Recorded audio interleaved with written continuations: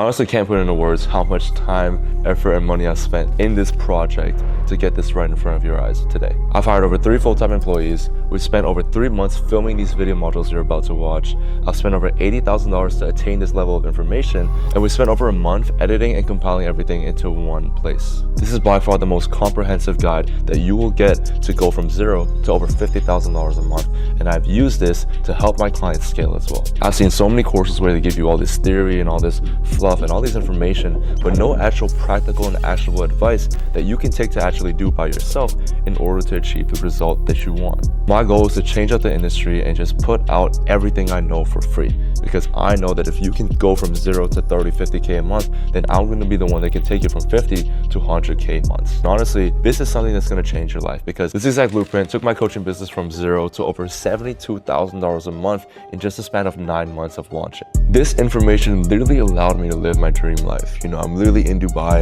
as a 19-year-old on a client retreat, which is insane to even say. But the guys that are on here also change your life with this information, right? Josh went from $500 a month to over $50,000 a month in a span of 8 months with his online fitness coaching offer. Patrick went from 5K to over $40,000 a month, having made 13K just today. Alec is making 15K and he started from 0.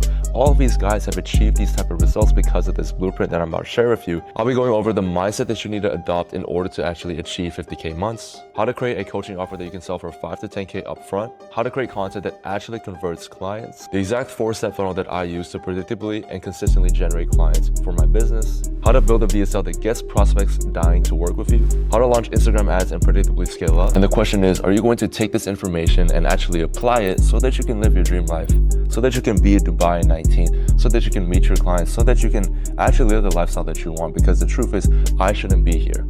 I'm only here because of the information that I know, because I'm nothing special. I was never the smartest kid in school. I was always a random ass 19-year-old kid that was found a way to make it work because I had the right information. The difference between where I'm at and where you're at is information and the systems that I know, and I'm giving you everything today. Now, the first module is going to be mindset, because if you want to make those $50,000 months, then you can't think the same way that you've been thinking this entire time. I'm going to show you exactly how I've been able to change my frequency and be able to attract the wealth that I deserve in order to be able to live my dream life. And again, be out here in Dubai, it's still ridiculous to me, all right? Changing my frequency and adopting this new mindset was the exact reason I was able to go from 0 to $50,000 a month in just 5 months and be able to scale past that to $70,000. I remember being stuck at 0, and even when I was making money, I was always stuck at a plateau. But when I realized that I had to rewire the way that I think, that's what allowed me to kind of break past that and just scale to where I wanted to be. Everything starts from the mind, and if you understand how to actually think the right way and think like a 50K a month business owner, then that's what's going to allow you to actually turn that into reality. Watch these videos, set the foundation, and I'll see you in the video modules. Yo, what's going on, guys? Hope all of y'all are doing absolutely amazing. And in this video, I'm going to be going over the Mindset Mastery video modules and going over how you can actually build a mindset that will allow you to scale your business to multiple 5-6 figures. And yeah, just set the foundation right so that when you implement the systems, the infrastructure, and everything comes smoothly. All right, so let's go ahead and dive into our computer and talk about the exact things that you need to have a mindset, a 6-figure mindset. So the first thing is hyper self-awareness. And you want to only think of one thing at a time. So many times I see people just try to juggle 5 different things and try to solve 10 different problems at the same time. The reason why you're stuck at where you are is because you have too much on your plate. You have too much going on. You're not focusing on one thing. And when your attention is diverted in all these different areas, that's not going to allow you to really solve a problem to the best of your abilities, right? I watched a video by Sam Albans the other day, and it's a perfect analogy. If your energy is a circle, right, and your focus is diverted not to one area, but to 10 different areas, you're never going to excel at one thing. You're never going to excel. And so the idea of just being able to focus on one thing at a time, solving one problem at a time, and taking it slow is what's going to really allow you to scale, all right? I want you to reset your expectations, because you've had this idea that you can scale to X amount in, such a short time. Look, there's no such thing as that, because you are trying to juggle too many things at once. If you focus and you're hyper self-aware and you solve only one problem at a time, I promise you, you're going to get to your end goal much faster, all right? So think about what you're doing the last 7 weeks. How many problems did you try to solve? Chances are you're going to say probably 20 different problems, and you didn't solve one you actually didn't solve one problem properly. So take it one step at a time, solve one problem at a time, and make sure that you do it well. A great way to actually be hyper self-aware is through meditation. I do this every single day, 10 minutes as soon as I wake up and 10 minutes right before I go to bed. And the 10 minutes basically sets the tone for the rest of the day. If you can focus on your breath for 10 minutes, you can do 2 hours of deep work. You can do 3 hours of deep work, you know? But if you can't sit still for 5 minutes and focus on your breath, how do you expect to sit through a 1 hour deep work session? You can't, you know? It's damn near impossible. And so setting the tone right at the start of a day and, you know, ending it off on the right note with meditation is absolutely key. If there's one thing I want you to take away from this video, it's to meditate 10 minutes as soon as you wake up, 10 minutes right before you sleep, to set the tone for the deep work sessions and the productivity of your business. What I'm trying to do with this program is guide you and teach you how to think for yourself, right? I'm not going to try and spoon feed you because that means that you're going to be reliant on me. I want to give you the skills that allows you to make the right decisions and do the things properly. And if you can't do that in these next 90 days, you're never going to be able to do that. You're always going to have to rely on someone.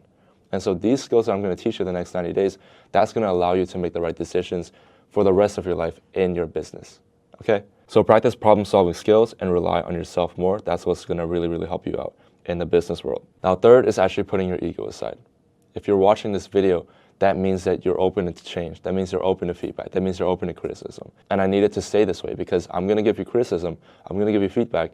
If you write up a VSL, you take 3 days to do it, and it's trash, I'm going to say it's trash, you know? I'm going to say it's trash because that allows me to give you the feedback that you need to make your thing even better. I'm not going to lie to your face to make sure that your ego is big and, you know, just because you're paying me money. No, I'm going to tell you exactly what you need to hear. And if you want someone to, you know, stroke your ego and praise you and all that stuff, you came in the wrong place. I'm here to scale your business. And if that means that you hate me, but you still hit those 50, 100K months, then so be it, okay? I am purely result driven. That is exactly what I built this program for. If I have to hurt your feelings, then I will do it. If I have to give you back criticism, then I will do it. So one thing I need you to realize is don't take things personal. Put your ego aside and just, you know, be professional. Be professional, take criticism, change, and move on, all right? No hard feelings. And the last one is 100% responsibility. So I want you to take full responsibility for your results and don't play victim and, you know, blame circumstances and external behaviors because in reality, you joined this program. I have put my heart and soul into this program. Everything that you see is everything that I did to be able to scale someone up to 50 to 100K per month, even greater than that, right? So you have everything it takes. You have the sales systems, you have the processes, you have the infrastructure, you have the strategies, you have my exact frameworks for everything. You have everything that you need to double your revenue and achieve your dream business goal. If you don't do it, it is strictly your fault. It is strictly your fault because I have put everything that I know into this program, okay? You have everything you need. So I want you to, you know, one thing I want you to take away from this video is you don't need any other programs. This is an all-in-one. For the next 3 months, dial in. Don't spend a single penny on other courses because this is everything you need, I promise you. You know, I've invested tens of thousands of dollars to get the best information from the best coaches, and I put them all in this program. So you have everything you need to be able to hit your record months, to be able to double your revenue, to be able to hit your goals. So if you don't do it, that is your fault, okay? I want to leave you with that note. So go ahead, watch the other video modules. Let's get to work, do the action items, and yeah, I'll see you guys in the next video. Yo, what's going on, everybody? Hope all of y'all are doing well. Now, in this video, we're going to be going over the productivity hacks that allow me to, you know, focus on the business for 12 hours, do a bunch of deep work sessions, and just get a lot of shit done, all right? So dive right into the computer. We're going to be going over 7 different productivity hacks, and yeah, this is exactly what you need to have 12-hour focus sessions and really, really be productive throughout the whole day, all right? So first one is scheduling your day. I can't explain how important this is. If I were to give a single productivity hack to you guys, it'll be to schedule your day, okay? And the reason why is because when you have a structure in your day-to-day basis, then you know exactly what you need to do at 9 a.m. You know what you need to do at 11 a.m. You know what you need to do at 12 p.m. And you can't skip it because the day before, what I want you to do is the day before, literally go on your Google Calendar. So I'll give you guys an example. Go on your Google Calendar and structure absolutely everything. So over here, you can see, yes, look at this. Absolutely beautiful. So the first thing I do when I wake up, 11 a.m., okay, I work for J Park, you know. build out his systems, everything. Okay, 12 p.m., I do the VA call. I update on the setter situation. 1 p.m., I eat the egg and a patty, and I'm FaceTiming my mom while I do it. And then 1:30 p.m., once I'm done with the lunch, I post content. And then I post content, takes 30 minutes, and then I do ideation for 30 minutes. I do protein shake and a rest, and I just rest up, watch a bit of YouTube, and then I outsource my work to some DBAs, train them up, and then I do some FaceTime calls with my family, call with the VA setter, wait their call, and then here I'm going to uni and stuff, and so that's all that. But the point is, you need to have absolute structure in your day. If you don't structure your day, you're not going to be able to get as much work done because you are not prioritizing the things that need to get done. So let's say you need to do market research to understand your offer better. You want to put that as a top priority, right? Block out 2 hours tomorrow to be able to do that. And in those 2 hours, you do nothing but that one task. And if you finish it early, then you can have a rest. Or you can continue with that next task. Or you can continue with that next task, So it doesn't, so it leaves no room for messing up. It leaves no room for mistakes. Everything boils down to you following the structure. And if you get in the habit of scheduling your day and being able to do this on a daily basis, I promise you, blocking out your days is going to be the most productive thing. So definitely try it. It's going to be a huge game changer for you guys. Next part is creating a to-do list. Now, why should you create a to-do list? You want to have pure clarity on what you want to do and the things that actually move the needle for your business. So if I go ahead and show you my to-do list, which I will in a second, you're going to see that it's so structured. I have my list of priorities. I have, whether it's a high priority, medium priority, low priority. I have the 3 different compartments, so it's whether it's sales, marketing, fulfillment, and I just know what I need to do. I know what I need to do. If the sales are down, then I'm going to focus on the sales. If the fulfillment's down, then I'm going to focus on the fulfillment. If I'm not getting enough client results, then I need to do more stuff in the fulfillment category. It all boils down to 3 categories, and that is sales, marketing, and fulfillment. I'll go more into this in the later video modules, but to give you a brief understanding of it, sales is just getting people through the door, right? Getting people through the door. If you're booking enough calls, but you just can't get people through the door, then you want to focus more on sales, whether that's reviewing the sales calls, reviewing the closing percentage, talking to the closer, whatever. If it's a lead problem, then you have to focus on the marketing. So maybe that's filming a new YouTube video. Maybe that's putting out a freebie. Maybe that's creating a new VSL to make it better. You have to structure it in these 3 ways. And then the last one's fulfillment. Are you getting good client results that you can post on your story and get other people interested in your offer? That's what you need to do, okay? So as you can see, this is my to-do list. I always structure it in 3 different ways: sales, fulfillment, and marketing. The business, moving the needle in the business always comes down to these 3 things. You need to see what's lacking and fix that as soon as possible, okay? So sales. Okay, I need to build out the program. If I want to get more sales through the door, I actually have the program to sell. So what am I doing? I'm filming 3 video modules, okay? Cool. So I'm filming that right now. This is my 3rd video, so after this, I'm done. Paid ads creative. I need to create a creative, right, to actually get people interested in my offer. So I'm going to write a script on paid ads and, reiterate it, get some feedback from other people, and I'm going to see how that goes. Cool. Fulfillment. Victor, I already did everything. It's 5 p.m. for me in the UK right now, so I did majority of everything, but I have an onboarding call with Nat. I'm going to officially onboard him today. That's the only fulfillment thing I have to do today because, I'm transitioning out of the growth partner space. Marketing. I have to nurture. I have to nurture a bunch of leads in the DMs. I have to get an appointment setter in the DMs that's actually trained, give them the protocol, give them the scripts and everything. So that's what I have to do, right? So it's all structured, and then I have my different things, and this works together with the calendar. So whatever task I have here, I'm gonna put it here. So on the 26th of February, I was doing J Park work, and I had a VA call. And then if I had J Park work, then I would go here, and then I would say building out the VSL.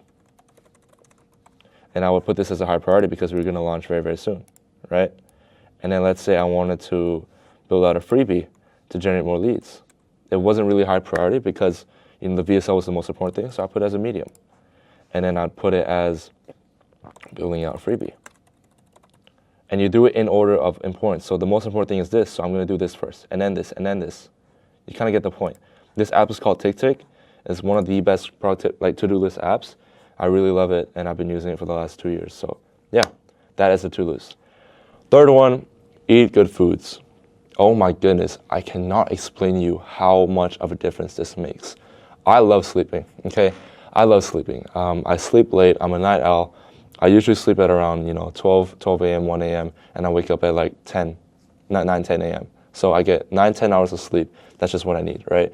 And I realized that when I eat good food, I feel energized throughout the day. I want to be able to work. I'm energized, and I'm enthusiastic about certain things. But if I eat bad food, if I eat processed food, if I eat junk food, if I eat, all this trash stuff, that's going to make me feel like shit. You need to treat your body like you're an athlete, basically, because you really are.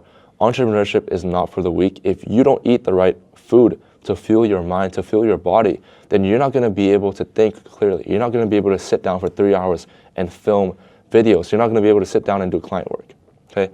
So eat good foods. What is good foods, you may be asking? Whole foods, red meats, and eggs. These are the 3 things I eat. I'm not kidding you. I've only been eating steak and eggs for the past 5 days, and my energy is at an all-time high. My testosterone is at an all-time high. For you guys, I'm sure testosterone is super important, and I just want to get shit done.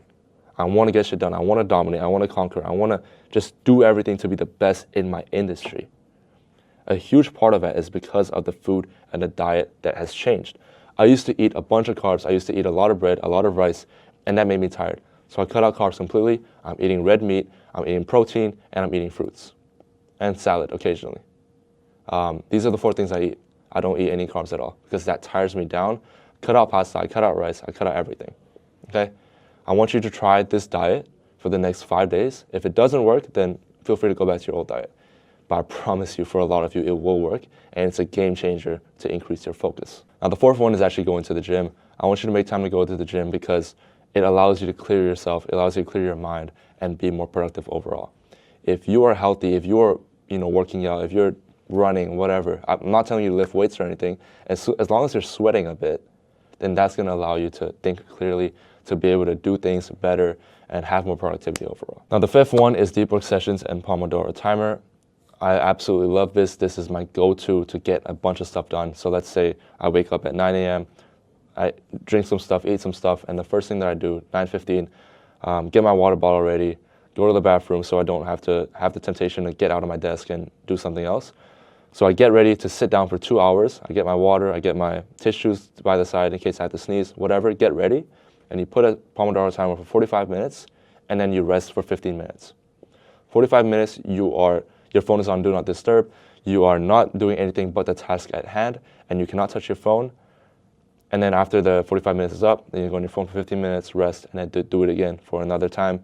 And I usually repeat this cycle at least 3 times, and so I have 3-hour deep work sessions. Promise you, this is a game changer. Absolute game changer. Try this deep focus method, and it's going to work wonders, especially if you integrate it with your diet and, the productivity list, the to-do list, and blocking out your day. If you try to call me, it's going to go right to voicemail. I don't let anybody call me unless it's my family, and they even know to not call me unless it's an emergency, because that just distracts me, bro. Like when I'm working, if I'm on a call or I'm really just focused, the last thing I want is my notification to be ding, ding, ding. I want complete focus and no distractions, no notifications at all. I turn off my Instagram notifications, I turn off my Discord notifications, I turn off my Slack notifications, I turn off everything. I have 0 notifications that happen. The only notification I have is my alarm, and that helps me wake up. And so I have no temptation to even grab my phone. If you check my phone, it's probably 3 hours screen time, And that 3 hours just replying to people on Instagram, doing appointment setting in the DMs, talking to my clients and everything, posting stories and stuff. That's all the 3 hours is. And I've developed a habit of just not touching my phone for dopamine. And if you have everyone hitting you up and your WhatsApp notifications on and, everything, it's like everyone's hitting you up and you're just being distracted, you're being bombarded with all this information and all these people trying to get your attention. No. I have a girlfriend. Obviously I turn on notifications for her, you guys understand, and for my family as well, but nothing else matters besides my girlfriend and my family. Clients matter as well, but at the same time, if you have 100 clients, how's that gonna work, So I delegate every 1 hour, I check my Discord to reply to clients and all that, and it's good to go. Okay, so don't be too easy to reach. That's what I'm trying to get at. Seventh one is deep sleep. This is huge. What I recommend you guys do is get a Whoop band. I have a Whoop band right here, and this basically allows you to track your deep sleep and tells you what time to go to bed, tells you what time to wake up, and what is optimum for yourself to have high energy levels, high productivity levels, and just absolutely crush your day. So yeah, deep sleep is another huge one. If you don't sleep well, no matter what productivity hack you use in this video, it's not going to work as well as sleeping well.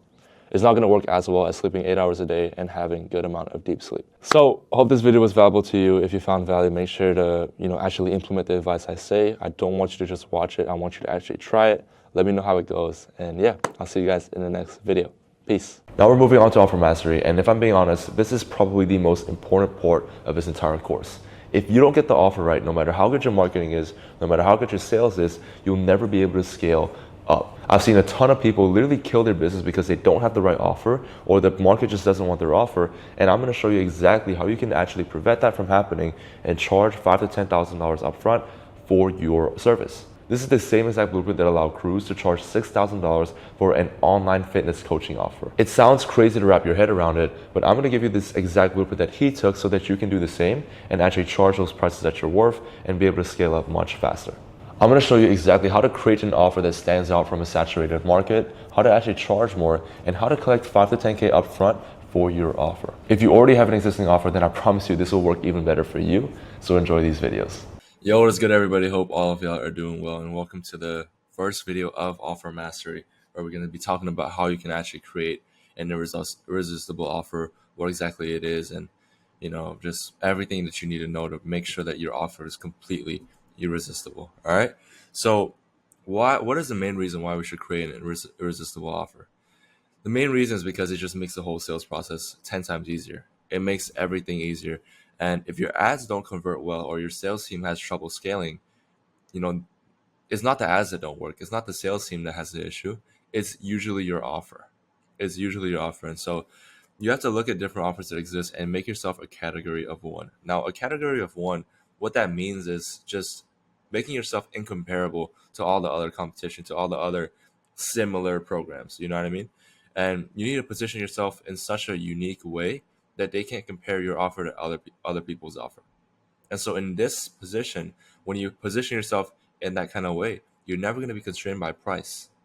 Never. It's always going to be a value-based offer. And so once you master your offer, once you master, what exactly you're crafting, what exactly you're selling, then the sales, persuasion, the ads, everything becomes easy. All right. So this is the fundamental, this is the foundation of building up a great sales team, building up a great, business. It's just mastering that offer and really understanding what you're selling and making yourself a category of one. All right. So how do you create an irresistible offer? There are 4 variables to consider. The first one is extreme pain. The second one is purchasing power. Third is easy to target. And the fourth is a growing market. Now, riches and the niches, right? This is the thing that every person talks about, even Hormozy. It's same product and 100 times the price. How can you charge more for the same product? The answer is by niching down to a specific type of people, right? So if you sell a program that just says, I help people achieve their dream physique, this is going to be such a vague, offer because, it's not specific at all. And so you can charge $20 for this. And if you niche down and you say, I help skinny people bulk up and put on muscle, then you can charge $500 for this. Because if someone's skinny, like I'm skinny, and I'm trying to bulk up and I've been struggling with bulking up my whole life and putting on muscle to make sure I look good, then this is going to target me. It feels as if the message is towards me.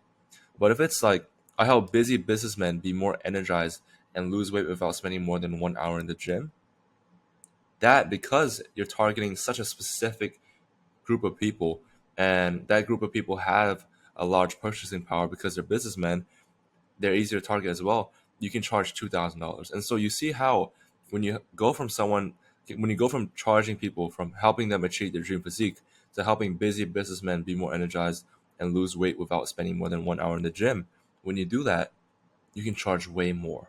And that's why you really want to niche down with your offer. You really want to find your ideal client and make sure that these clients, are really understood and your message is really resonating with them. Because this message right here, I help people achieve their dream physique, that message will not resonate with anybody, even if we are trying to achieve a dream physique. But if you niche down a bit and you help skinny people, then that's going to resonate a bit. If you help overweight businessmen be more energized and lose weight without spending too much time in the gym, then that's going to resonate with them even more. All right. So niche down. So the goal of great writing is for the reader to understand. The goal of great copy is for the prospect to feel understood. There's a difference. Understanding what you're offering and feeling understood through that message and through that offer is a completely different thing. All right. So if you can articulate if you can articulate your prospects' problems better than they can, you can articulate the solution to their problems better as well, right? And so if you can somehow find a way to really describe the problems to them and make sure that you can articulate it in a better way and in a clearer way, then they're going to automatically believe, because he can articulate my problems better than me, he can provide a solution that to my problem that is that better than I can. You know what I mean? And so that's the main idea. So a core offer component, this is exactly what you're gonna do to actually come up with your offer and make sure that your offer is very niche down. So I help specific outcome and time period without biggest pain or fear that they're facing.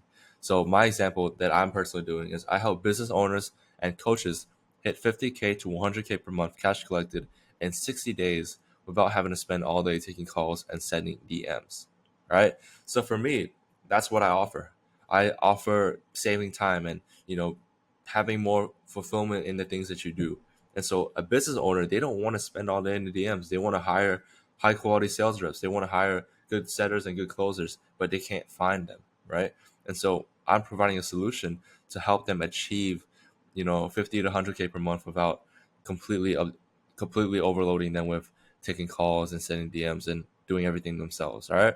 So that's the first part. You have to be very clear. The second part is list out all the perceived problems that your client has. So, what perceived problems would the client have about your offer?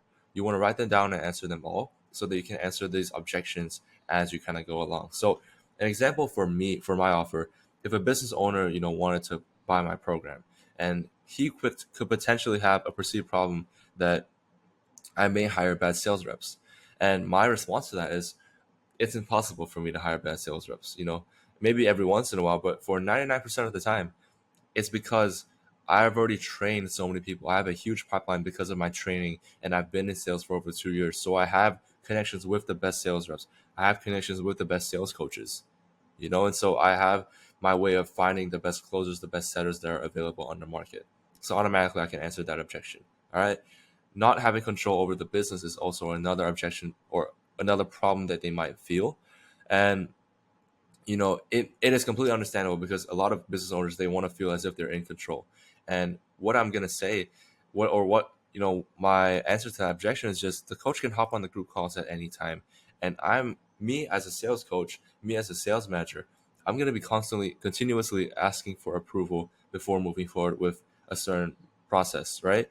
So if I'm hiring a setter or a closer, I'm always gonna ask for the business owner's approval to see if it resonates or to see if that person resonates with his or her business. All right.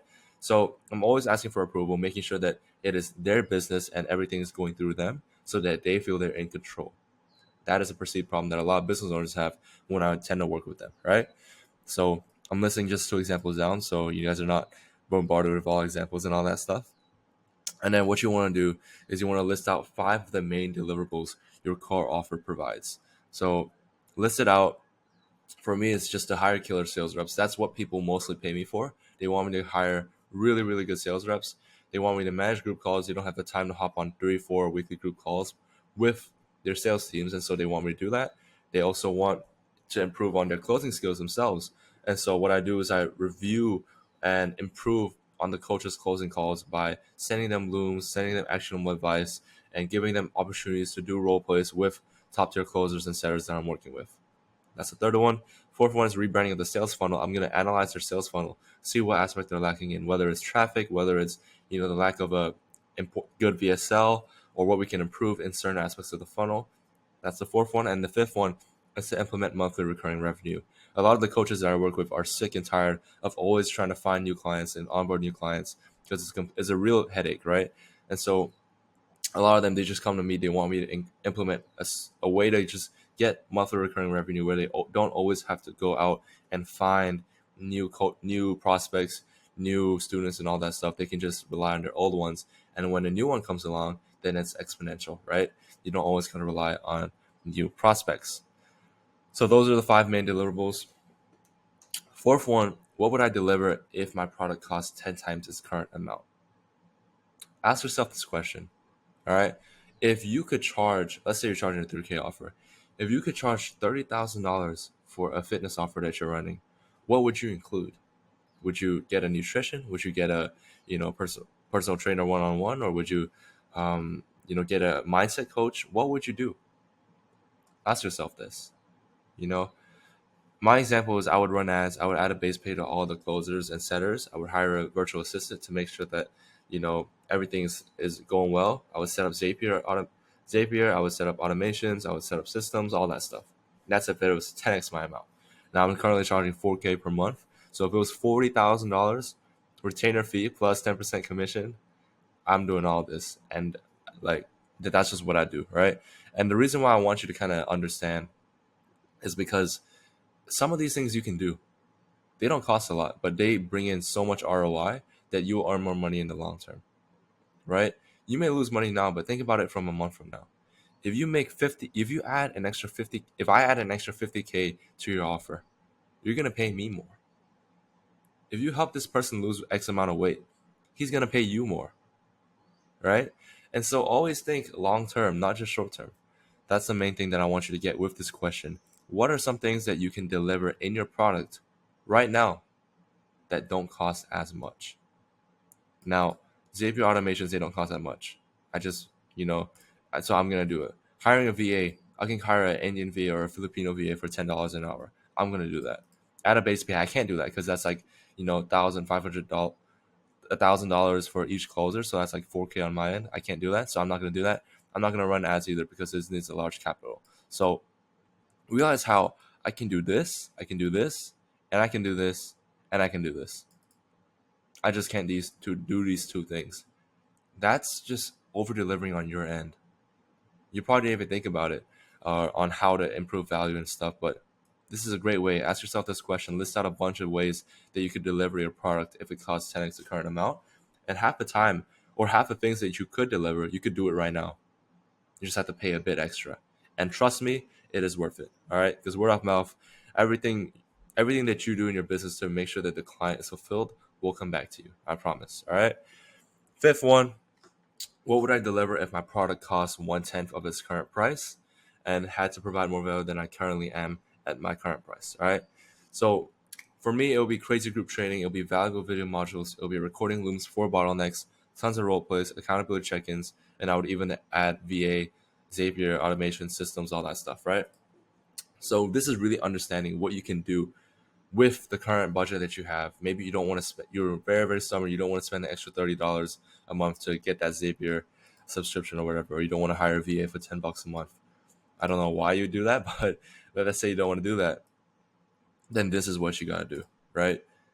How do you provide more value than you are at your current price?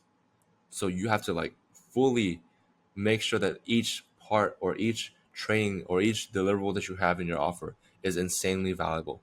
So that's crazy group training, valuable video modules, record looms, blah, blah, blah. And this is just going to really help you understand how to make your offer more irresistible than it already is. And it's just going to give you a good idea of what you need to do to fix your offer. All right. So that's about it I have for this first video of, creating an irresistible offer. We're going to go over a ton more ways to make sure that each aspect, whether it's the bonus part or the guarantees part or the deliverables part, is just completely a no-brainer for your prospect to invest. Hope you guys got value from this call, and I'll see you guys in the next one. Peace. Yo, what's going on, guys? Hope all of you are doing well. In this video, I'm going to show you how to actually find that sweet spot for your price of the program where you attract high-ticket clients that are not too many, so your fulfillment is broken, but you still maintain consistent client acquisition. So you maximize profits while minimizing the effort that you take to fulfill these clients, all right? This is how we're going to do it. And one thing that I want you guys to know is if you are an established business owner, the strategy is kind of different. You skip a few steps, but if you are a beginner coach that has no experience with pricing, then follow every single step, okay? So how to price your offer? If you're a beginner and you don't have a price right now, just look at your competitors and charge what they're charging. It's as simple as that. You want to take an estimate of like 5, 10 guys that are in your niche and just charge what they're charging. And now what you want to do is you want to get like 5 to 10 guys so that you can actually get client results first, okay?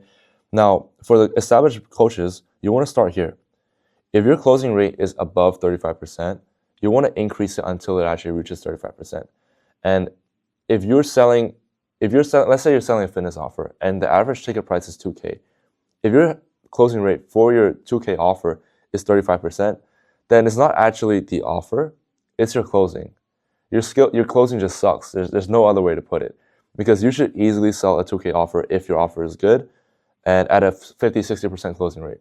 So the whole idea behind pricing your offer is that you want to increase it to a point where your closing rate is at around 30 to 35%, and that's usually the perfect benchmark where you push away the broke people, the annoying clients that will bug you all day, and you accept the people that actually want your service and are happy to actually work with you, don't fuss you as much, and are just perfect clients to work with. We want to work with perfect clients that are low maintenance but high ROI. Okay, that's who we want to work with. So we want to be okay with actually saying no to, the clients that would pay us a ton, and just working with premium clients that actually just really respect our service and understand why we price it at our price point. Okay, so you want to find, as I said, increase the price by $1,000 until you have a 30 to 35% closing rate with actual good closing skills. All right, this is how you find your sweet spot. And the reason why is because you can only go down to $0 for price, right? But you can actually go infinitely higher with value. So you can charge however much you want. Like, I'm charging such an expensive program. Like right now it's 10K, it's 10K. But the reason why I'm able to charge as much is because it's not because I looked at my competitors and I stayed there, because I kept on adding 1K to the point where I had a 30 to 35% closing rate, and that was my sweet spot. Okay, I actually have good closing skills. That's how I know this is my sweet spot. If you are selling the same price as your competitors, there's one of two things. Either your offer is trash, which we would have fixed by now, because we completely restructured your offer, made your offer sheet, your guarantees, bonuses, everything, or your closing just sucks. So fix one of the two and charge more. It's as simple as that. All right. Now I want you guys to avoid this mistake. This is what most coaches do. They look at the marketplace, see what everyone else offers, take the average, price slightly below to remain competitive, and then provide what their competitors offer with a little more, and they add up at a value proposition for more for less. Okay. What I want you guys to realize is that the more expensive your program actually is, the more people will perceive that it's actually valuable, right? People assume my stuff is valuable because it's 10K. Imagine if I sold it for 2K. You'd be sus, because you'd be like, okay, there's so much stuff. Why is it only 2K? Why is it not 4K or 6K? Like, I can see someone charging X amount. Why is it not that? And so the whole goal of pricing is to get someone to be uncomfortable with actually paying you. If your prospect on the sales call, when you price drop, if they're not saying it's more pricier than I thought, then you're doing it wrong. You need to kind of exceed their expectations in the pricing point, because that's what's going to get someone to realize, like, hey, this is actually valuable. This program is actually really, really good because it's priced at this point. It's the perceived value, right? A wine company basically put 3 cups of wine and they labeled each cup differently. The first cup was labeled cheap. The second cup was labeled medium. The third cup was labeled expensive, all right? They put 3 cups and they told, I think, 50 people to test each cup, okay? Now, they had labels, right? Expensive, medium, and cheap. They asked which wine was better, and 95% of people said that the expensive one was the best. Now, the catch was, this was all the same wine. It was all the same brand. It was the exact same wine, poured from the same bottle, but 90% of people said that the expensive one was the best. Why? Because of perceived value. The more expensive your program is, the higher the perceived value of your program is. It just comes down to that. So we want to charge a premium price to attract premium clients and make more money, obviously, all right? So the goal is to be so expensive that a consumer must pause and think, this can't be the same category of solution as everyone else, which makes you a category of one, all right? Now, this is the value equation I want you guys to understand. Dream outcome times perceived likelihood of success divided by the time delay times the effort and sacrifice equals value. So Let's break down this entire equation so that you can actually implement it for yourself. The dream outcome. Is the end result actually meaningful to them? The more meaningful the end result is, the better. Okay? You want to really sell this dream outcome. Now, the perceived likelihood of success. Do they think they're actually going to succeed? So like I said, the done for you aspects is going to really help with this, right? The coaching structure and the when you build out your offer sheet, that's going to really help out with this. So increasing these two things are great. And time delay, how long will it take to someone to get the final result? That's also a key in the value. If it takes a year, it's not as valuable as something that will take 90 days. Effort and sacrifice. What do they actually have to put on the line to achieve XYZ? What are the additional costs? Now, the goal is to get the bottom to zero. Decrease time, effort, and sacrifice. How can I make more convenient, seamless, and less effort stuff? So again, this goes back to the done for you aspects, making sure that your program is actually really, really good and actually increases the chances of your client succeeding inside your program because half the work is already done for them. And then once you actually try to get the bottom to zero, so once you actually decrease the time delay and the effort and sacrifice, then we focus on increasing the top, which is the meaningfulness of the end result and the likelihood that they will succeed. It all goes hand in hand. The more you can increase this, the better, and the more you can decrease this, the better. Okay, that's how you want to price your offer, and that's how you make it really, really valuable. So hope this video was valuable. If you have any questions regarding pricing your offer, feel free to reach out to me. I want all of you guys to actually state what your offer is and drop your price of the offer along with your offer sheet in the group chat, and we'll actually give you feedback from everyone else in the community. Hopefully this video is valuable, and I'll see you guys in the next video. Peace. Yo, what is going on, everybody? Hope all of y'all are doing well. Welcome back to the video. So in this video, we're going to be going over how to gift wrap your offer and the final touches you should have to your program. All right, so it's going to be a very short video. I'm just going to say, what exactly to include in this document and this deliverable sheet. So what you want to do is once you have complete clarity on your program, you just want to create a 2 to 3 page document on what exactly your program includes. Now, you want to include the following categories in a specific order. So the first part, deliverables, what exactly will you deliver in your coaching program? Second part, coaching structure. How can they expect to receive support? How can they expect to get the group support, one-on-one support, all that stuff? Third part, what is the process of this whole journey? What does it look like the first 20 days, 30 days, or what are the steps that they need to take to achieve XYZ?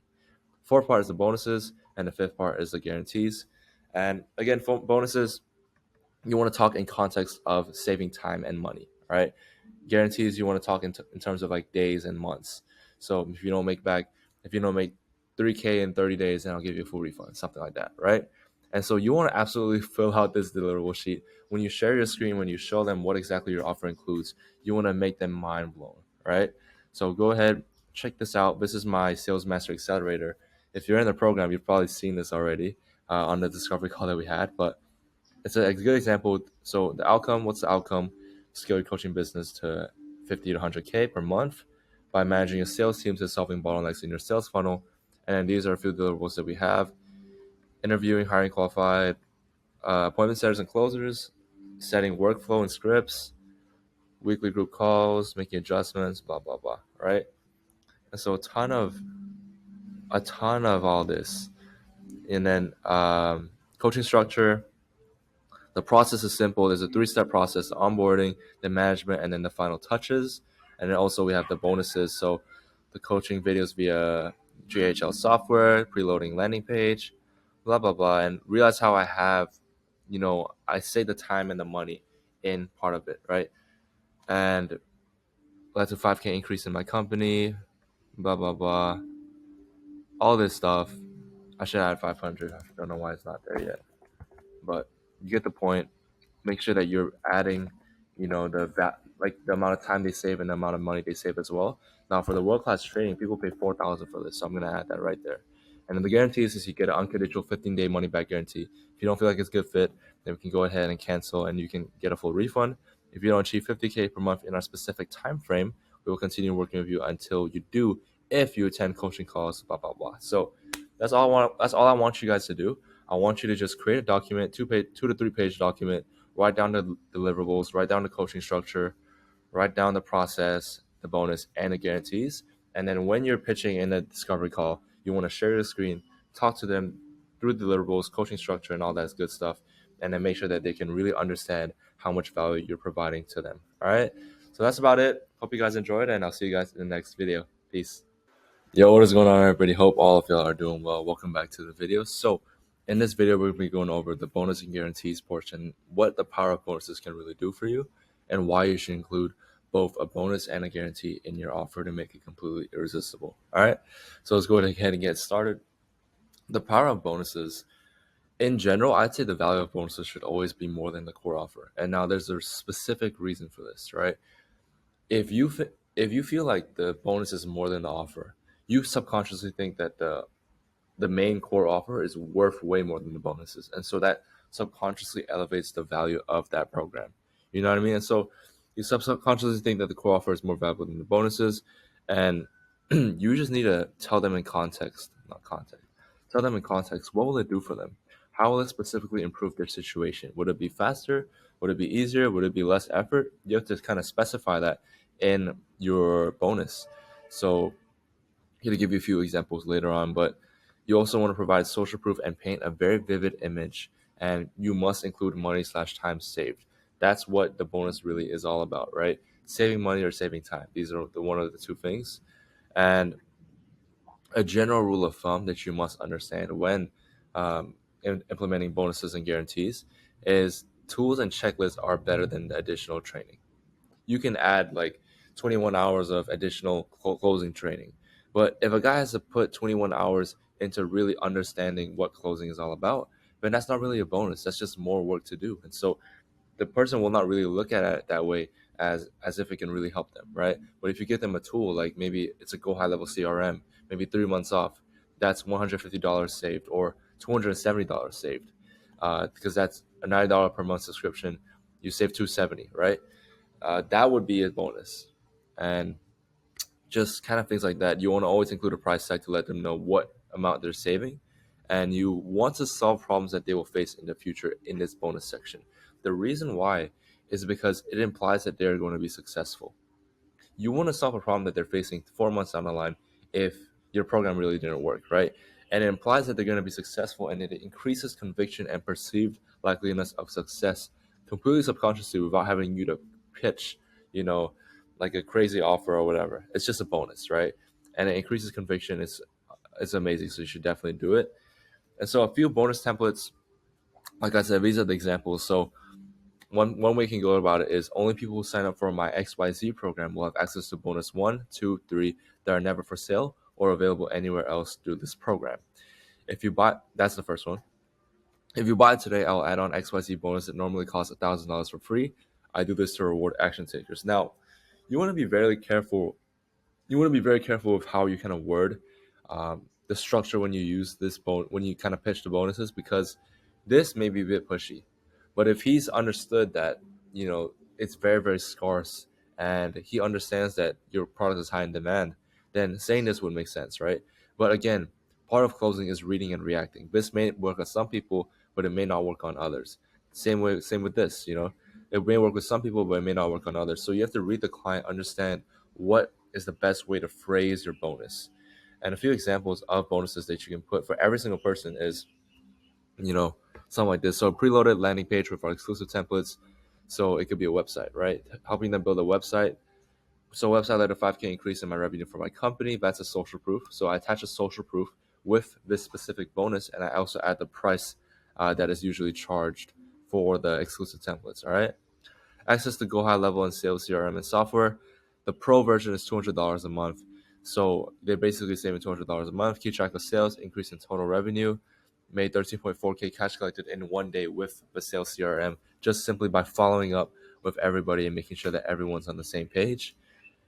Third one is tech support for your clients, 3 to 4 hours a day. So, you know, if you integrate ManyChat or a chat bot that can help with, you know, client fulfillment and getting their clients' questions answered, then you can save time with automated response to frequently asked questions, and this is saving them 3 to 4 hours a day. So realize how in the bonus section, I included a price tag. I included the time saved, you know? So you must tell them in context what exactly your bonus is helping them with, and that will allow them to really understand it. So yeah, that's the bonus part. Let's go ahead and look into our guarantees. So The power of guarantees are a huge selling point, and especially if you aren't, you kind of figured out your offer, you know what you're selling, you're very confident. A guarantee is gonna push a lot of people over the fence to buy. And the reason why is because people think in general it's too risky to buy from an online program, and you just want to use a guarantee to push people over the fence, right? The idea of it being zero risk appeals to every person, so you must utilize that. But to utilize it, you have to be bold about your guarantee, and you have to own your position, right? You can't have a weak guarantee. You can't have a guarantee that, you know, it doesn't sound confident. It doesn't sound convincing. You have to be bold about it. And once you go with it, you got to stick with it. All right. So own your position. These are the different types of guarantees that we have. Unconditional guarantee. So unconditional 30-day money back guarantee, no questions asked. It just shows the insane amount of confidence in you have in your product. All right. No person in the right mind who's selling a scam would do this unconditional guarantee. So that gives the client a sense of like, hey, we're here for you. If you're not confident in our product, then we can give you a refund. It gives them that option. And some people think, maybe it's like it's not good because to give unconditional guarantees because people can, take advantage of you. If you're scared of that, then you're not looking long term. You're generally not looking long term because it's a calculated risk. The more people that are attracted by this unconditional guarantee compared to the one or two people that ask for a refund is way better in the long run, right? So you kind of just got to look at the trade-offs. Is it worth it to work with someone that wants to take back the money after 29 days and just not work with you? No, but at the same time, you wouldn't want to work with that person long term. So why would you keep his money? You know what I mean? So you just kind of have to look at it that way. And in the long term, you're going to make more money with this guarantee, right? So second one is conditional guarantee. If you don't achieve X and Y time, we will continue working with you until you do. If you attend the coaching calls, if you watch our video models, blah, blah, blah. It's a safety net for the client without the option of refund. So if you don't want to give your client any chance to refund and, give him back the money, then this is the way to go. It's a safety net for the client without the option of refund, but the client is in a way safe because you are going to be working with him until he achieves X amount of money, right? Or X goal. The last one is anti-guarantee. Now, this is I wouldn't suggest it for anyone below 100K, but if you try to implement it, you could. It may work, but it's an anti-guarantee. So you just say that we're so good in this market that we don't need a guarantee, so take it or leave it. This is one of those guarantees. It's like a fuck you guarantee. If you don't want it, fuck you. Go on your way and buy something else. This is for the companies that really have an insane amount of leverage, an insane amount of social proof, and you can leverage this guarantee. But for the majority of us that are under 100K per month, we got to use these two. All right, and so the reason why guarantees are so useful is because you can say this. All right, option one is zero risk, but it will not get you to where you want to go. Option two is zero risk, but will likely get you to where you want to go. See a difference? Option one is you leaving this call without investing into us, and it's zero risk, but it will not get you to where you want to go. Option two is investing into us with this guarantee in place so that it is zero risk, but will likely get you to where you want to go. Say that shit, I promise you the client will buy. All right. If you pitch the program and you did your job and you know how to structure discovery calls and all that, and you say this pitch right here, there's no reason why a client shouldn't buy, which is why guarantees are so useful, right? And again, like I said, guarantees are calculated risks. In the long run, they will always pay off. And if you're scared of implementing an unconditional guarantee, then you're just simply not confident in your product enough, and you need to add more value, right? Add more value to the point where you can literally say with your chest that if you don't like the program, get a full refund. That shows an insane amount of confidence, and you need to have that in order to really, really sell your product. All right, so that's about it.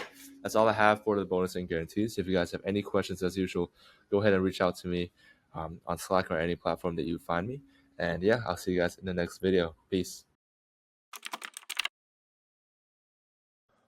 Yo, what's going on, everybody? Hope all of y'all are doing well. So in this video, I'm going to show you how to actually build an offer pitch deck that you can actually present to your potential prospects at the end of your sales call. Now, the reason why we want to do this is because once we've actually got our client in an emotional state, we want to seal the deal by actually talking about the logistics and the logic behind this whole purchase and the decision for him to actually buy your program, all right? And premise of this pitch deck is to make him realize that it's not just a great decision for him because it's going to get him out of a situation. It's a great decision because this is the best process and this is the best fit for him to actually get from his current state to his desired state. All right, so let's go ahead, jump right in, and look at what we have in this offer pitch deck. Now, this is the final touches, right? This is what you will build after you've built out everything. And so once you have complete clarity on your program, you want to create a 2 to 3 page document of what exactly it includes. And you want to include the following categories in this specific order. All right. So you want to go over the deliverables, the coaching structure, the process, the bonus, and the guarantees. And you want to actually stack the hell out of this Google Doc. Okay. You want to make him realize, like, yo, this is insane. You know, and then when you price drop, he's going to be like, okay, this is absolutely worth it. He whips out his credit card and he just pays you on the spot. That's the entire goal with this pitch deck, to make him realize that, okay, yeah, he's emotional, but this is also a great decision because it logically makes sense, and this is exactly what he's looking for. Okay, when you put everything in one doc and you just give it all to him and you shove it in his face, you make him realize, like, holy crap, this is a lot of stuff. And when you say that the price is like 10K or whatever, they're gonna be like, it's a no-brainer because there's so much in this program, there's so much value. And it just depends on how you stack it. I'm going to teach you how to stack it the right way. So the first thing you want to do is actually write out all the deliverables and what a client would actually get if they join your program. So I'm going to actually reference my own program and what my deliverables look like so you can see what it looks like for yourself. So my deliverables, it was a done-for-you system. So the entire sales CRM, Notion sales script, /channel automations, all that good stuff. The offer blueprint, we teach you how to build a complete irresistible high-ticket offer by giving you our offer blueprint and non-stop consulting. Teaching you how to go viral, ads, sales assets, training protocol, teaching you how to get a sales team up and running. So the entire thing, right? And I mentioned specifically what they get in here because you want to actually get them to realize that, you know, you don't want to just be vague with the deliverables. You want to actually go into specifics on what they would get, okay? So this is very, very important, making sure that you actually talk about what exactly they would get and just stacking it. You want to have at least like 5 to 7 here. And yeah, this is probably the most important part. So the second part is actually the coaching structure and how you actually receive support in the program and what this entire process looks like from going from the current state to the desired state. So going back to my program, I'll show you what my coaching structure looks like. I've obviously went above and beyond. You guys know me. Step-by-step videos, weekly group coaching, one-on-one, done-for-you services. I don't have to explain that. You should know that by now. You can kind of follow the same structure. I wouldn't recommend changing much because this is like the perfect coaching structure. I've researched over 100 different programs. This is the best coaching structure, all right, to have every single one of these. And then I actually went a step beyond and added these two, which is weekly action items. So we give you fresh action items every single week that you can focus on so you can focus on execution. So, you know, this is just giving them an idea of how much clarity they'll have in the program. And you guys should know what this is by now. And so you guys could add this in your program if you'd like. And then one-on-one checking calls. You guys all get 60 days of weekly one-on-one checking calls to make sure you're on track to hit your goal. That's also how they receive coaching, and then access to my network of experts. So my creative director, my sales manager, my systems guy, everyone that has a proven track record is in here. All right. So yeah, it's just a lot of coaching. And the thing is, every person is different. So you need to customize your coaching program to fit introverts, to fit extroverts, to fit people that are in between. And so if someone doesn't like group coaching, they get one-on-one. They get weekly checking calls. They get weekly action items. If someone likes, you know, talking to others, then they get group coaching. If someone likes learning the information by themselves, they get video modules. So you want to make it so that every single person is accounted for, and you know they can actually make the best use of this program. All right. So this is the coaching structure that you can follow. Now the third one is the actual process. What are the different phases in your program and how they actually go from the current state to the desired state? That's what you need to go through. So this is my process. The phase one is onboarding stuff, join the community, and then we establish the foundation. We build your sales assets. We hire out your team. We do the content accelerator stuff, and then the consulting and support.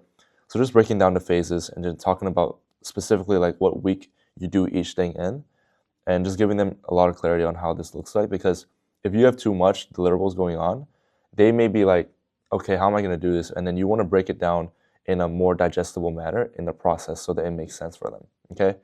So everything builds off the top of each other.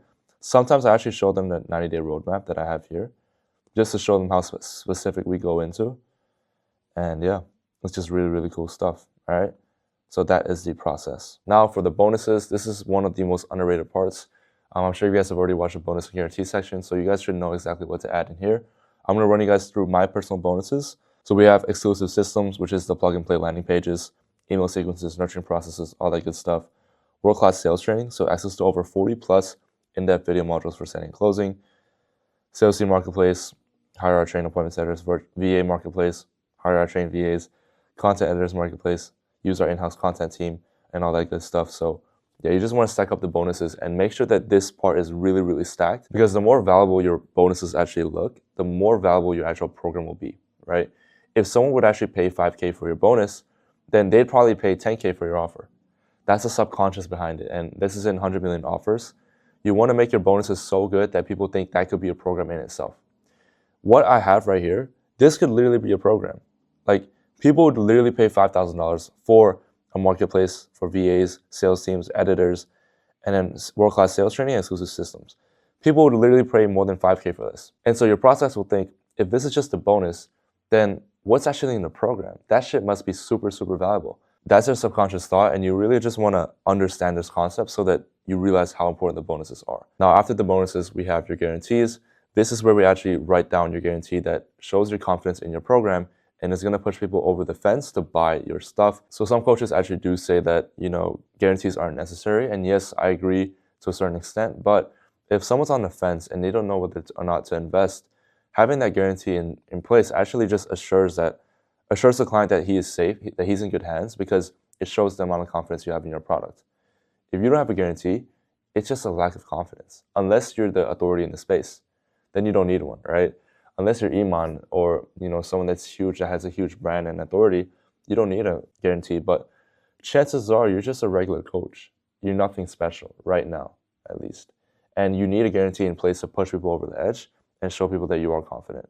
So this is my guarantee. If you don't add an extra 20K to your revenue in our specific time frame, we will give you a full refund, saving you an extra $1,000, and continue working with you until you add an extra 20K if you attend coaching calls, watch video modules, etc. Now, this is an extreme, right? This is an extreme. I'm not telling you to give a full refund. It could be, if you don't achieve this result in 90 days, then I'll work with you for free until you do. That is a great guarantee, right? You don't need to go as far as me where I'm giving you a full refund, extra $1,000, all that stuff. That just shows, when people hear that, they're like, damn, this guy's really confident in his product. And that's the mindset I want people to have. Because I'm not going to give anyone a refund, first of all, because if you actually attend all the coaching calls, watch all the video modules, and do everything I say, it's impossible to not make an extra 20K. So this guarantee is almost like a way for them to realize my confidence. And it's almost impossible for someone to actually get a full refund, because if they did listen to my advice, if they did attend all the coaching calls, if they did do all the video modules, 20K is so easy. It's ridiculously easy, right? So the more absurd and the more crazy it is, the better. I'm not telling you to go as far as me, but having a guarantee in place like this, or maybe even just working with you for free until you hit the desired result, that guarantee could work as well. All right. So what I want you to do is go to this doc and click on this specific link. It'll bring you to the offer sheet template. You just want to make a copy, change it to your name, and then put your color code. And yeah, this is where you build out your offer sheet. Hopefully this whole video makes sense. Pretty short video, very, very straight to the point. If you have any questions about building out your offer sheet, feel free to reach out to me. And I want you to really spend time actually building out this offer sheet, because it's going to be very, very valuable. And it's going to be one of the best assets you have to actually sell your program on these sales calls. All right. I'm actually going to review every single one of your guys' offer sheets at the end of this offer mastery video module. So make sure you actually do a great job of writing out the deliverables, writing out the coaching structure, writing out the process, everything. Make sure it's all good. If you have any questions, as usual, shoot me a DM on Discord. I'll get back to you. With that being said, I'll see you guys in the next video. Peace. This next phase is the cash injection series, and this is going to show you how to sign your first 5 to 20 new clients in the first 30 days of implementing these strategies. If you do this right and you follow all the steps, you'll easily be able to collect minimum $5,000 to $10,000 for your offer and be able to get people interested in what you have to offer. Now, this is the fun part of this video where you'll be able to start generating sales. So I want you to get your notepad out, get your pencil out, and really pay attention, because I'm going to show you how to sign your next 5 new clients in the next 2 weeks. Yo, what's going on, guys? Hope all of y'all are doing well. In this video, I'm going to show you how to get a nice cash injection into your business by reviving past leads that have not bought from you. So a very, very simple video, very, very actionable video on what you can do to actually generate a few sales right now. So make sure you actually watch this video and then go and implement exactly what we tell you. All right, let's go ahead, jump right in. The goal is to look through your past clients that booked a call with you but did not buy. And here's what's going to happen. All right, chances are they're probably stuck at the same spot. And if you reach out to them, they'll probably close for a nice paycheck. These are the lowest hanging fruit. So these are the easiest sales to make. And we want to get cash in your business ASAP, whether that's to use into paid ads, whether that's to use to make back your money that you invested. We just want to make back your ROI as soon as possible. And doing this is going to help do that. Okay. So the process is very, very simple. All you're going to do is go to your Calendly, Go High Level, or wherever people schedule calls with you. Go to that website and look at the past calls in the last 12 months and reach out to every single one of them through Instagram. Now, there's one or two things you can do. The first thing is actually going to their Instagram and replying to their story. This is the first option, okay? Replying to their story and just saying like, oh, maybe it's a story of a view or something, or scenery. Say, oh, this looks amazing. Where is this? It's a very, very subtle and easy way to slide into the DMs and actually spark out the conversation again, because chances are they're going to know that you're going to try and sell them something. So if you swipe up to their story and talk about something that's completely unrelated to, you know, the business and what you guys talked about previously on your last call, then they're going to reply. The goal is to just get the first reply, and then we slowly spark up the conversation and then, you know, bring it back to the business and how his business is doing and everything. Okay. That's all we want to do. Now, this is the first option, and you always want to try and reply to the story if possible. If they don't have a story, then what you could do is send a voice note. And you want to send a voice note so that you can actually make it extremely personalized and increase the chances of them responding to you. So record your voice saying, hey, Naeem, it's been a while since we last spoke. Hope everything is going super, super well for you, and hope you're having a super blessed day. Just wanted to kind of reach out and ask, what have you been up to? How's everything going for you? And yeah, it would be great to reconnect, brother. You want to say something like that, and you don't want to have any insiders. Oh, did you do this, XYZ, blah, blah, blah. No, just have a subtle introduction and reconnect, rekindle that fire, and then just have a small conversation on whatever he says. So whatever he says, just kind of talk to him about that thing and just ask how he's doing, whatever. And then you want to say, that's awesome. Did you manage to achieve your desired goal? Okay. Now, this is going to actually lead back to the actual reason why you reached out to him. And you don't want to do this like too early on, because that's going to just make you seem super salesy. You don't want to come off as salesy. You just want to come off as genuine and trying to help the guy. Okay. So ask him if he achieved his desired goal. If he said no, then you want to act shocked and in disbelief. Now, this is where you actually really, really get him to be interested in what you have to sell again. Okay. You don't want to say, do you want to hop on a call to see how we can help you with this? Do not say that. You want to act shocked, because let's say you reached out to someone that you had a call with 6 months ago, right?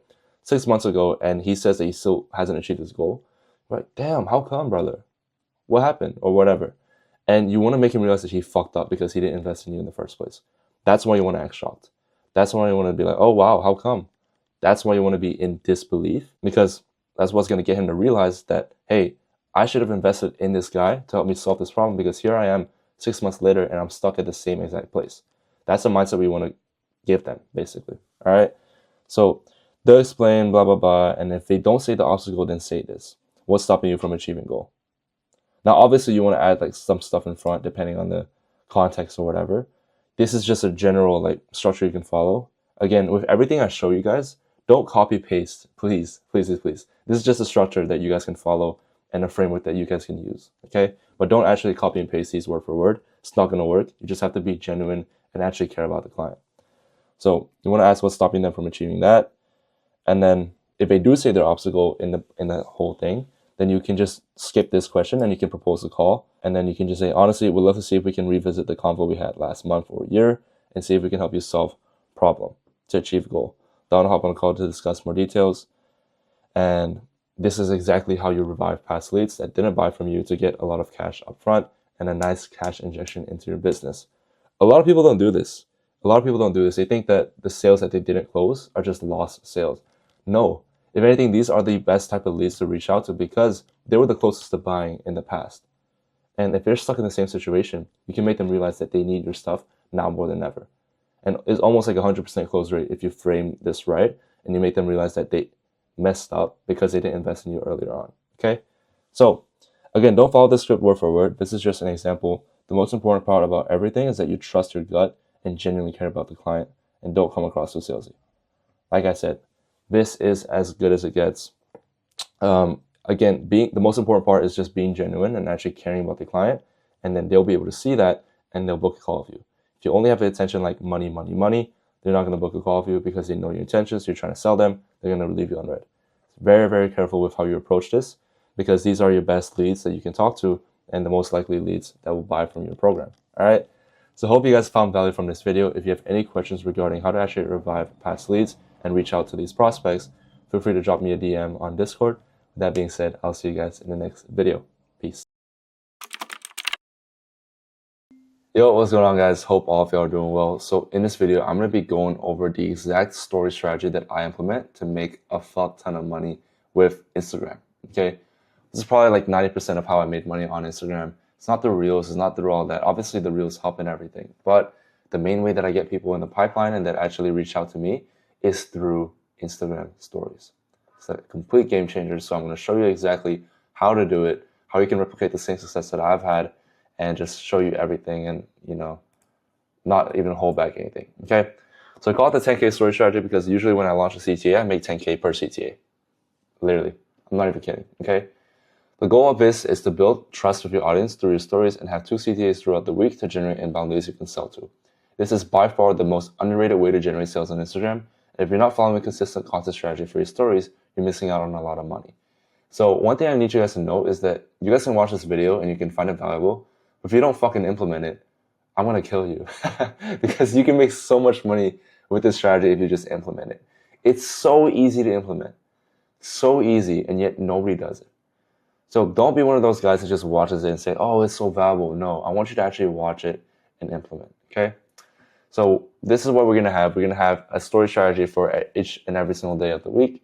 And yeah, okay, we're just going to go through it. So on Monday, you want to post a result one of your clients got and a hard CTA to DM you. We're going to start every week off with a hard CTA. Simply post a client result and follow it up with, I'm looking for 5 people that want to achieve this desired goal, and X days, DM me the word now and I'll send you more details. This will lead to a ton of inbounds coming in to start off a week, and it's just really, really good, okay? So a simple one is something like this. So one of my clients, Nat, I just showed all this. So I'd obviously a great result. And then the next story I'd post is basically, I'm looking for 5 people that want to achieve this desired goal in X days, just like Nat. DM me the word now and I'll send you more details. Boom. Ton of inbounds, okay? Now Tuesday, we're going to provide value and help them realize why they have not achieved their desired outcome, okay? The goal is to really dig into the pain point and make them realize that they need to change. So this is an example that we're going to post. And the reason why we want to be very, very like crazy on just, you know, nurturing like crazy is because we can't post CTAs all the time. If you only post CTAs on your story, yes, you'll make a ton of money, but at the same time, people will be almost like immune to your story where they just look at your story, it's like, oh, here we go, another CTA. So you always want to mix it up. Okay, you always want to provide more value than you want to give more than you take, basically. And this is giving, okay? So let's recap. We're going to provide value and help them realize why they have not achieved their dream outcome. So this is what I'd say. 90% of coaches think they can scale organic content strategies. Honestly, the worst advice in the online space. If you have an offer and you just struggle finding the right clients, you don't need to do this. You don't need to post more content. You don't need to do more cold outreach. You need to run paid ads to get your ideal clients looking at you. It's as simple as that. That's what the biggest info businesses don't tell you. Even the guys with millions of followers spend tons on paid ads. What makes you think you can rely on strictly organic? So the goal of my stories is actually to break their limiting beliefs that are stopping them from buying my program. I need to break their limiting beliefs and instill new ones that allow them to realize, hey, you know, I need to think this different way for me to buy this program, right? So that's why understanding market research is so important, because what that allows you to do is fully grasp and understand that, hey, maybe it's not that my marketing sucks, I just don't fully understand them. The more you understand your clients, the better you can market to them. And that's why you need to figure out what's stopping them from buying your product and what new beliefs must they have in order to buy a product. And so I made them realize, hey, like, organic isn't enough. You don't need to post more content. You don't need to do more cold outreach. And that's what all of my ideal clients are being told to do. I told them a new thing, a new opportunity, that you need to run paid ads. And I piqued their interest, right? So now they're interested. Now on Wednesday, once we actually break their beliefs and all that, and we instill new ones, we're going to actually just get them to like us, right? On Wednesday, you're going to talk about a personal story that will inspire your audience. It could be a future goals. It could be a story when you dropped out of college, you went all in on your business, whatever it could be. This is an example that I shared the other day. It's very simple, right? I've always wanted a Rolex. It's been my dream watch since I was 16, 15 years old. And I wrote this on my story. I always wanted a luxury watch but the first one I get is not going to be a gift from my parents. I want to actually earn it instead of it being handed to me. I'll buy that shit with my own money, and that's what will actually make it meaningful. Setting a goal to hit and attaching a reward to it is something that makes this journey so damn fun, right? So I'm almost getting them to realize that, hey, I'm putting this out in the world. This is my goal. And then when I achieve it, they're going to be like, damn. I remember when Sui posted about that Rolex like 8 months ago and he actually did it. And people will be just involved in your journey. That's what you want. You want people to just fall in love with your journey and almost like your path that you take from A to B. And when they notice that you're just getting closer and closer to this goal, they're like, damn, I want to join this guy. I want to be part of his journey. I want to be part of his, documentation and everything. Boom, you got him, right? So when I get that Rollie, I know a lot of people are just going to DM me. It's like, bro, I remember that story, blah, blah, blah, when you talked about this. That's what it takes. You have to post this shit. You have to show the personal side of you, okay? So that's what you want to do on Wednesday. Thursday, post your own win. You could show a payment screenshot, workout that you did, or anything personal, right? Don't just show all your client wins, post some of your own wins as well. It's great that you can help your clients do it, but can you do it for yourself as well? That's another thing, right? You got to know that you still got it. Even though you're a coach now, you still got it, right? And so there's a nice one, end of the month with a cheeky 25K cash and 44K rev. Blah, blah, blah. Create new strategies, whatever, all that stuff. And just being relatable, right? Being able to pay for the entire trip by myself, spend money to buy what I want.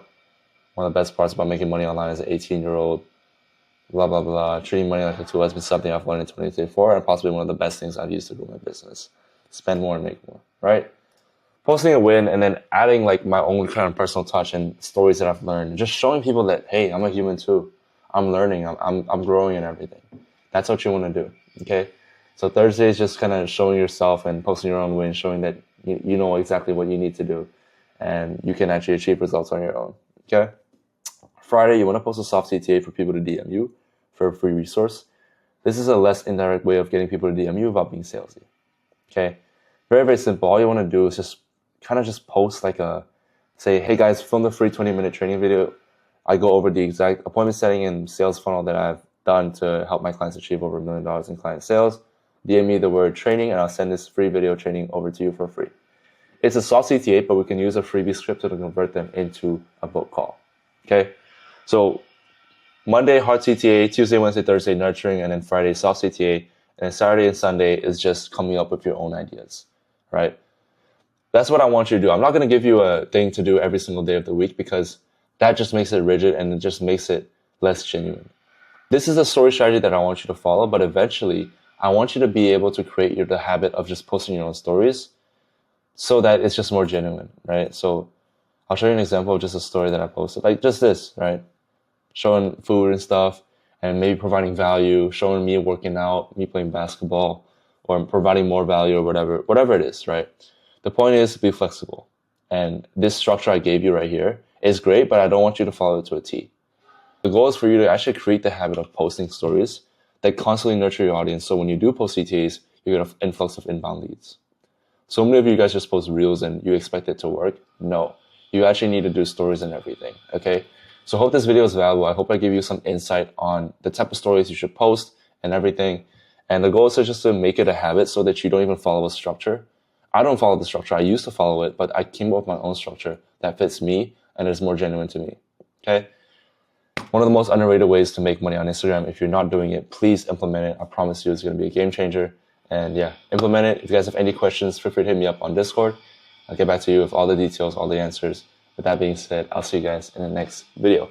Peace.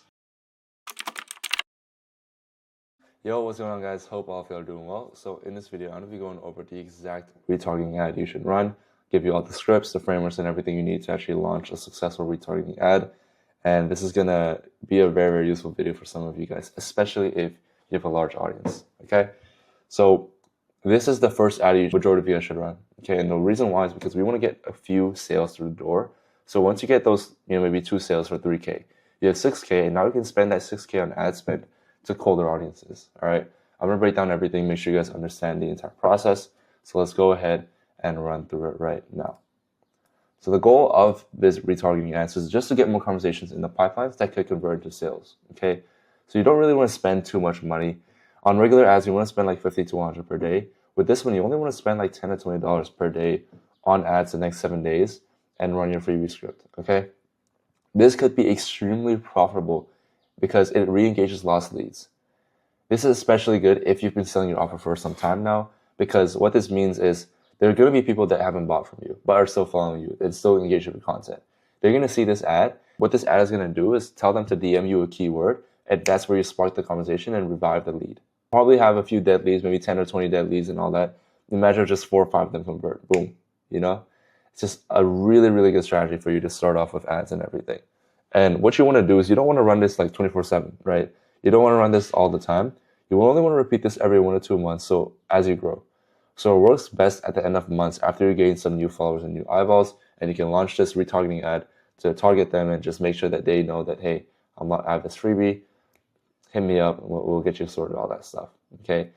Now, the key point here is that we'll get them to reach out for a freebie so that we can start a conversation with them in the DMs. Now, to actually make this retargeting ad work, what you want to do is you want to offer a freebie that your ideal clients want. So make sure they actually want it, right? Actually do some market research of your existing clients. And this is very important because what you'll realize is that if you just kind of guess, you play the guessing game and you think that they want this freebie, but in reality they don't, the retargeting ad won't hit. But if you make sure that, hey, you ask your clients and say, hey, would this interest you? Like, would you want something like this? And if they say yes, then that's how you know you got a killer freebie, okay? So make sure that they actually want it. Now, this is an example that I've run for my own offer and that I've already made like a few sales off of, all right? So if you've been watching my content and you haven't scaled past 20K per month, I want to give you something. It's a 2-step appointment setting funnel that made me and my clients over $1 million in client revenue. Me and my clients book 3 to 5 calls per day with this funnel and with just 1 to 2 hours per day in the DMs. If you want this exact plug-and-play appointment setting funnel for your own business, then DM me the word setting. I'll send it to your DMs, all right? Let me delete this real quick. But it's so simple. It's so simple. It's so short. It'll probably take you 20 seconds total to like film everything and all that. And it's just so clean, okay? I'm going to link below an example to the actual ad creative that I launched. And you'll be able to see like how I say the edits that I have and everything. The edits are important as well, but this is the general rule of thumb. It's extremely simple, okay? Now, this is the template you want to have. I've just basically made it so easy, so all you have to do is just change the ones and caps. So if you've been watching my content, you haven't achieved desired outcome, I want to give you something. It's the unique mechanism that allowed me and my clients to achieve desired outcome. Me and my clients achieve desired outcome too with this all while, having a benefit. If you want the exact unique mechanism for yourself, then DM me the word keyword and I'll send it to your DMs. And you want to send them the actual thing, okay? Let me show you my freebie so you guys kind of understand it. So this is what it looks like, right? Plug and play setting funnel. It's a Notion page. And so I just send them the Notion page, ManyChat automation, boom. They get the B2C inbound. So I actually give them like a really good resource, right? The more valuable your freebie is, the more likely they'll actually book in a call with you. That's me looking handsome, all that shit. And I actually go through like the inbound script and everything. I give them everything. I don't hold back. If you don't give them what you promise, they're not going to like you. They're really not. You could actually just send them your VSL as well, but if you're on a B2C offer and you just say like, hey, I'll show you exactly how I did this, blah, blah, blah, with this 2-step funnel, you can actually send them the VSL. I recommend you send them the VSL actually. But if you're B2B, you have to do something like this where you actually go into detail and actually show what you promised them. And usually they'll actually watch the video and actually have value from it. And then they'll scroll all the way down and they'll see, hey, if you found value, boom, boom, boom, book a strategy call, boom, book a time, whatever. All right. So this is how you guys want to do it, okay? It's very simple. Very simple. And again, if you have a B2C, I recommend just doing the VSL. So just literally just sending them the link to your VSL and then that should be good, okay? But that is an example of a freebie and this is the template that you should use, okay? Now to set it up, it's really easy. All you want to do is create a custom audience. So target your followers, engagers, and profile visits, okay? You want to create a separate audience for these 4 different timestamps. 14 days, 30 days, 90 days, and 365 days. The reason why is because someone that engaged with you recently is probably way more warmer than someone that engaged with you 365 days ago, right? So you'll probably see a higher ROI and a different cost per lead for someone that's done it for 14 days as opposed to someone that's engaged with your content 365 days ago, okay? So to set it up, it's really simple. Go to Ads Manager, create a new message ad campaign, create 4 ad sets under that campaign, and each ad set will be the same ad creative, just different custom audiences. So the first ad set will have this one. The second ad set will have 30 days.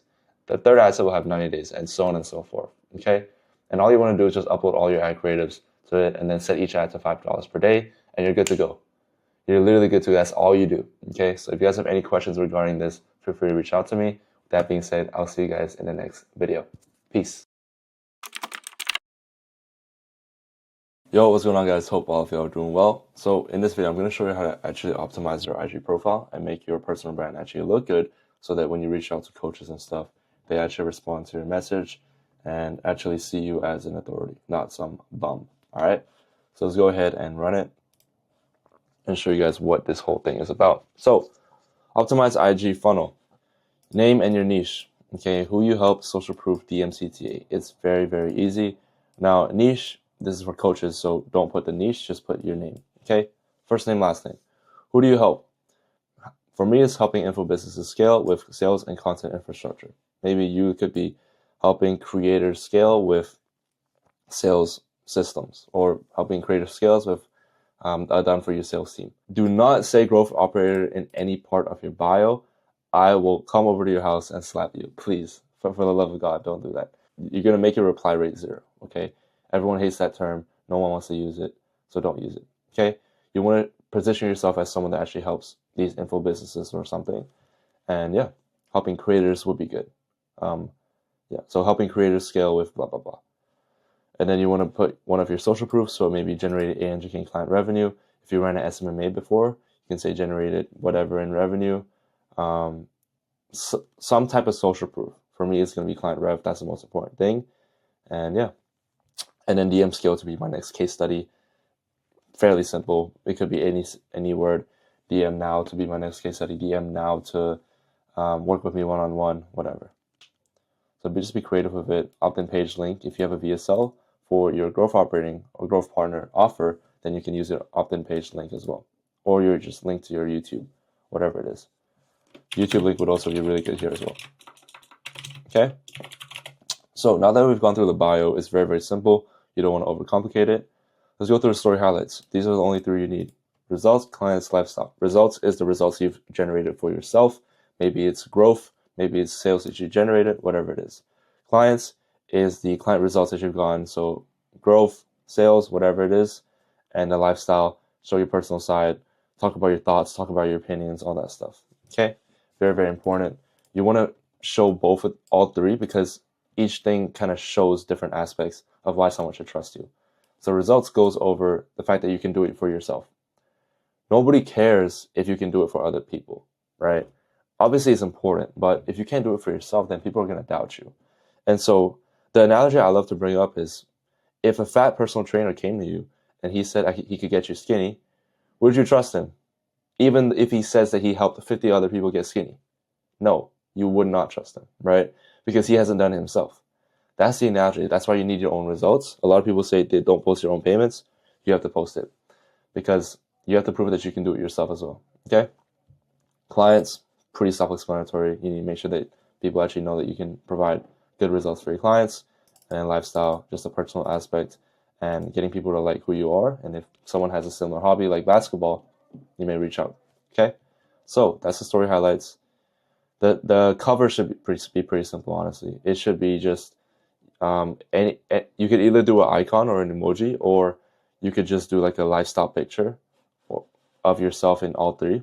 I just did lifestyle picture because I'm handsome, so I like to put it there. But yeah. So now we're moving on to the pin post. The first pin post is going to be a service explanation. So explaining what your service actually is, and you can use a script to build trust. So I've had over 100 people ask me this question. What is appointment setting? I'm going to break it down in less than 40 seconds. And basically, you talk about what you're actually providing, okay? This is good because when someone lands on your profile, let's say you're posting a reel and it goes viral, guess what? They're going to click on your account, and the first thing they're going to click on is your first post that you have pinned. And if you want to generate more sales, this is the exact post that you pin, okay? Explaining your stuff, pretty self-explanatory. We have a reel here that you can check out. Year, stepping away from special forces, I realized how difficult it can be to rediscover that purpose and that mission for life. I developed a program that kind of brings some of those issues to the surface and addresses them appropriately. program is geared primarily towards prior service members who are looking to kind of re-engage and get on track to achieve their professional goals after the military. We'll be focusing on who you want to become in several different areas. After we've kind of established your identity in each of those areas, we'll begin the backwards planning process to break your long-term goals down into daily tasks that are much more manageable. Right now, I'm only taking 20 people. If you're tired of feeling stuck or lost or unmotivated, make this the next mission in your life. Comment mission if you're interested. Leaving the Army life. Very simple, right? He kind of explained what he did, who he helped, and yeah, very, very simple. You can use his script as a way to kind of frame your own reel. And yeah, you just kind of want to go over what exactly you help with. Number 2, this is the pin, another pin post. Choose one of your best performing content pieces and pin it. This will allow prospects to see the type of content you post, and as a result, will most likely follow you to see more of that type of content. Okay, pretty self-explanatory. Just look at what went viral and look at what attracted the right types of people. Okay, not just views, but the right type of people. So maybe it's maybe it's a post that you put out that got a lot of inbounds or got a lot of comments, and those comments were your ideal clients. You want to pin that one. You don't want to pin a post that went viral, but it's all fucking Indians, right? Because guess what? When someone goes in your account, when an Indian pops in your account and he sees that video, he's gonna be going crazy like this, and he's just gonna follow you. You don't want that. You want the right type of people to follow your account. All right. So that is that. Now for the rest of your account, you want to have at least 9 posts up minimum. You can have a mix of photos of you, reels, talking head videos, etc. Pictures of yourself, making sure that you're looking good, professional, presentable, and then the reels could be talking about your lifestyle, montage of clips, etc. And then you want to have a few talking head videos in there, simply providing value that a coach would like on how to solve a specific pain point, step-by-step process to solve a problem, etc. Now you want to go target more beginner creators because that's your target audience, okay? And the goal here is just to show people that you're a real person. It just is, right? Like you want to make sure that people understand that, hey, this guy's actually professional. He looks good. He dresses well. Let me reply to him.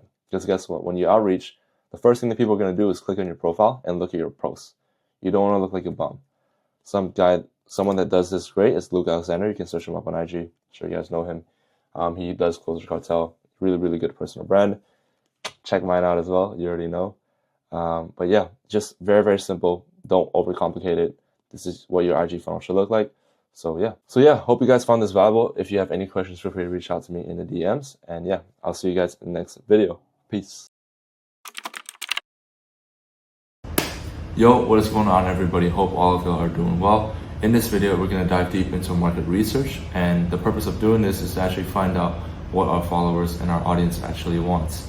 Now, you may think, oh, if I already have an established offer, I don't need to do this step, right? I need every single one of you to do this step because chances are you could be targeting your audience better and you could be hitting their pain points more effectively. So this is just going to help with that.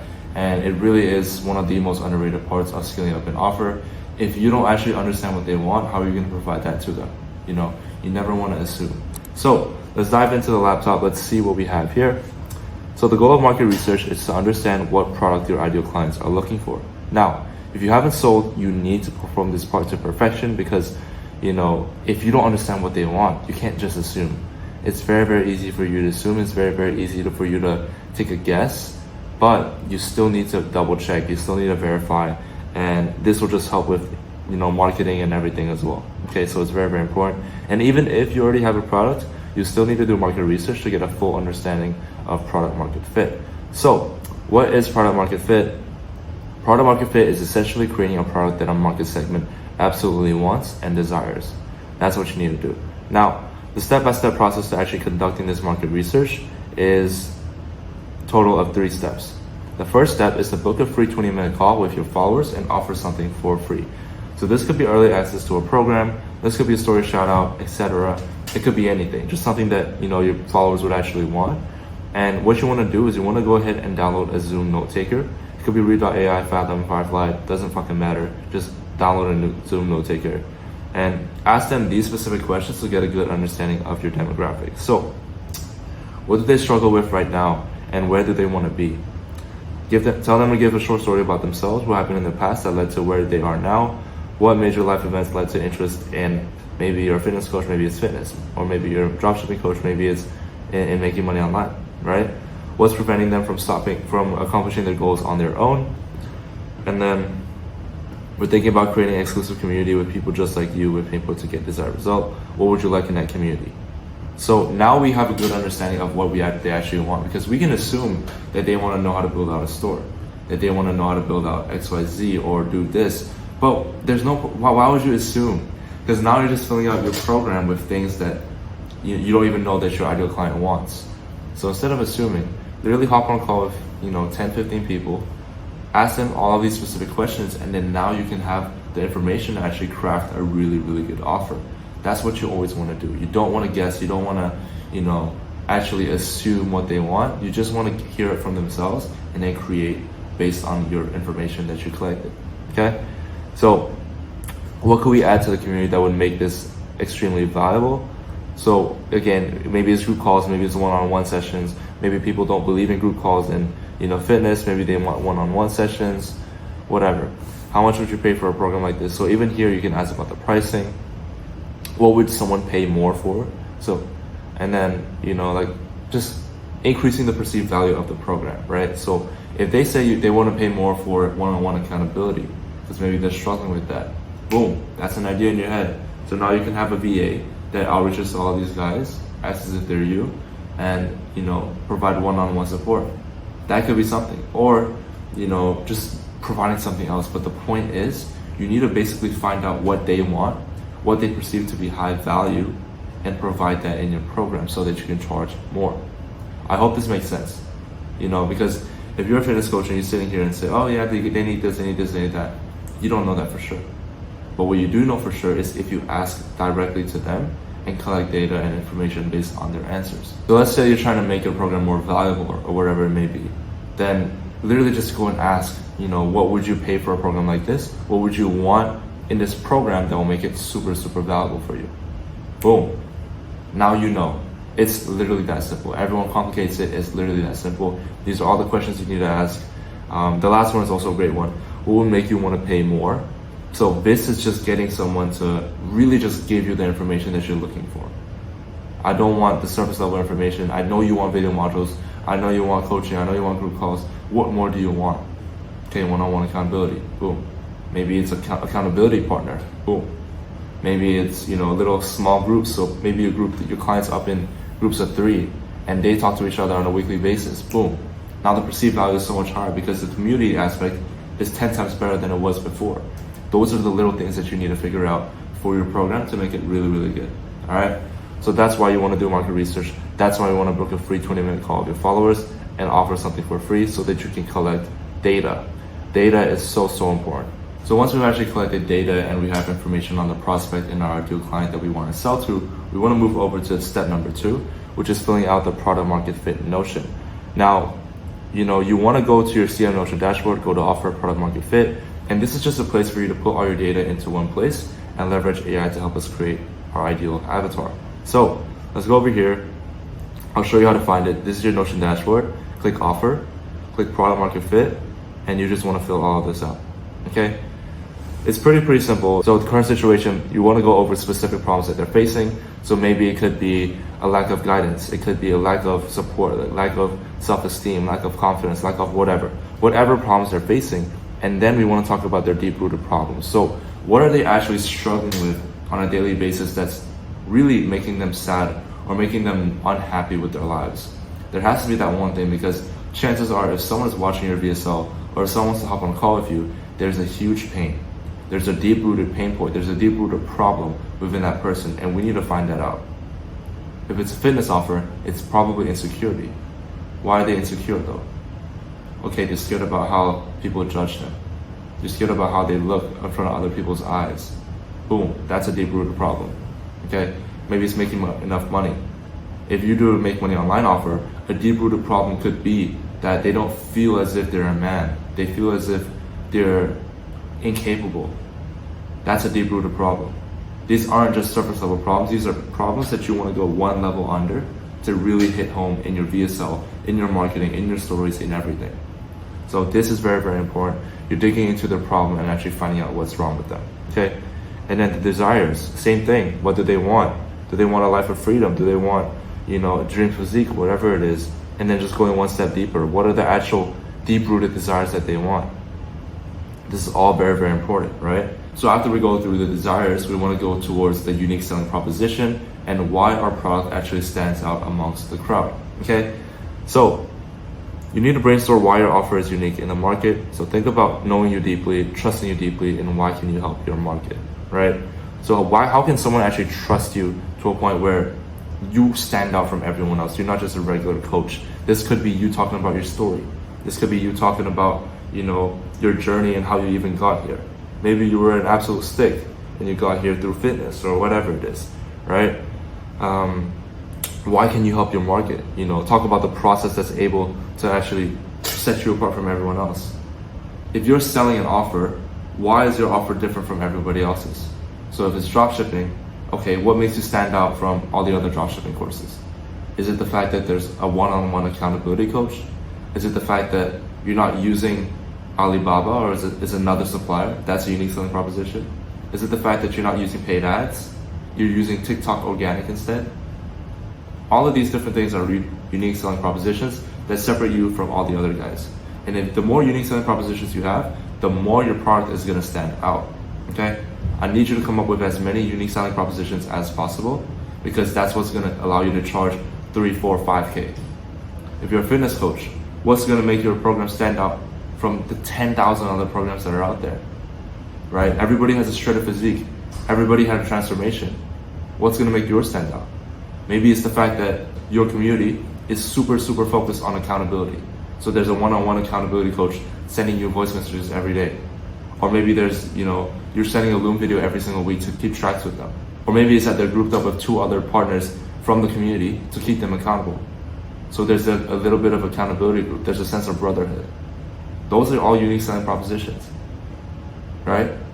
And so find out what stands out for you in your program. And this will basically allow you to position your product as a category of one, which means that they won't be able to compare your program to other people's prices. They won't be able to compare your program to other people's results, because no one's offering the same thing you are. Nobody has as much unique selling propositions that you have. So the bridge, identify the 3 most important points in their current situation. What's the pain point that they're really dealing with?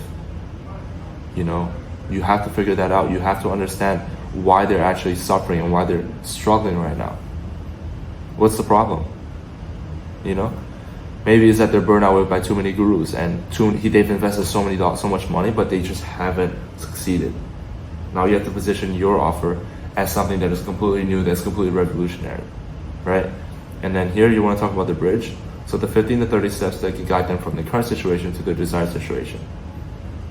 So maybe it's getting onboarded.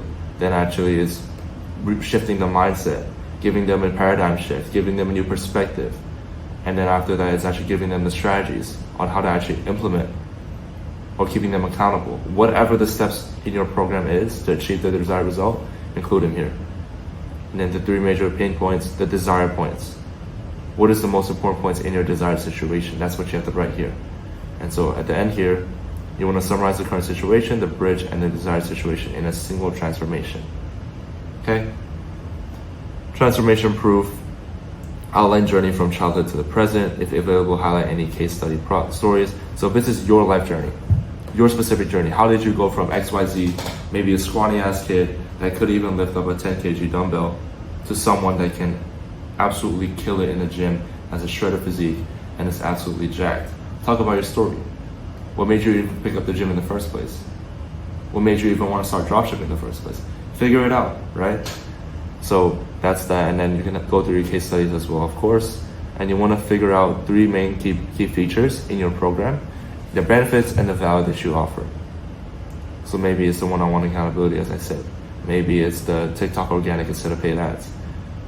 And then another one. So you just kind of want to keep on going and reinstate the unique selling propositions here. And boom, once we have all that, what we're gonna do is we're gonna go ahead and use the ChatGPT prompts right here. This is pretty simple. All you're gonna want to do is copy and paste this stuff, follow the instructions, and copy and paste the answers you have up there over here, right? Now, if the ChatGPT starts working on the data, just stop it and say, remember to just say, awesome, just got the data. Like literally, copy and paste this. Everything is pretty self-explanatory here at this point. And yeah, that's just really, really killer stuff. All right. So basically, we're just gonna get a really good understanding of everything, and you can document the responses here, document everything here, and then over here, you can basically share this specific thing. You can publish it, click publish, share it to the actual Discord channel so that everyone can see, and we can just kind of give you feedback, not just me and the team, but the other people inside Consulting Mastery as well. All right, this is gonna really help you kind of get that feedback that you're looking for and really dial in the product market fit to make sure that you have full understanding on your client's pain point. So once we're done with this, we're gonna wanna fill out the offer positioning Notion, and same thing, go to your CM Notion dashboard, go to offering, go to offer positioning. This is to find your unique selling point and really understand how to market to your followers by leveraging their pain points. So this is tying everything together, right? All you're gonna wanna do is go back to your offer and go to offer positioning and talk about their current and desired situation. You know, in one sentence, describe Steve's current situation. In a detailed paragraph, do the same thing. Desired situation, do the same thing. And so we're really understanding them. And you may think, oh, it's not really necessary. I promise you, if you actually do this step to perfection and you actually follow all the steps, you're gonna have way more clarity on how to market your offer. You're gonna have way more clarity on actually creating your VSL. You're gonna have way more clarity on 10 different things. And it's because you took the time to actually understand these guys' current situation and their desired situation. Very, very important. So now we're on Steve's bridge. What does Steve need to do to get from where he is right now to where he wants to be? So it could be start with this action, then do this, then go over here and do this. After that, do this, blah, blah, blah. What does he actually need to do? And then positioning the offer. So is Steve an aspiring entrepreneur? Is he aspiring fitness influencer? Is he an aspiring boxer? What is he aspiring to be, right? Talking about his current situation, desired situation, putting them in one sentence. What's the unique mechanism? So how are you helping Steve reach his goal in a sentence that is unique from any other program? Okay. How long will it take to use your method to achieve the desired goal? What are the top 3 challenges that Steve faces? Do you offer any guarantees? What proof do you have that your method works? And yeah, everything is important here. You just have to fill it out. It's pretty self-explanatory. And then here you want to basically decide whether you want to go low ticket or high ticket. Honestly, if you're in this one, go here. We're gonna help you create a high ticket, right? There's no point of actually doing all this low ticket bullshit. It's way easier to scale a 4K offer than it is a $30 package. So after you do this, you want to consider your offer's value, stage, and market research to determine pricing. You can consult us on this. Honestly, each person is different. I can't just give you a formula and work that out. Each person is different, so go ahead and DM us. But that is the entire market research document done. There are 3 different steps. The first one is actually hopping on calls. Second one is actually filling out the product market fit Notion doc. And the third one is actually doing the offer positioning Notion doc. So if you've done all these 3, I promise you're gonna have everything you need to know to basically make your offer so good with the deliverables, with the guarantee, with the bonus, and just knowing how to package it in the right way that will allow you to stand out from the rest of the competitors. This will also help with your VSLs, your marketing, and absolutely everything. So this really is the foundation, which is why this is probably going to be the longest video in this module. But I hope you guys got tons of value. I hope you guys implement everything that I said, because if you miss one step, that could be a huge game changer and change up a lot of things. All right, I want you to implement each step. Do it with detail, do it with perfection. And I promise you it's going to pay off in the offer sheet, in the guarantees, in the VSL, and everything that you do leading up from this point. So I hope you guys found value. If you have any questions regarding filling out the Notion or taking any calls, feel free to reach out to me and I'll get back to you on the Discord. So yeah, I'll see you guys in the next video. Peace. Yo, what's going on, everybody? Hope all of y'all are doing well. So in this video, I'm going to basically break down how to actually launch your offer. But this is only for new coaches, for new people that haven't launched their offer and are looking to launch. This is going to break down what you should post on your story, what you should post on your reels, you know, how to actually build up hype and actually make people DM you and just collect a lot of cash up front. So we're going to dive in and it's going to be fun. All right. So the goal is to launch your offer and collect a lot of cash up front. And it's very important to do each and every single step. Now, the reason why is because every single step kind of meshes together and helps each other essentially. So one step could be building trust, and then the other step could be building relatability, and the third step could be CTA. If you miss out on one of these, then maybe the CTA won't work as well, right? But if you have all three, then the CTA is going to work really, really well. So that's why it's very, very important to kind of have all three. And to successfully launch, you need the following skills. You need good appointment setting skills. You need good closing skills. You need to have a dialed-in sales process, a 50% done product, and a video sales letter or long-form videos. Now, let's dive right in. Good appointment setting skills. You've booked calls before. You know what you're doing and you follow the script. Good closing skills. You have at least a 30 to 40% closing rate. If you don't, you're trash. Either reach out to us and we'll help you dial in your closing skills, or you just have to get better, or watch some of the video modules. Dialed in sales process, so you know exactly what that looks like. Let's say a customer DMs you and you know the script to follow, you know how to book him in, you have a Calendly ready, you have the qualification questions ready, you know what to do if the guy doesn't have a budget, you know what DQ message to send. These are all important things. 50% done product. The reason why I don't say 100%, because everyone here is a perfectionist, most likely. And I don't want you to fall in the trap of actually building out your offer and then, making it so perfect and spending too much time on making it perfect that you don't even launch it until 1 or 2 months from now. That's stupid, because here's the thing. You're never going to actually make a good offer if you don't have people consuming your offer and looking at your program and seeing every step of the way. That's just the truth, right? So I want you to actually make sure that you guys have at least 50% done, so you have something to send when someone enrolls, but not all the way done, because you're gonna be stuck in that analysis paralysis where you're just stuck trying to figure out how to actually make it better, but then nobody's in your program, so nobody can tell you, and you're just jumbling all these thoughts in your head, which is not good. Okay, and then that is the entire things that you need to do. And one thing I want you to note is, with a lot of these things, I want you to make sure you post in your community as well. So like the story, I want you to post this in your community as well if you have one. Okay, so this is optional. So day one of the launch protocol is very, very simple. All you want to do is announce the launch on your stories. So the story is been working on this for the past X months, and we're finally releasing it to the public. I'm going to be releasing offer name to help ideal client achieve desired result without pain point, and I'm only releasing it to the first X people. DM me the word early bird and I'll send you more details. Now, why do we have a CTA here? Because we want to have the most interested people sign up first, so that we can just get them buy. So even though we're saying like, oh, we're launching at this time, we're technically already launching it. That's the kind of idea behind it. And we're just selling it whoever just signs up, basically. Okay. Now, the reason why I want you guys to do this, you guys can actually change it up. Don't put it word for word. Make it sound authentic. Make it sound like you. You can do this in text form. You can do this in talking head form. Both work. I would recommend talking head, especially if you have a strong audience. So yeah, just make sure you guys make it sound like yourself and you're not being too robotic. And then on the same day, I want you guys to recreate your most viral reel with a few changes. Now, go back, look at your insights, and look at your most viral reel. And what you're going to do is you're going to recreate it with the kind of the exact same script, maybe tweak a few things to make it better, and then replace the last part of the CTA of your reel with this. If you've been enjoying my content, I have something big I want to announce.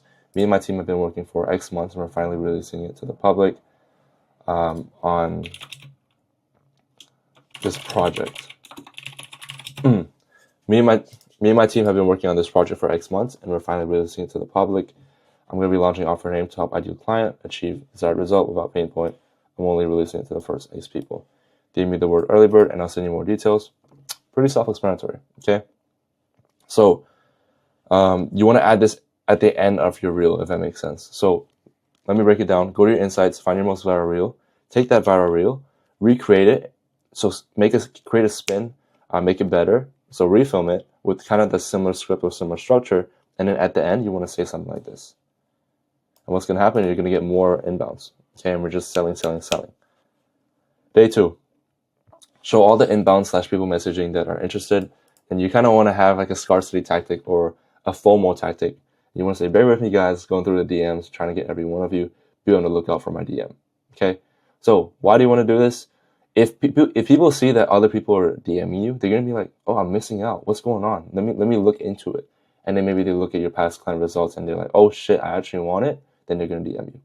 That's the power of FOMO. And that's the power of, going in as a group, because people are they go with the crowd. They go with the crowd. And if you show a crowd of people DMing you, they're going to follow that crowd. That's just the general idea of it. And then day two, you're going to find another viral reel and add this at the very end. Same thing. Same exact thing. You can change it up. Again, make it sound like you. Don't make it sound like a bot. This is just a general structure I want you to follow. But yeah, let's make it sound like you. Okay.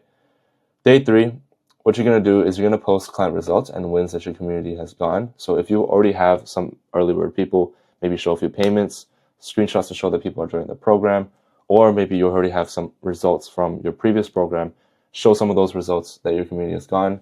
And then you want to say this: 10 out of 10 early birds prices are officially all taken. Next few who want to join will be on launch. And you want to say like, okay, it's closed. And then you're going to release it into another 2 days. So you're building more scarcity. Okay? You're building more scarcity. You can even go a step further and actually post like each person joining. So maybe it's 2 out of 10. Maybe 2 people joined. 2 out of 10. 5 out of 10. 7 out of 10. And then 10 out of 10. Finally, early bird spots are officially all taken. Next few people who want to join will be on launch. Okay?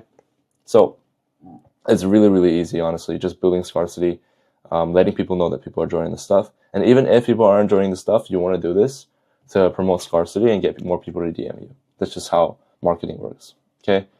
Reel, you want to post a regular reel you'd normally post. Don't do anything fancy. And then day 4, post more client results and wins. And then you want to state, big day tomorrow, finally releasing what I've been working on the last few months. Stay tuned, or something like that. Just very, very simple stuff. And then post a regular reel you'd normally post. And then day 5, post announcement story. We are officially launching programming to the public. If you're an ideal client and you want to learn how to achieve desired outcome in X days without pain point, DM me the word launch. I'll get back to you with more details. Now, all this stuff is good. Post on your story. Again, make it sound like you, please. And then the reel, find your third most viral reel and replace the end of the video with this. So again, refilming it with the same structure, same script, just changing the end. Me and my team are excited to announce that we're officially launching blah, blah, blah. If you're an ideal client, blah, blah, blah, DM me the word. Boom. So this is the launch. It really is that simple. I don't want you to overcomplicate it, especially if you already have an existing audience. A decent amount of people follow you. This is going to work really, really well. And yeah, let me know how this goes. If you guys have any questions regarding the launch on how to do specific things, maybe it's how to film the reel or what you should change up, anything at all regarding the launch, feel free to reach out to me on Discord and I'll get back to you with more details. With that being said, I'll see you guys in the next video. Peace. Now that we just got a few sales, we validated our offer, this is where we really built the foundation of a great coaching business. You need to film content and build a personal brand that organically generates new clients for your business. I've seen a lot of coaching businesses fail because they don't know how to create the right type of content, and as a result, they don't have a consistent client acquisition channel. These are the same people that always wonder why they're always stuck below 10K a month, and it's because they don't understand how to create content that actually gets clients. Creating content and building your personal brand is by far the easiest way to start signing clients on a consistent basis. And this is the same strategy that we told Josh to use to scale him from $500 a month to over $50,000 a month in a span of 8 months. It was purely through organic content. So watch these videos and really take notes. I'm amazing. How are you, bro? You good? I'm good. If you guys didn't know, I came back from Thailand actually. A little 4-day trip from Thailand. So it was very, very fun. But now it's back to work. Which is why Why you didn't post the stories, bro? I did, but I just didn't like document the whole thing. I posted like I think 1 or 2, but nothing crazy. When is the YouTube video gonna come out? Oh, good question. End of this week. Josh has been cooking, bro. Josh and Kai, they've been cooking up. You guys like the hook? I posted the hook today. Can't wait, bro. Yeah, it's sick. It's sick. Awesome. Yeah. So yeah, let's go ahead and run. I think we might wait for a few more guys before we jump right in. But Alex, if you could text all the other dudes, if you could DM them the link, that'd be perfect. This call is gonna be really, really good. Like I think this is gonna be one of the best presentations in a while because of how applicable it is for a lot of you guys. Every single one of you struggles with this problem that I'm gonna go over. So honestly, it's like I'm gonna give you guys a lot of value. So Alex, if you can try to get everyone in here, that'll be perfect. And we can just run. All right. So let's go ahead and start with today's agenda. Today, we're going to be talking about how to turn someone from a cold lead into a paying customer as requested by you guys, specifically Danny. Okay, Danny was the one that actually went through and wanted this specific thing. And so before we even dive into that, let's go over some of the biggest wins in the community. Who has some wins to share? Val, I know you got a few wins. Todd, I know you got some. What are some wins you guys have?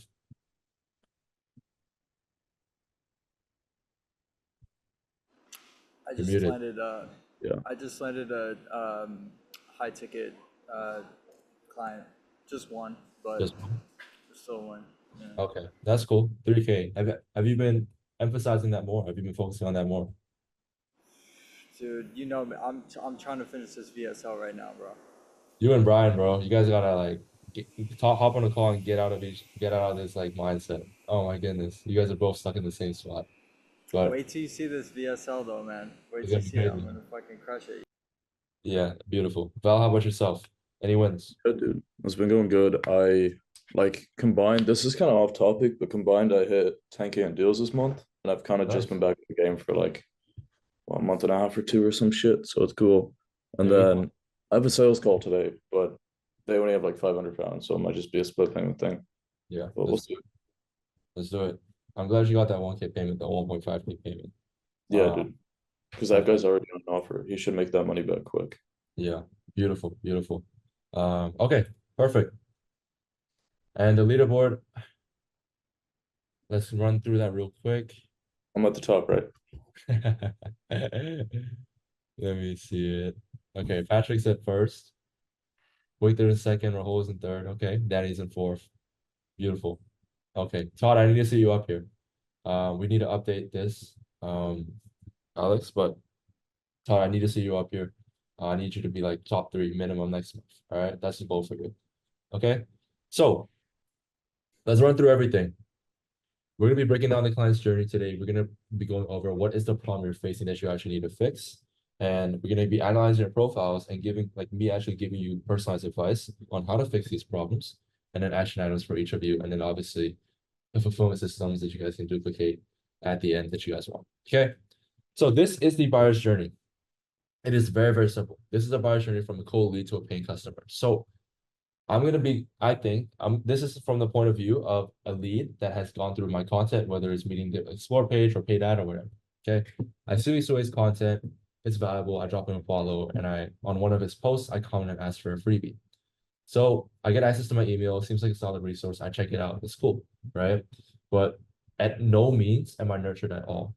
I keep seeing this guy's stories. He posts so many damn results. What does he even do? So why do I get you guys to post so many damn stories? Because it compounds over time, right? It compounds over time. And it gets people interested. Like, what is it that he does? What is it that he does? And then they get to actually watch more of his reels.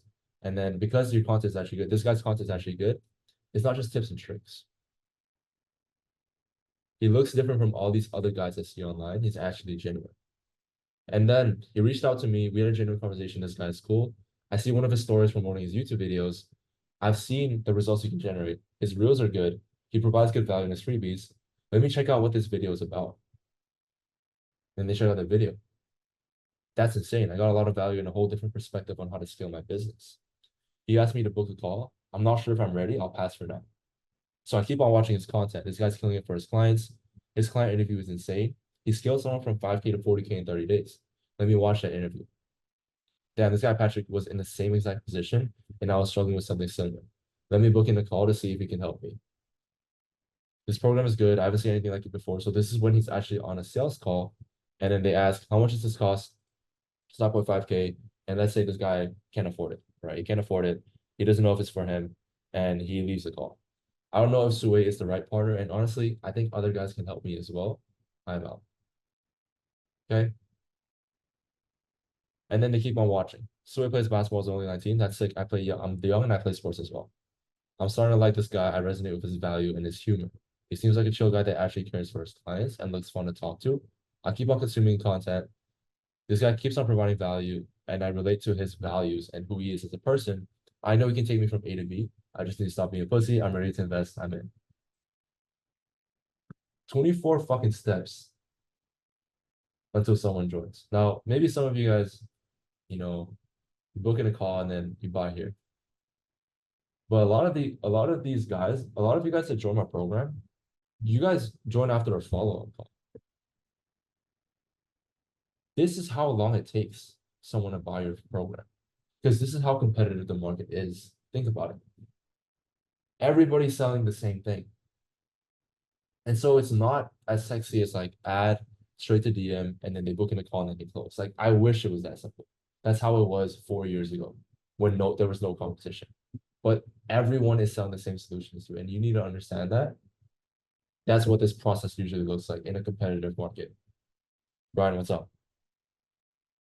So, from your experience in data, how Yeah. long will this 24-step process take for you? Like, what's like the duration and time? Usually, if I'm being completely honest, like 4 to 6 months. They have to watch a shit ton of content from the stories and everything.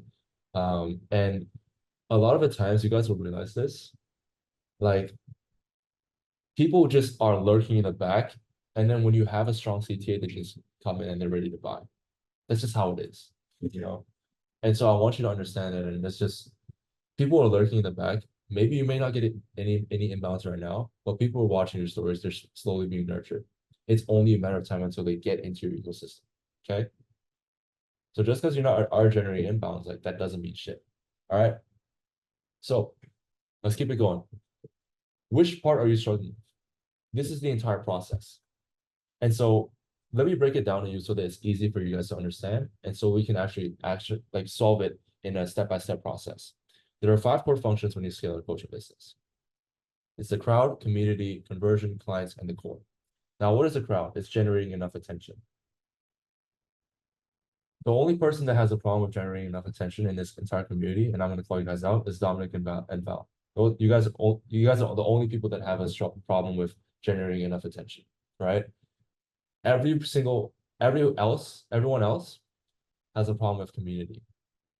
You don't know how to build a community that resonates with you, with your values, with you as a person. Okay, that's what you guys struggle with. And then it goes to conversion, and then it goes you become a client, and then they become from a client they go into your core. They're like your core people that will pay you every single month, that will renew with you, that will buy every single upsell, and you just believe 110% in you and your system and your process. That's the core. And so my clients, that's cool, but there's a step further than that. If I introduce an upsell today, I think maybe 50% of you would buy it. And so 50% of you are part of the core. The other 50% of you is just staying clients. And so the goal with this entire funnel is to turn people from people that just watch your reels into people that will buy anything you fucking sell. So how do we do that? There's 5 steps: lead gen, lead nurture, conversion, delivery, and retention, resell / upsell, which is basically all this, but broken down into easier to understand concepts, easier to understand words. Your goal is to figure out what problem you have, whether it's lead gen, whether it's lead nurture, conversion, delivery, retention, or upsell. Now, I know for a fact that Rahul, Brian, Todd, Uday, you guys have a lead nurture problem. And how do you know you have a lead nurture problem? You don't get a lot of inbounds. If I had to pinpoint one thing that I struggle with as well, it's probably lead nurture. You know, if I had to pinpoint one specific thing. A lot of you guys already have a great fucking service. Every single one of you, you guys are in this program because you had a great service. You know how to, like, we don't even have to worry about this because this is far from our focus right now. We already have basically 99% of you already have these 3 parts down there. If you get someone on the call, you will close them and you will be able to get them results. Okay, that's why you're in this program. My goal with this, with me helping you, is to solve this lead nurture problem and this lead gen problem. Now we solve this lead gen problem by obviously running reels, paid ads, easy. The hardest part of scaling a coaching business is to nurture a lead and get them to connect with you and your values. So let's go over the 2 different situations that could happen. Someone could come to you. So this Venn diagram is going to basically, you're going to be part of either the first part, the second part, or the third part of this Venn diagram. And here's how you'll know if you're this part or whatever. Okay. If you have high leads and you have low sales, Brian, this is you. You're an expert. People look at you as an expert. They look at you as someone that teaches them things. They look at you as someone that's knowledgeable and as someone that has info that they don't have. Okay. This is some of you. Rahul, this is you as well. You're an expert. You teach, you know, you have info, so you have high leads, but you have low sales. Now, some of you are looked at as a friend. They like you as a person. They fucking love you. They know all about your story. They connect with you. They have rapport with you, but they don't look at you as an expert. And so the reason why you don't get inbounds is because you're just leaning on one side. You're not doing it. You're only leaning on this. And for those that, you know, just provide value, kind of go the Devin way, the problem with that is that they don't look at you as someone, as a partner. They know you can take them from A to B. They know that you can provide the solution to their problem. But so can 100 other dudes. Who would they enjoy working with to get that solution? That is what you need to figure out. Does that make sense, guys? Perfect. Perfect. And so you need to find the sweet spot and get in the middle. How can you get in the middle? How can you be an expert but also be a friend? How can you teach but also connect with them? How can you show your knowledge and share your information, but also get them to like you and build a rapport with them? That's the hardest part of your entire coaching business. And I promise you, when you figure this out, everything will start to make sense. The inbounds will start coming in. The content will start resonating with more people. You'll get people saying that you know, like actually DMing you and wanting to work with you. That's what will happen when you do this. A lot of you are just doing one aspect, and that's why you're not generating inbounds. You need both. Think about it. You need both. Okay. So be that guy. You need to guide your ICP and your prospect to where they want to go. You need to lead them in the right direction. You need to build trust with them. And the way to build trust is by teaching them and also connecting with them. Right? You need to shift their beliefs.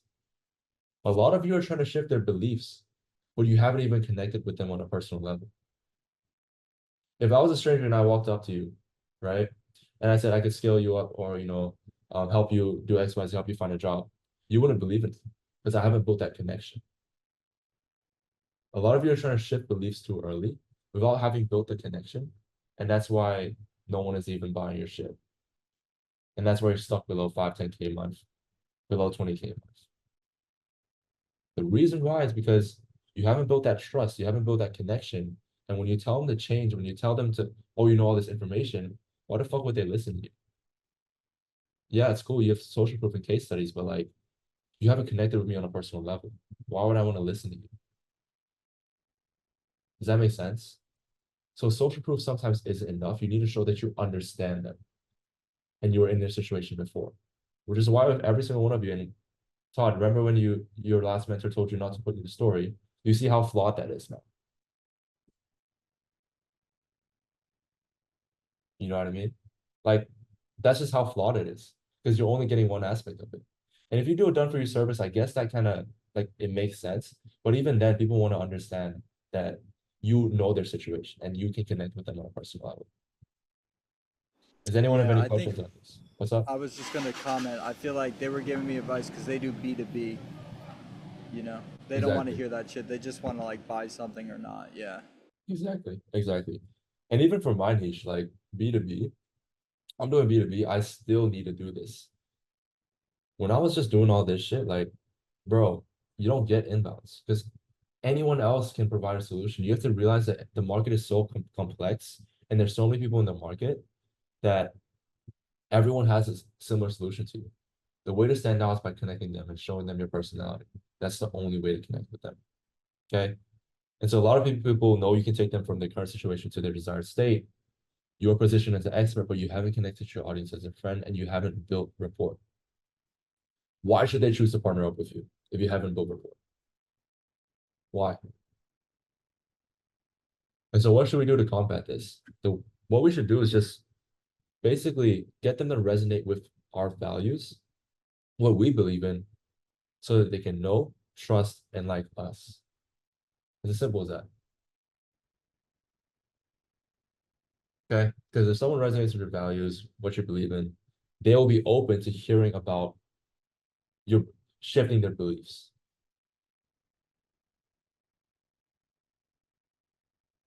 And so what I want you to look at and what I want you to just fully encapsulate, and the only thing I want you to take from this call today is you want to be their guide to get them from A to B. I do not want you to think of yourself as a marketer, as a salesman, as a course seller, as a business owner, whatever it is. Think of yourself as a leader. Lead them to the right direction and genuinely care for them. Okay, we're gonna go over this in a bit. Genuinely care for them and build trust with your audience through stories, connection, personal life, whatever. And then you shift their beliefs and you kill all limiting beliefs in their face. Okay? I'm gonna go over these 3 things, and this is gonna make sense. Todd, Brian, and anyone else that's building out a VSL, that is going to build out a VSL, or that has already built out a VSL but feel you can make it better. So basically, every single one of you, I need you to listen, because this is going to determine how good your VSL is. There's 3 parts of getting this. I'd say like turning a cold lead into a paying client. Ethos, pathos, and logos. You guys have probably all heard this, right? Now, ethos is essentially the essence of who you are. And so can people trust the messenger that's delivering this message? Can people trust you as a person across the screen that's speaking into the mic with what you're saying? The key here is when you let your true self shine and when you show your passion, your vision, and your values, that's when you can truly create really, really good content. And Todd, I think you experienced this firsthand. When you actually just are in the zone and you're passionate, and when you're talking about your content and everything, you're in the zone, and that's when your conviction and your tonality and everything's on point. Even right now, I'm extremely passionate. On these group calls, I let my true self shine. Dude, it's fucking 12:23 a.m. I should be sleeping, right?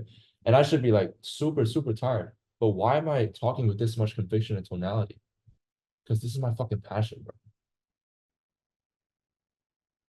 Speak like this in your, like, it's hard, right? It's hard. But if you speak like this in your content, and even I'm struggling with this, Brian, you know this firsthand. If you speak like this in your content, and especially in your YouTube videos, oh my goodness, people can see right through how much you care for your clients and how passionate you are about this subject. And oftentimes we substitute our passion and our vision and our values with trying to make money and sell a product. Sometimes there's no passion in the videos, and I sometimes struggle with this, right?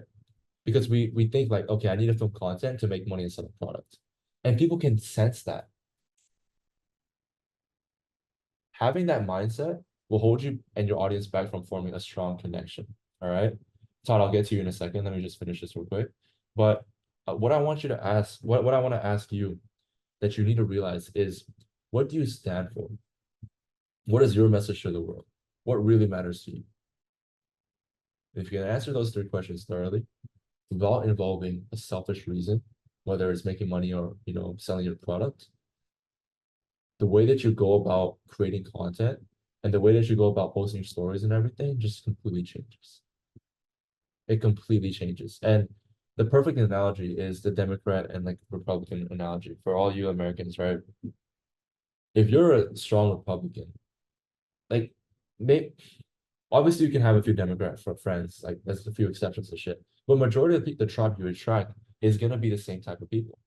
It's gonna be Republicans, right? And vice versa. And so the point I'm trying to make is that you need to stand strong on what you believe and not give a fuck about being liked by everybody, because not everyone should like you. But the entire point of being extreme or just showing yourself and showing your values and showing your passion and everything is you push away a lot of people, but you get a few people to love you and who you are. And these are your true fucking fans. These are the people that will pay you thousands of dollars and buy anything that you fucking sell. And that's why I hate appealing to everybody. You need to appeal to a select group of people and get them to appeal, not just because of value, not because of the strategies you can provide and everything, but because of who you are as a person, your passion, and your vision, and your values. Todd, go ahead. What's your question? I think one of the things that not a lot of people talk about is you're trying to communicate your passion, your vision, your values, your mechanism, all this stuff through these new mediums. So you're having to develop these new skill sets along the way that take a lot of fucking time to do well. For example, like the reason why that one YouTube video did well was because I was playing. I've been doing that shit for 20 years. Yeah. But like through a VSL, through writing, that's not my forte. So it's taken me a long time to build up the skill sets to be able to articulate myself in a way like I can with my craft. You understand? Like same thing if I was like, on social media, like communicating through stories or communicating through long form assets. Like they're all different sort of beasts that you have to learn how to get good at, you Absolutely. know? So yeah, I think that's just something that not a lot of people talk about. So it's like, okay, communicate these things through these mediums, but like there's a big learning curve that comes with that if you're trying to do it at the top level and like, you know, get people to buy shit from you. I feel you. Yeah. Absolutely. And that's why I think a lot of you guys are struggling with that VSL. Um, the template is there for you to follow, right? But if Todd, if you feel more comfortable just speaking and just kind of following bullet points, you can, you know. But as long as you feel comfortable expressing yourself in that specific way, that's all that matters. Because the most important thing in the VSL is not the content itself, it's the way that you deliver it. Because, like, if I'm being completely honest, I could have an absolute shit content and shit VSL, but if I speak in the tone that I'm speaking to you guys right now, people will still book in a call with me, I promise you. You know, they would still book in a call because of the way I'm speaking. You can see the genuine passion. It's all about how you present yourself and the way that you want to do it. And if you're not used to reading a script, don't, you know? So yeah, Todd, that was good. That was good. Now that we got through ethos, let's go through pathos. Pathos is the ability to connect with people because you passionately care about helping them. Okay. And what this does is it lets us act and speak differently. And it changes the frame of everything, of how you do it and how you present yourself. So the perfect example is like me on this call. Dude, if I wasn't fucking passionate about this, I'd be slumped in my chair. It's 12:30 a.m. I wouldn't be moving around and shit. You all probably like fucking leave. But there's a reason why I can actually speak and act differently. It's my ability to connect with you guys because I'm actually passionate about helping you guys. And that's why you see so many changes in the program. And that's why you see these new coaches and everything and like all these different changes in the leaderboard and everything. Why? Because of this. And when I do this in my content, and when you can see myself and it's authentic and I don't have to practice tonality and the conviction is natural and everything, that's what gets people to have that genuine connection with you. Okay. And so a book that goes through this is Building a Story Brand by Donald Miller. This guy, like, this is one of the best. If you guys struggle with the middle funnel and you guys read books, honestly get this book. I'm reading this like 3/4 in. It is one of the most eye-opening books because everyone thinks it's about just providing value. Like this just shifts your perspective completely. And I'm hoping this call is actually shifting your perspective as well. Because the truth is, everyone can provide the same solution as you can. What separates you from these other dudes? Once you figure that out, then that's what will make you a lot of money. Okay. And something I need you to understand is every story has a hero. Every story has a hero, but you can't have two heroes. And so a lot of you guys are positioning yourselves as the hero. You're positioning yourself as a guy that, you know, has done it all and everything. That's cool. But what you need to realize, and to film powerful content, you need to make your prospects the hero and become the guy in their story. Become the guy in their story. And when you can make them, when you can make your prospects feel important and that they're the main hero and that you're their side character, just helping them get their end goal in their own story, they'll resonate with you more. They will truly resonate with you more. Okay. And sometimes I get this all the time when I'm on a call, and someone's watched my YouTube videos. I've asked a lot of you guys why you bought, right? I love asking that question because it gives me an idea of what I did right and what I need to double down on because it's obviously working. And with a lot of you guys just said like, I felt like you just understood me. You described my problems. When you can do that in your marketing, that's basically like you're encapsulating them. You're making them feel understood, and you're also making them feel like you can take them from A to B, and that's everything you need. And so, Todd and Brian, I want you to pay special attention here. The VSL is all about the ethos and the pathos.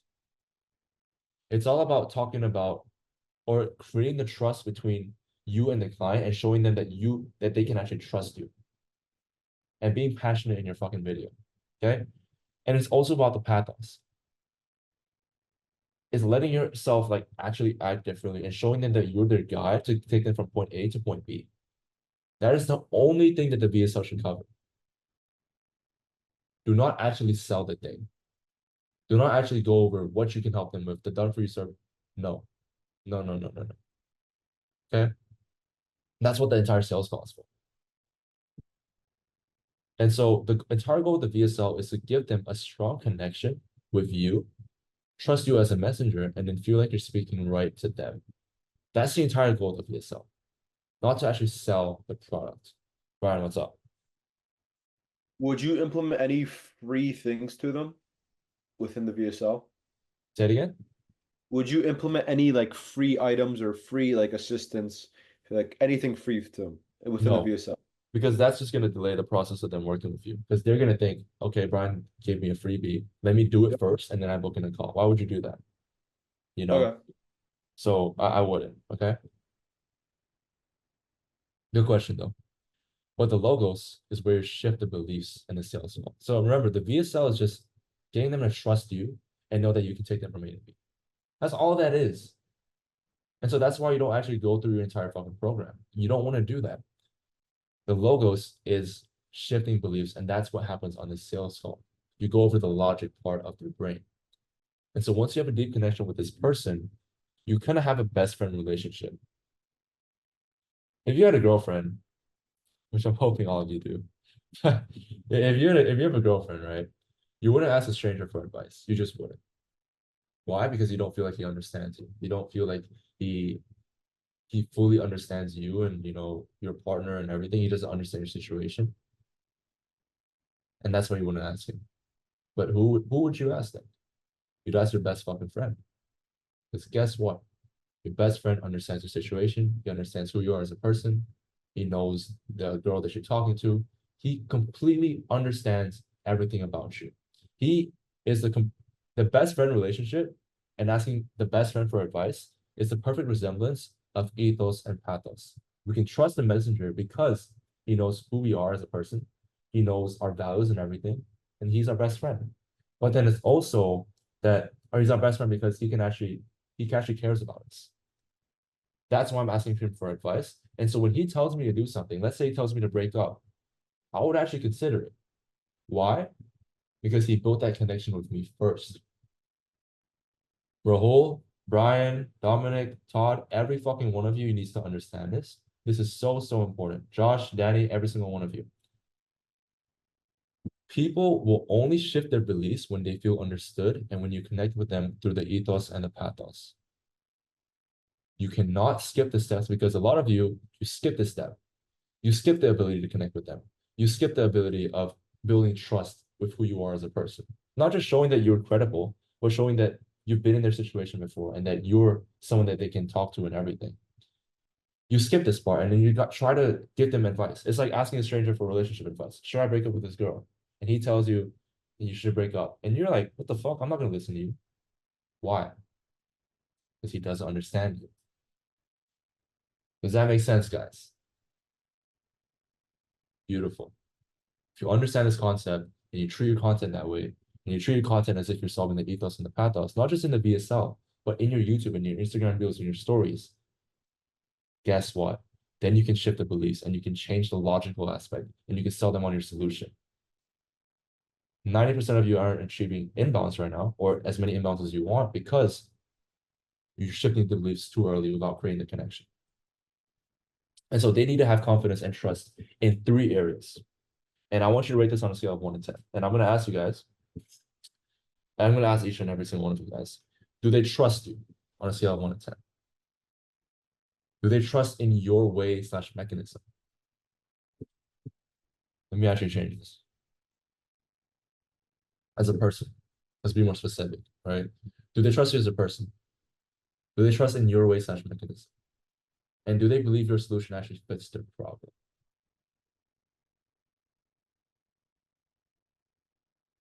Josh, are you there? Josh Chang or Rahul, one of you. Yeah. What's yours on a scale of 1 to 10? Well, what does this look like for all 3? For me, Yeah. Do they trust you as a person? Does your followers trust you as a person? like 1.5. Say what? 1.5.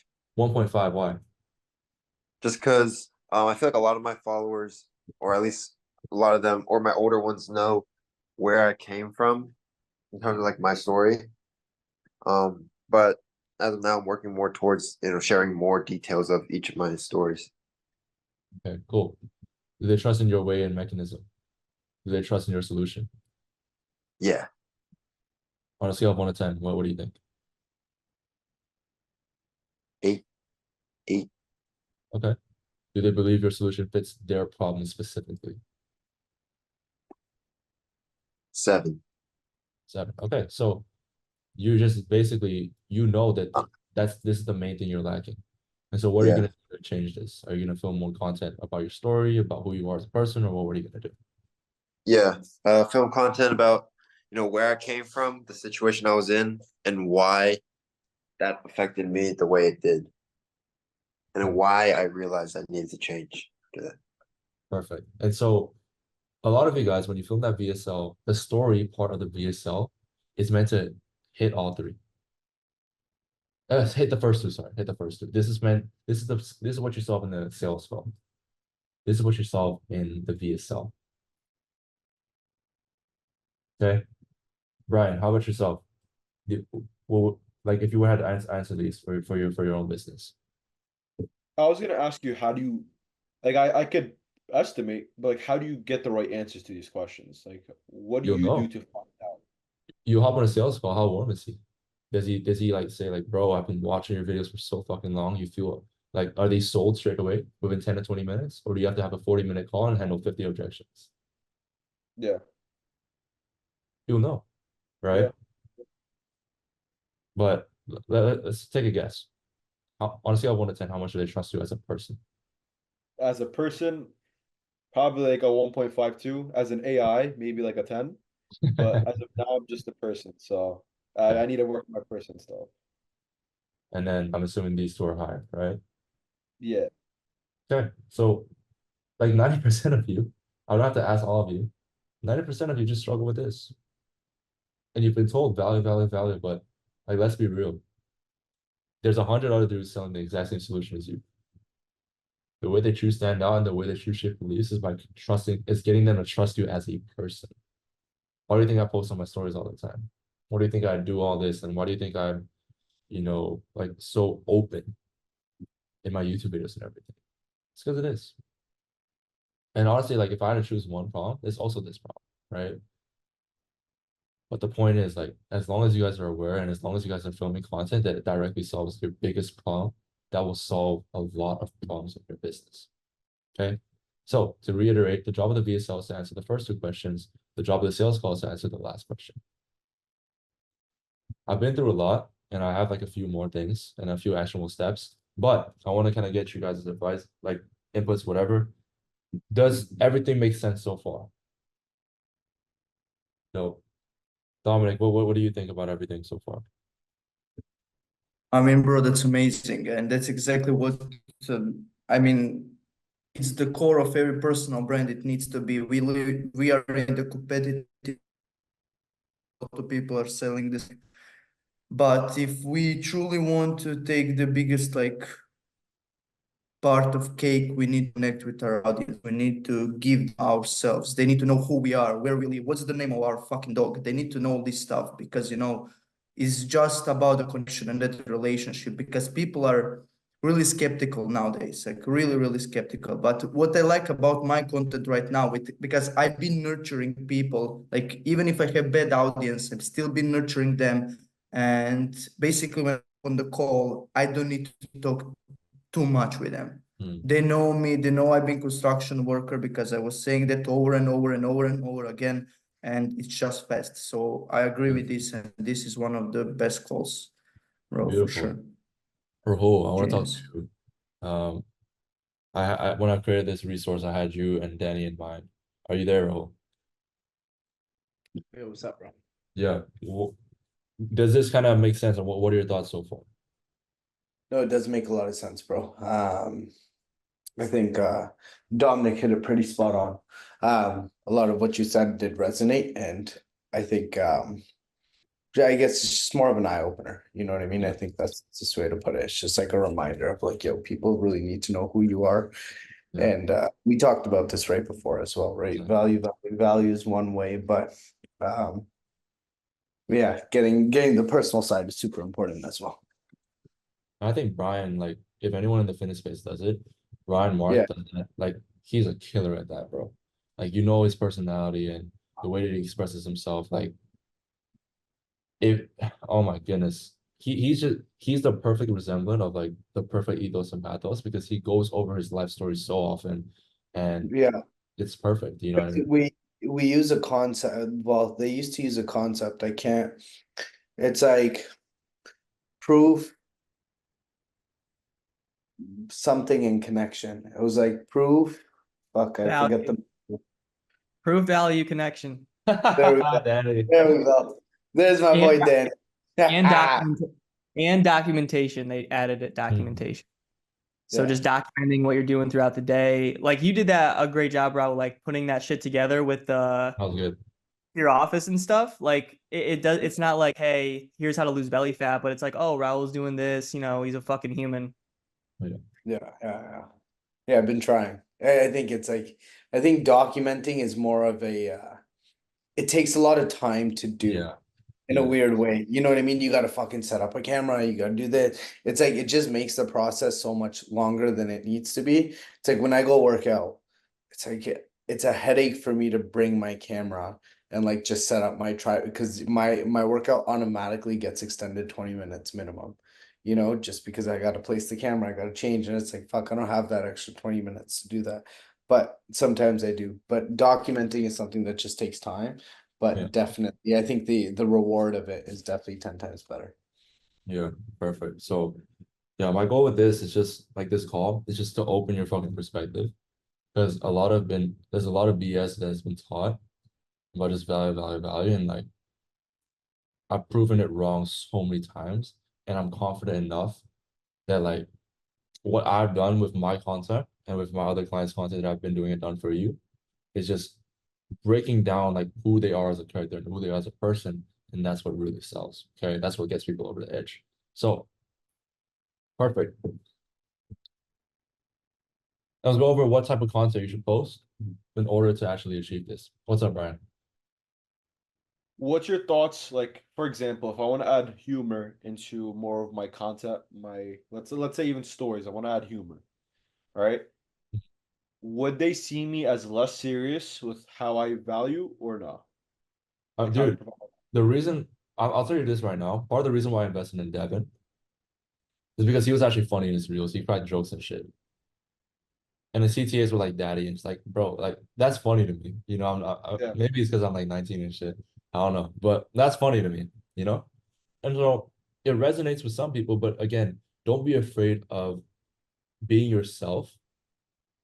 Because being yourself, here's what will happen: you will attract a really tight knit group of people that just love you and who you are. But it'll also push away everyone else. And that's better than just having a community where you're neutral with everyone. You're neutral with everyone right now. You haven't showed really a lot of personality. People know you can provide value, but you haven't experienced the results yet that you should be experiencing because you're neutral. Yeah. Don't be afraid of just cracking jokes and shit and being yourself. Okay? Yep. Perfect. So, how can we do this, guys? There's 4 ways you can do this: teach, show, share, and give. All of you guys are good at teaching. All of you guys are good at teaching. This is not the problem you guys have. And so putting on your expert hat and demonstrating your expertise, people will see you as smart, someone who really knows their stuff and is an expert, but there's not much deep connection with you or your brand, right?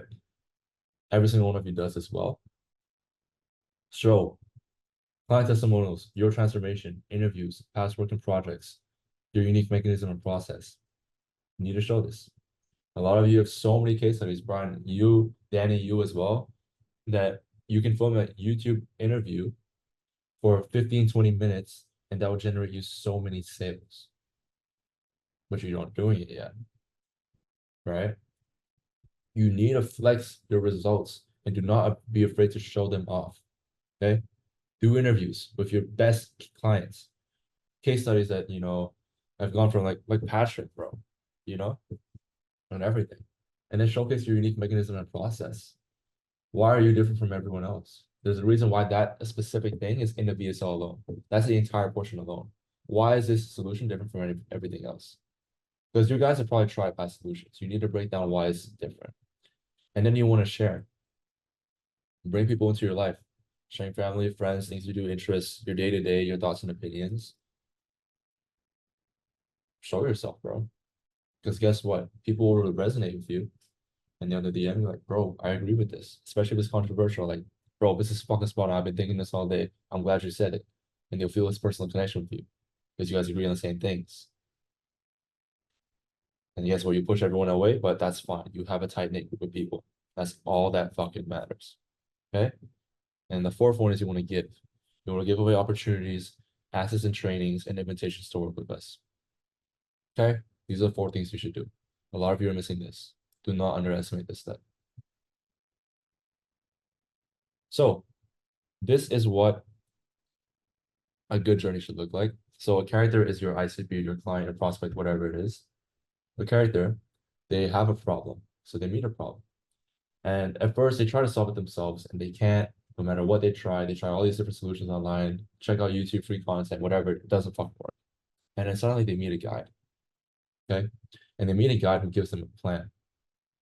And this plan could be free, whatever. And then it calls them to action. So this is them buying your program. Right? This is them buying your program. But the point is you need to give them a plan first. And you as a guide, you need to sell them on you being that person that can take them from A to B. Think about it as choosing a coach.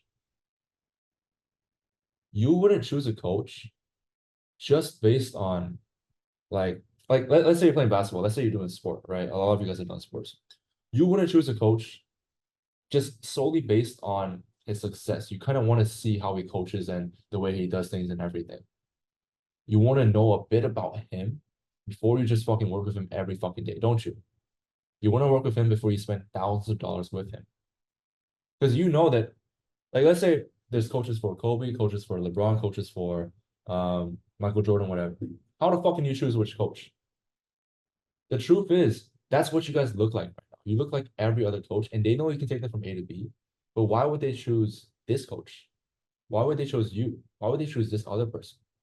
And so you need to find your unique mechanism and actually explain yourself. And then you need to give them a plan. And your plan has to be strong enough that calls them to take action. And so this goes back to the last group call where I talked about marketing the cost of inaction. A lot of you guys are marketing the benefits and everything, but why don't you market the cost of inaction and showing them what they're missing out on every day that they're not looking at the personal brand, every day that they're not hitting the gym and working out, every day that they're not growing their business. Market the cost of inaction, and that's going to cause them to take action, and that's what's going to get them to buy your program that'll help them avoid the failure and the edge of the success. The way that you can really dial in this funnel is look at your funnel from the client's point of view. Don't look at it from your point of view because you think your funnel is perfect. Every single one of you thinks your funnel is perfect. But when you look at it from the client's perspective, you're like, okay, this is a flaw. This doesn't make sense. This also doesn't make sense. Let me change everything. Because you're looking at it from a different perspective. A lot of you guys are looking at it from up here when your clients are down here, and you're too used to looking at it from this perspective that you don't see what your clients actually see. That is so fucking important. That's why I want all of you guys to do market research. That's the first thing I ask you guys to do. Market research is the basis of everything.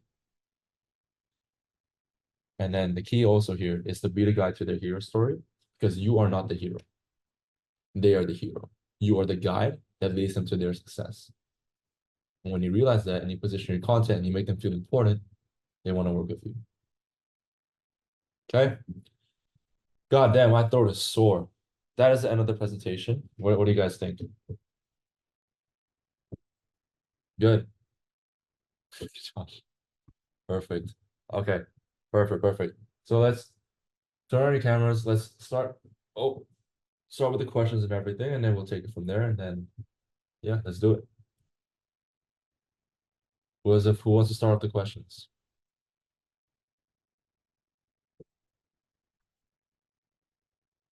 Damn, did I cover everything?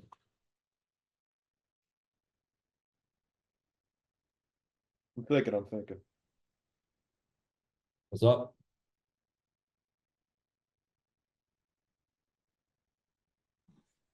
I was gonna wait a bit to ask, but just because it's kind of off topic, but I've been trying to like document my journey.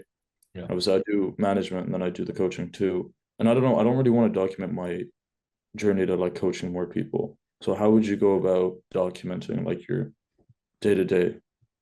Why would you not want to do that? I feel like it's weird if I'm like, yeah, made fucking 5K today, brought in 2 new students or something like that. Maybe if I like restructure it, I'm like, yeah, brought in 2 new students, they're gonna crush it. Yeah. But do you know them dudes on Twitter that are like day 1 of 30 of scaling to this or doing this? I kind of want to do that, but I don't know the right approach to take to kind of maximize. I'm just kind of in a state of analysis paralysis with it. So you want to look at it again from a client's point of view, right? Yeah. What's in it for them? And so you showing that you're working on the coaching program, you're filming new video modules, you're actually onboarding new clients and everything. That's cool. There's a reason why I actually stop, and I shouldn't, to be honest, but there's a reason why I don't give context to my payments and say like just onboarded 2 guys for this amount. It's weird. Yeah, I agree. But what I would do is I take a picture of the onboarding call that I have or what call I have, post it, excited to crush with this person with this offer, with X offer. We're gonna run him up. And then maybe like a week later, I post a screenshot of a few payments to show that people that I can actually do what I'm saying. That's how you position. And so as a matter of just understanding your market and looking at your content from your client's point of view. Okay. Yeah, I agree. So instead of doing like a daily thing, would you kind of do like a weekly update? Because I feel like I've seen a lot of dudes do daily and they get like, 100, 200 views, but I've seen one guy do like a weekly thing and he was getting 1,000. I So do just weekly is more interesting. It's more yeah, interesting. for sure. And there's Yeah, I also did week in the life, not day in the life. So yeah. Yeah, I'm hyped to watch that, bro. The It's a hook good is good, aspect. I like it. Shout out, Josh. Appreciate that help, man. Thank you.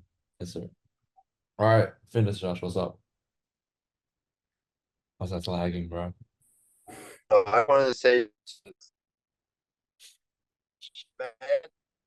Oh, he's cooked. Anyone else or anything else? You're good. You're good. Danny, this entire presentation was for you, brother. What'd you think of it? I mean, you joined halfway. I'll send you the recording and shit, but I appreciate you, bro. Yeah, I gotta watch because I had the call, so I tuned in at like 30 minutes in, so I definitely want to watch the replay, and I will. But yeah, bro, I'm not. I heard you most when you were touching on like the connection aspect of things. I think that's really, really big. And that's kind of like the separator. I feel like that's big for me because I kind of got too much into the value. I was sharing a lot of more stuff about my story on my feed. I still try and do it like on my stories, but I kind of got away from the connection on my feed and I got less leads. So connection's so important because we could all share fitness or fucking whatever like agency, but I like the connection part is I think just really important. So I think that's my biggest takeaway. And yeah, that's something I'm probably just gonna double down on. beautiful. And if you Yeah. think about it, every single one of you, that's every single one of your guys' unique mechanism. Right. No one else is who you are. So as long as you're not pretending to be someone else and you're not trying to act like a persona or whatever, you have your own unique mechanism. They want to work with you because of the person that you are, the personalities that you have, the hobbies that you have, and the values that you have. That's every single one of you guys' unique mechanism. So yeah, that's a good takeaway, Danny. Josh, oh my god, that Wi-Fi is so trash. I got a question whenever unless he Josh Wait, does. you can hear me? Got a Oh. question? Josh, you go if you got good connection. Oh no, I was just gonna say. Oh yeah, okay, you guys can hear me now. Oh, perfect. No, everybody loves to see an underdog win. So document everything. I wouldn't like post the sales that you're making, but just like show like you on calls with your clients all the time when you're on them. Document every other little thing. Because everyone loves to see you win. Yes, sir. And then they'll want to work with you just because they want to be part of your story as you're growing. Would you say there's a matter of posting too much? Like I have like 4 client calls today, right? Should I post them all? Like they're all separate. Hell no. There's no posting too much. Yeah. Okay, cool. There's no such thing as posting too much. Yeah. All right, sweet. Thank you, man. Oh, no, Brian, what's up? All right, so for my, I'm a content agency. And I know there's some like I'm talking about reels now. When I post reels, there's value reels, there's more educating reels, and there's more reels where it's like made to nurture, right? So for example, I've been posting more viral videos, and that's what kind of got me like over 125,000 followers. Now, the last two I was experimenting with more educating, nurturing content. However, they did not perform well. What's your idea on how I should post my reels? Should I mix up? But I also want to show that I'm able to get views at the same time because that's what I Yeah. do, right? And obviously, there's a certain strategy for everything. Like, what do you think I should do within my reels? Should I continue providing value and stay personal within the stories, Mhm. or should I add a hint of personal within my value? Yeah. And like, so what do you think I should do? That's exactly what you said.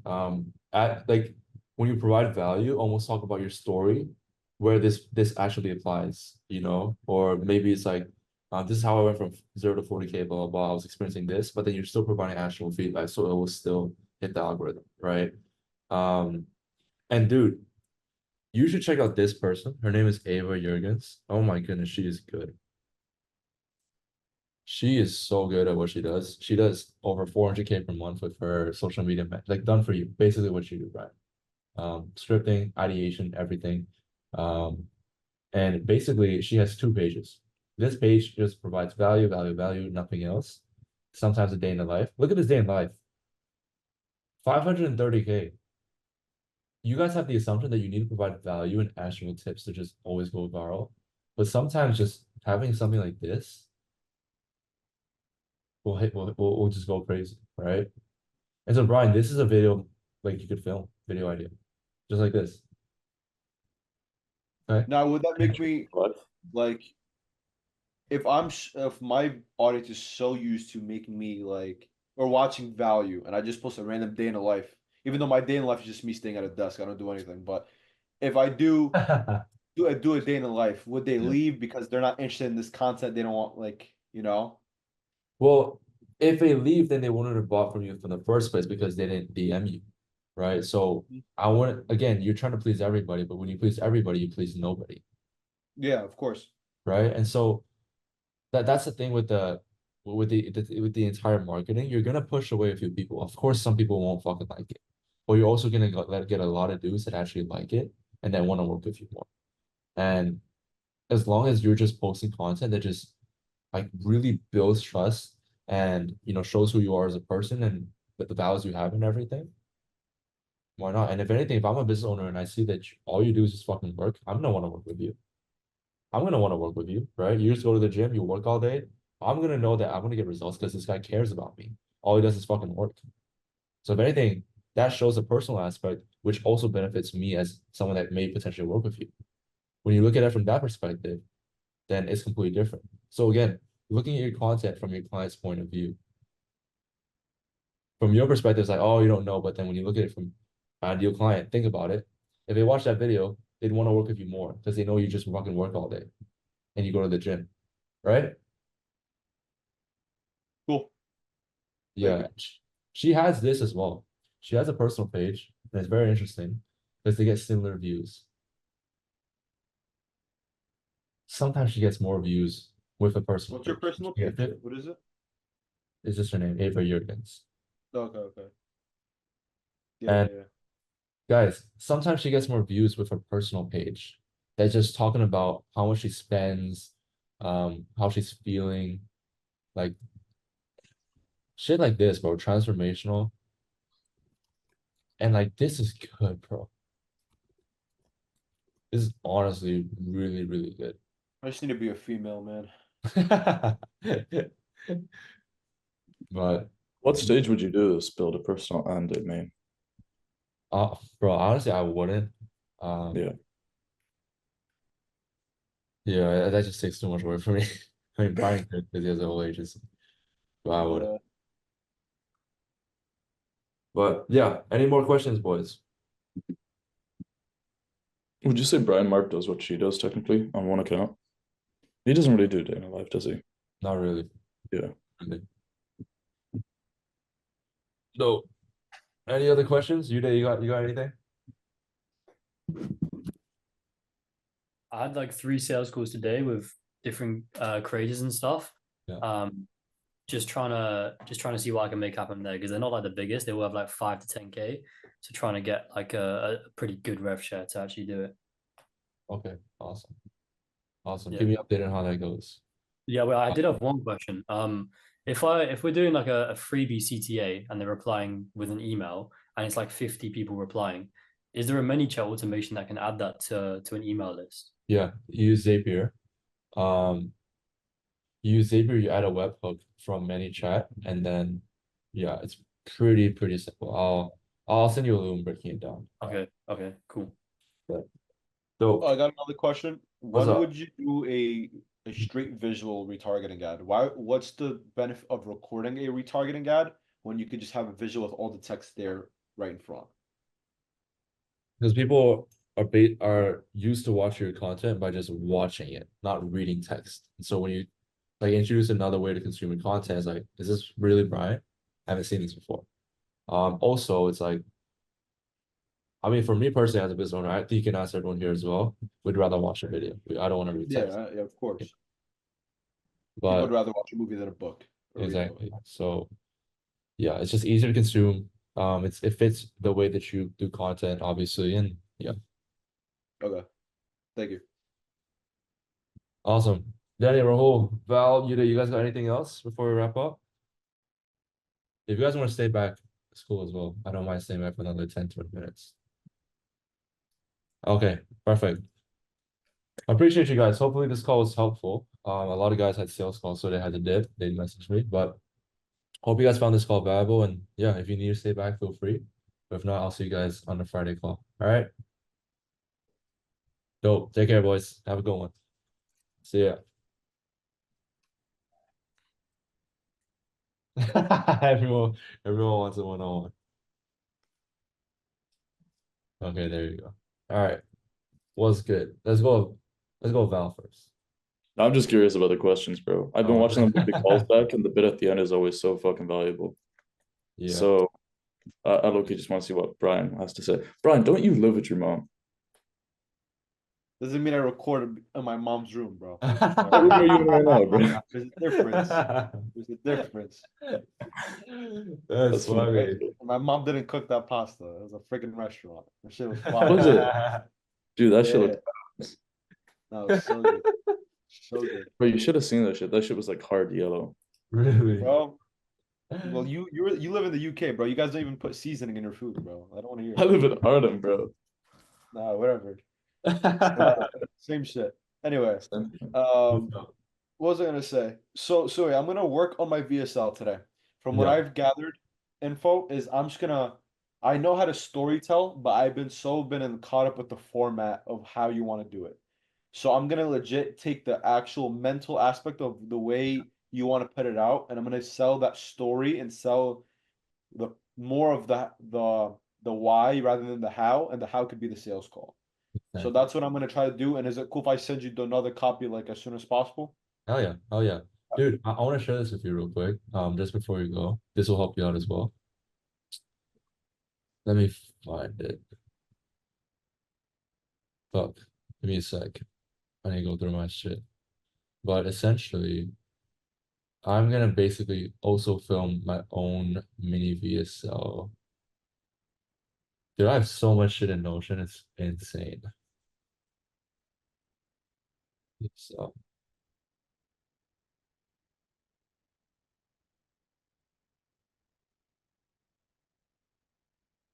yeah, I'm gonna find it real quick. Give me a sec. But essentially, the idea behind it is you just sell why you are the person capable of taking it from A to B. And you sell them wanting to work with you. Because even B2B, the biggest misconception is like, oh, we only sell the solution. But bro, if you think about it, it's also like who we are, right? Like, I mean, there's hundreds of business coaches out there. Obviously, we connected on the call, but what made you join? Was it the fact that, we connected or whatever, or what was it? Like, think about it. You actually want the answer? Yeah. What made me join is because I know how to make money outside of Instagram. Yeah. And I know you make money with using Instagram. Uh-huh. And I want to leverage and grow my skill set within Instagram. Okay, perfect. So you believed in the solution as well, right? You believed in the solution, the mechanism, but then also hundreds of other coaches could help you solve that problem. Yeah. How come you chose me? Was it the fact that we were just having to be on a call and whatever, and then it was just connected? I mean, I've been looking at your stories, Yeah. right? Even though I've never looked at any of the results, I just saw that you got results. Never read a name before, never read how much, whatever. I just saw Yeah. you got results. To me, at least, I didn't buy from your personal aspect. I just know that what you can do. Mm. And then of course, like your approach and obviously the way we interacted because of the coaching thing. Yeah. I'm like, you know what? Why not invest my skills? From the way that you spoke to me, I'm like, all right, Yeah. I feel like I could do something with it. Yeah. So there's a lot of different things. Like for some other dudes, it could be like the personal aspect. For some other dudes, it's strictly solution. But the point is, you just want to encapsulate everyone. You Yeah. want to encapsulate everyone. Okay. And the most important thing in your VSL is that your story relates back to the fact that you couldn't get views and you couldn't pop off. Hmm. You couldn't fucking pop off. No matter what you tried, you did everything. You searched up every tutorial, every YouTube tutorial. Think about what your clients are doing right now. Maybe they're searching up free YouTube tutorials. They're looking on Quora, or they're like searching up all these different things and whatever, and nothing's Yeah. working. You're trying hashtags. I tried everything, and nothing fucking worked until I realized this one thing, and that's your Hmm. epiphany moment. Boom. Yeah. And your Okay. epiphany moment could be investing in a coach, or maybe joining a mastermind, whatever it is. And that's a similar epiphany moment that they should have as well to break out of it. So your story should they could put their feet you could they could put their feet in your shoes when you were like in that current situation back then, if that makes sense. Got it. Okay. Um, so I'm gonna work on the VSL. I'll send it to you for retargeting ads. The way you told me is like this has tripled someone's business, like a client's business. Obviously, I can't say tripled, I can't say doubled, but I know it grew. Can I use other words to emphasize that type of ideology? What other words? So, for example, if I'm talking about one of my clients who's we did ads for, and he got so many leads that he had to turn off his ads, right? I can't say it tripled his business and revenue. I can't say it did this, but I'll tell you like how he grew from it on his social media, like his social media. I could tell you social media analytics, and I Yeah. could tell you he made money off of it, Yeah. but I can't say how much. Okay, that's fine. That's fine. As long as you specify, then that's cool. Okay, Yeah. but yeah, those are basically my two tasks left. I've done almost everything, so once I do that, I'm trying to get it done. I'm gonna script it and then I'll record it. Let's do it. All Let's right, do it. thank you, man. Yeah, Appreciate it. how was this call, by the way? Was it good? It was good. I like the buyer's journey as well. I feel like it's a good reminder. Um, I feel like that's something what we need to appreciate and understand the whole process rather than just putting stuff in the air in the cloud and hoping to get returns and just praying after. I think showing the journey and showing that there is time to this and there's not a rush to get paid. Well, for some I know there is, but like Yeah. it's just more of the journey and following the journey, and then money will come to you as you enjoy it. So Exactly. I'm gonna send you this one thing that'll help you with the solution, and this will give you a lot of clarity because that's the biggest thing that you have problems with right now. Let me send it to you right now, and let's break it down real quick before you leave. I cool. want to make Also, sure I want to ask you what's up. because I know coaching is different than a done for you like me. Yeah, Why? Why? How? No. Okay. go ahead, ask a question. Do you work a lot throughout the day? Do you do No, other things throughout the day? dude. In terms of fulfillment, bro, I'm chill, bro. I Like know it's great, and I need to be in that aspect. that's why I told you, like, once you Coaching get is better. coaching's better, bro. Coaching's so much It is better. better, but I don't want to go in the coaching aspect if I want to go corporate at the end of the day. Oh, you're trying to go corporate? Bro, I'm trying to be Fortune 500, my guy. Really? Yeah, dude. That's You think I dope. want to? I don't like short-term money. I don't like short-term money. In my ideology, coaching is, you're gonna retain a client until he grows, and then you have to think of something else, think of something else. I think it's short term. I think, if you can't do, you teach, even though I know a lot of people can do. So I want to do, Amazon does, they don't teach how to do it. Apple, they do. a bunch of companies, hedge funds, they don't teach how to do finance. If you teach someone, in my opinion, if you can make so much money selling Amazon products, why would you want to waste your time teaching it if you have a better return doing it? And you could have a better fulfillment. That's my ideology personally, but Yeah. like, I don't know. I feel you. I feel you. I guess it is hard to in the info space because it's so easy. It's such easy barrier to entry. Like there's no cost. But I do see where you're coming from. Um, but yeah, I see where you're coming from. But this is essentially the structure of your solutions or your mechanisms. Okay. What is it? Why does it work? How does it work? And then what's the CTA?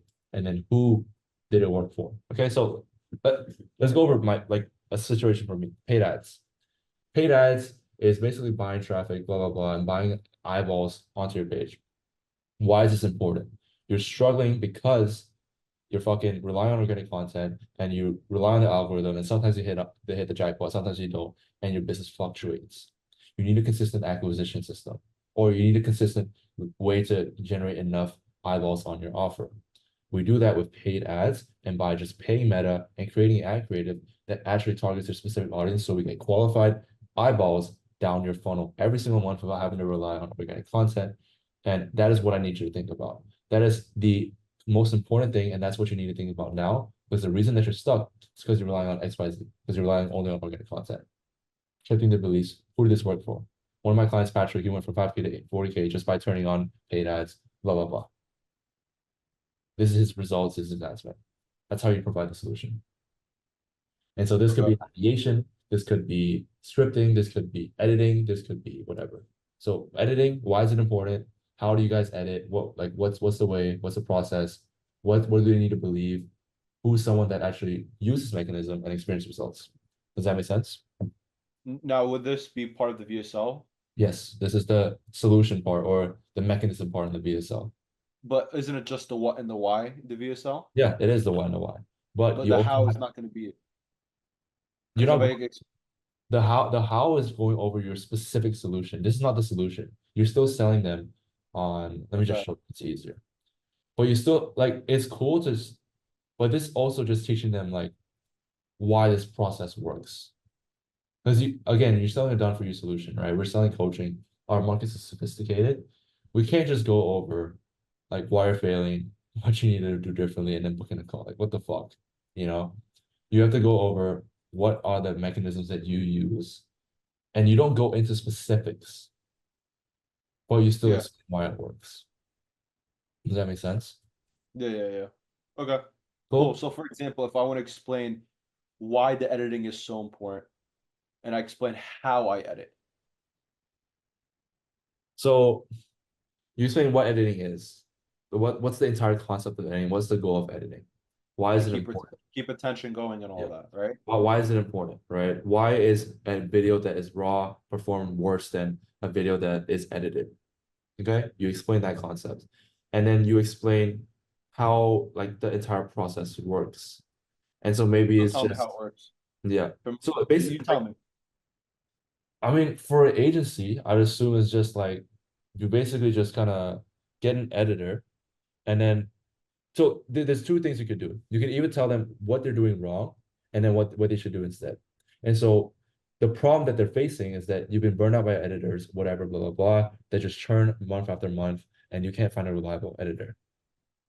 The new solution is to work with an agency that has already trained up editors, blah blah blah. But you don't go into specifics. You just tell them the problem that they're facing and the solution. Okay. It's a bit hard to go over like the why for editing specifically, but for ideation, it's easy. Ideation, the why, the how is super easy. Just go through a list of content, blah, blah, blah, do this, and this is how we do it. What's the why for ideation? The why for ideation is that you don't want to throw darts in the dark. You want to throw darts where you can actually see, and that's like the mechanism that you use has already hit bullseye. That's the kind of idea behind it. So you go through everyone, you go through this framework, bro, your VSL is gonna be golden. All right. Cool. Thank you. Got you, brother. Anything else? Nah, bro, you gotta go to sleep, bro. Yeah, I'm tired as fuck. All right, take care, brother. Have a good one. Peace out, bro. Peace. Val, do you need anything? Yeah, so I'm going to that Spain trip for a couple of days. I know you gotta sleep, so my bad. I'm going to that Spain trip for a couple of days. Yeah. I'll probably record a few bits of content there, get a bunch of stories, get a bunch of highlights. You know, like Income Joker and them boys used to do back in the day. They'd go on one trip and record like 3,000 pieces of content. So I'll run that up. I'll build out the framework for the VSO today or tomorrow, I think. I'll probably do it tomorrow. That's the day I leave. The day before I leave. And then just record stories or post stories. So post stories, build out the VSO, keep on pushing fucking market research calls and keep on pushing content. Is there anything else I really haven't touched on? Like I'll do the weekly Twitter journey documentation. I've already like integrated that into my schedule. Okay. I don't think you're doing market research the right way. Let me run you through why I think that. Okay, sweet.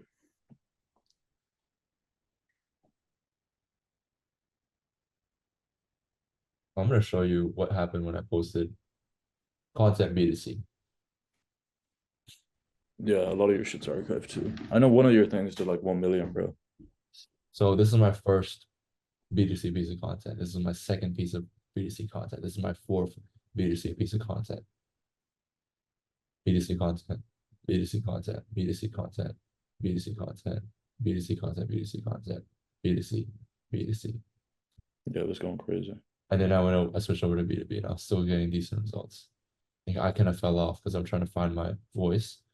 But the point is I had the attention, right? Why was I able to go viral on the second try? There's a new untapped side hustle, and it might make you rich. There are over. That sounds gay as fucking Jesus. But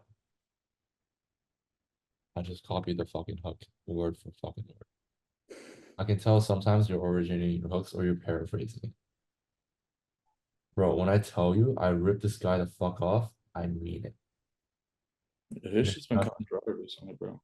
Yeah, this guy's been falling off. But there was a time where he was popping off, and you need to find creators that are fucking popping. Now I'm talking like on the fucking rise. So do your research, do your due diligence, and look at what is goddamn working. Okay. Yeah, I mean, when I say market research, I mean like calls with people who are into setting. I don't. Yeah, I know, but you also need to do competitor research. Yeah, for sure. I think that's actually more important because the problem right now is not that you don't understand your market. The problem is you don't have enough attention.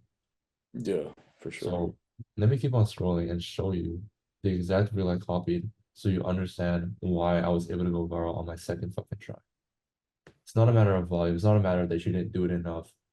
You're just doing it wrong. Okay? Mhm. So he went stupid viral by having this Sam Sulik borrowing attention. Yeah, I did. Let me find. The Eubank one, is it? The new pandemic on the rise, and it might make you rich. The last pandemic spawned dozens of young millionaires, and this new pandemic is an even greater opportunity. Broke influencer syndrome is spreading around very rapidly. There's millions and millions of creators. Wait. Find one that I fucking had, bro. Because I want to actually show you. Yeah, bro. He was going crazy on other people. Damn. Yeah, look at this. So the trend was just leveraging attention from other dudes, right? That's the point I'm trying to make. It was leveraging attention from other dudes and then just getting them to buy your shit. You think that's still a good way to go about it? Not anymore because he stopped.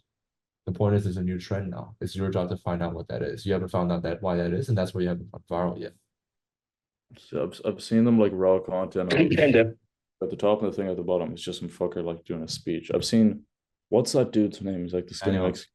Daniel Dallin. I don't know, but I've seen some Mexican dude. He like kind of started the trend. Sushi Bros. Sushi Bros. Sushi Bros, dude. Yeah, everybody was doing that shit. He looks like a monkey. Too. Is it the guy that looks like a monkey? Yeah, He's like an ape, bro. Yeah, it looks crazy, bro. I hope you're That's still a cool ways to make. Bro, he only makes 10K a month, you know. That's crazy, bro. Because he tries broadcasts. Wi-Fi pimp edition. Please don't do this because this will not easily make you 10K per month. We're gonna become digital pimps, but instead of pimping out OF. Okay, this one. This guy has struck gold. Sam Sulek could bring in over $100,000 per month if he did this one thing. 1.6 million followers on TikTok and 1.4 million subscribers on YouTube around fitness. And he's not selling anything. If he launched a business on the back end of his audience, he could instantly make 6 figures per month. And if you Cool. Nice hook. That idea is so fucking good because Sam Sulek was popping at the time. He was the biggest fucking influencer. Do you think it's mainly hooks? Like, I know there's more to it, but you think if it's just like good hook, then you're selling? Not only that, but you know. Hook is like 80% of the game. Yeah. Okay. Cool. My hooks are fucking answering. Sam Sulek has taken over social media by storm. He surpassed Andrew Tate in popularity and is only going to get bigger. Here's how we're going to take his account and transform it into a money-making machine under 30 seconds. Sam makes around 500,000. No, my concept's fucking cheeks. Jesus. But that look at this one. This is the best piece of advice you'll hear today. Making money online is so fucking easy if you do this one thing. Stop listening to all these gurus that are telling you to start a business. Starting a business with zero experience and skills is the dumbest thing you can do. Instead, learn one high-income skill and work for a business. You're way more likely to succeed because you're focusing all your efforts into one specific thing. I did this with appointment setting and made 7K in just 3 months. I made a full 21 video guide on how you can get started with appointment setting. Comment please, sir, and I'll send it to you for free. This is the Cool. Please, I saw sir. that Bro is fucked up. attracting Indians. Yeah, I tried the hell of Indians, bro. This is the Yeah, bro. That one. I got a shit ton of views. Okay. You know. If you're not getting views, it means you're just not looking at the right content and you're not stealing from the right people. That's Agreed. all it comes down to. All right. Some dudes I talk to, they're like, "Oh, your content's doing well for 70 followers," but like, I suppose, but like, you know. I mean, I don't want you to. Yeah, I don't like a lot of people try to blow smoke up your ass in this space. Yeah, fuck off, bro. You need to look out for that. Like, I remember back in the day, bro, people would be like, "Oh, you're doing so good," and then we'd get fucking whipped by just like, you know, attention or some shit. There's, you know, Google Trends. Do you think that's a good way to go about it? Nah. Just look let's look what goes viral on TikTok and Instagram. Don't overcomplicate it. Cool. I think you know what you need to do is just Yeah, just do it. bro. Yeah, just need to fucking do it, honestly. I think the biggest thing is I feel like the hook, you know, I can do that, but I feel really weird integrating setting into shit. Like I did one video where I completely ripped the if you could get unlimited lottery tickets, how many would you take or some shit like that. You know that one. I like that. And then it's like my lottery ticket was starting appointment setting. Like I don't know how to integrate setting into this shit. Bro, I feel like if you could take a minute every video with setting. Yeah. If every lottery ticket was free, you would take an unlimited amount of them. There is over 1,000, if not tens of thousands of opportunities to make money online, and yet you still haven't tried any. Every single strategy works, every single making money online method works. And one of the most simple and untapped side hustles is actually phone setting. So maybe don't say appointment setting because that's a coin term. That's a very common term. Maybe it's like phone texting or something. Come up with a unique like SDR setting or some shit. Peak interest, right? Peak interest. Now phone setting, you're 10 times more likely to actually achieve more money, whatever, blah, blah, blah, because you're focusing on one skill instead of creating a business. If you want a full in-depth breakdown, boom. Like that right there is a decent strat. It's not good at by any means, but it's much better than like the one that you just said. Do you want to see the one this is the one I posted if you want to take a look at it. I sent it in chat.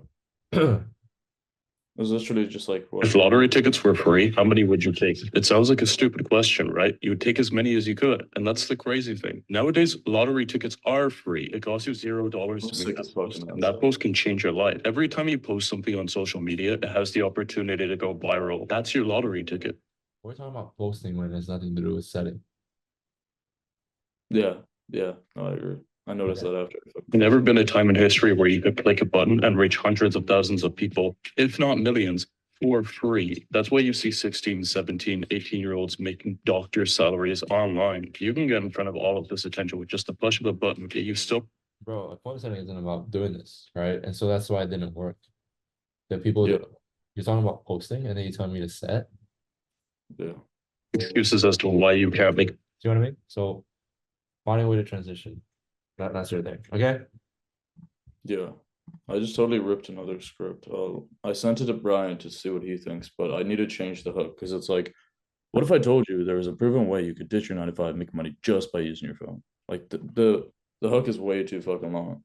Yeah. It should just be like, this is how I quit my fun fair job and now I make fucking money online or some shit. Right. Yeah. You I just could I play just do you around. should quit your fucking job and here's why, or here's how I did it. You could. I mean, just make sure it's already gone viral before, so you're not throwing darts in the dark. It did well for one of the setter coaches in the space. Like he's the only dude who posted it and it popped off for him. For Right. his standards anyway. Right. Yeah. I appreciate the help, dude. Dope, bro. Let's run it. Yeah. Yeah, you're gonna be at 10K a month fairly soon, so let's run it. Keep it up, and yeah, how are you finding everything so far? Everything's been good. It's juicy, bro. I think like well, I don't think, but next month I'll do 10 in cash. Because this month was in deals, but I have like 3K coming in next month. It was like another 7. Let's do it, bro. I start college in like 2 weeks, bro. Huh? You said what? I start college in 2 weeks. When do you start? Same. I started in 2 weeks as well. You excited? Fuck no, I'm gonna drop out. I swear I'm gonna drop out. I don't think I can do another month. Did you not like it? You're studying like marketing and shit, bro, right? Business. Yeah, I'll figure it out. I'll try to do something. I don't know. No, I'm doing computer science first year, so I think I could just get away with joining the labs and shit. But bro, yeah. All right, I'm gonna sleep, bro. I'm tired of shit. All right, take care of yourself. We'll talk soon. I appreciate your help, bro. Have See a you, good bro. night. Take care. Peace. Peace. Yo, what's going on, guys? Hope all of y'all are doing well. In this video, we're going to be going over the Consulting Mastery Notion dashboard, how you can navigate it, how to utilize it. It is a pretty complex system, but if you know how to use it efficiently, it is an absolute machine for your business. I built this out with all of my growth partner offers. They absolutely love this dashboard. And this is not just for you, it's for your sales team, it's for your content team, it's for anybody that works in your business, really. And so it's predominantly yours, but anyone else can use it in the team. All right, so let's go ahead and jump right into the laptop. As you can see here, CM Notion dashboard. You can change your logo, change it to whatever name you want. Doesn't really matter. When we give you your specific Notion dashboard, you're already gonna have your links here. We're gonna put it for you. We're gonna put your Slack, Twitter, and YouTube. And let's go down step like one by one and go through absolutely everything. And I'll explain this a bit later. So your offer, right? Your offer, this is where you give a quick breakdown on what you're actually offering. So in this situation, you want to give a quick breakdown of your life and how you got to this point. In this video, go over your life story, how you got into coaching, your purpose, and much more. This video is meant for your sales team to watch and be inspired and want to really set for you or close for you, okay? We have a video that actually goes through how to film this specific portion, so make sure to check that out in the Consulting Mastery video modules. Next, we have product market fit. This is what is going to help you actually find the perfect fit for your audience, because oftentimes we don't actually know what to sell to them, but we just assume, right? This is essentially going to guarantee that you get product market fit and will allow you to sell a high ticket product ranging anywhere from 4K to 8K. That's what the whole goal of this document is.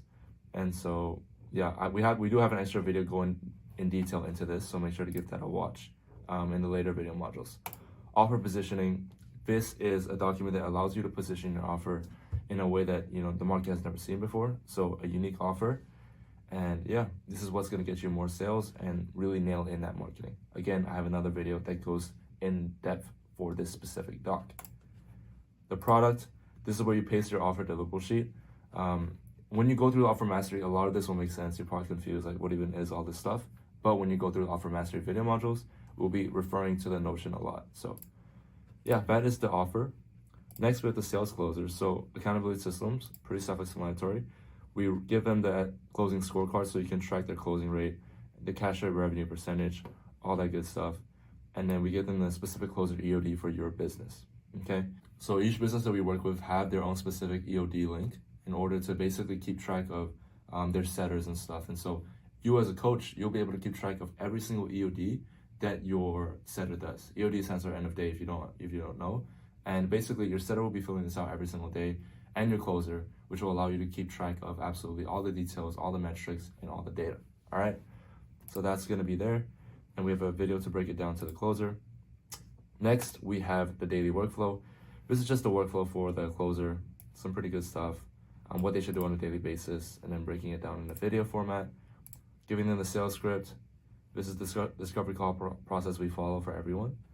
And yeah, it's pretty simple stuff. It's just a closing script that we have, and it works for every niche. Receiving payments, this is where you put the payment links for the offer. So let's say it's a PIF, then you put, maybe it's a $4,000 payment link on Stripe. Then maybe it's a 2,000 times 2.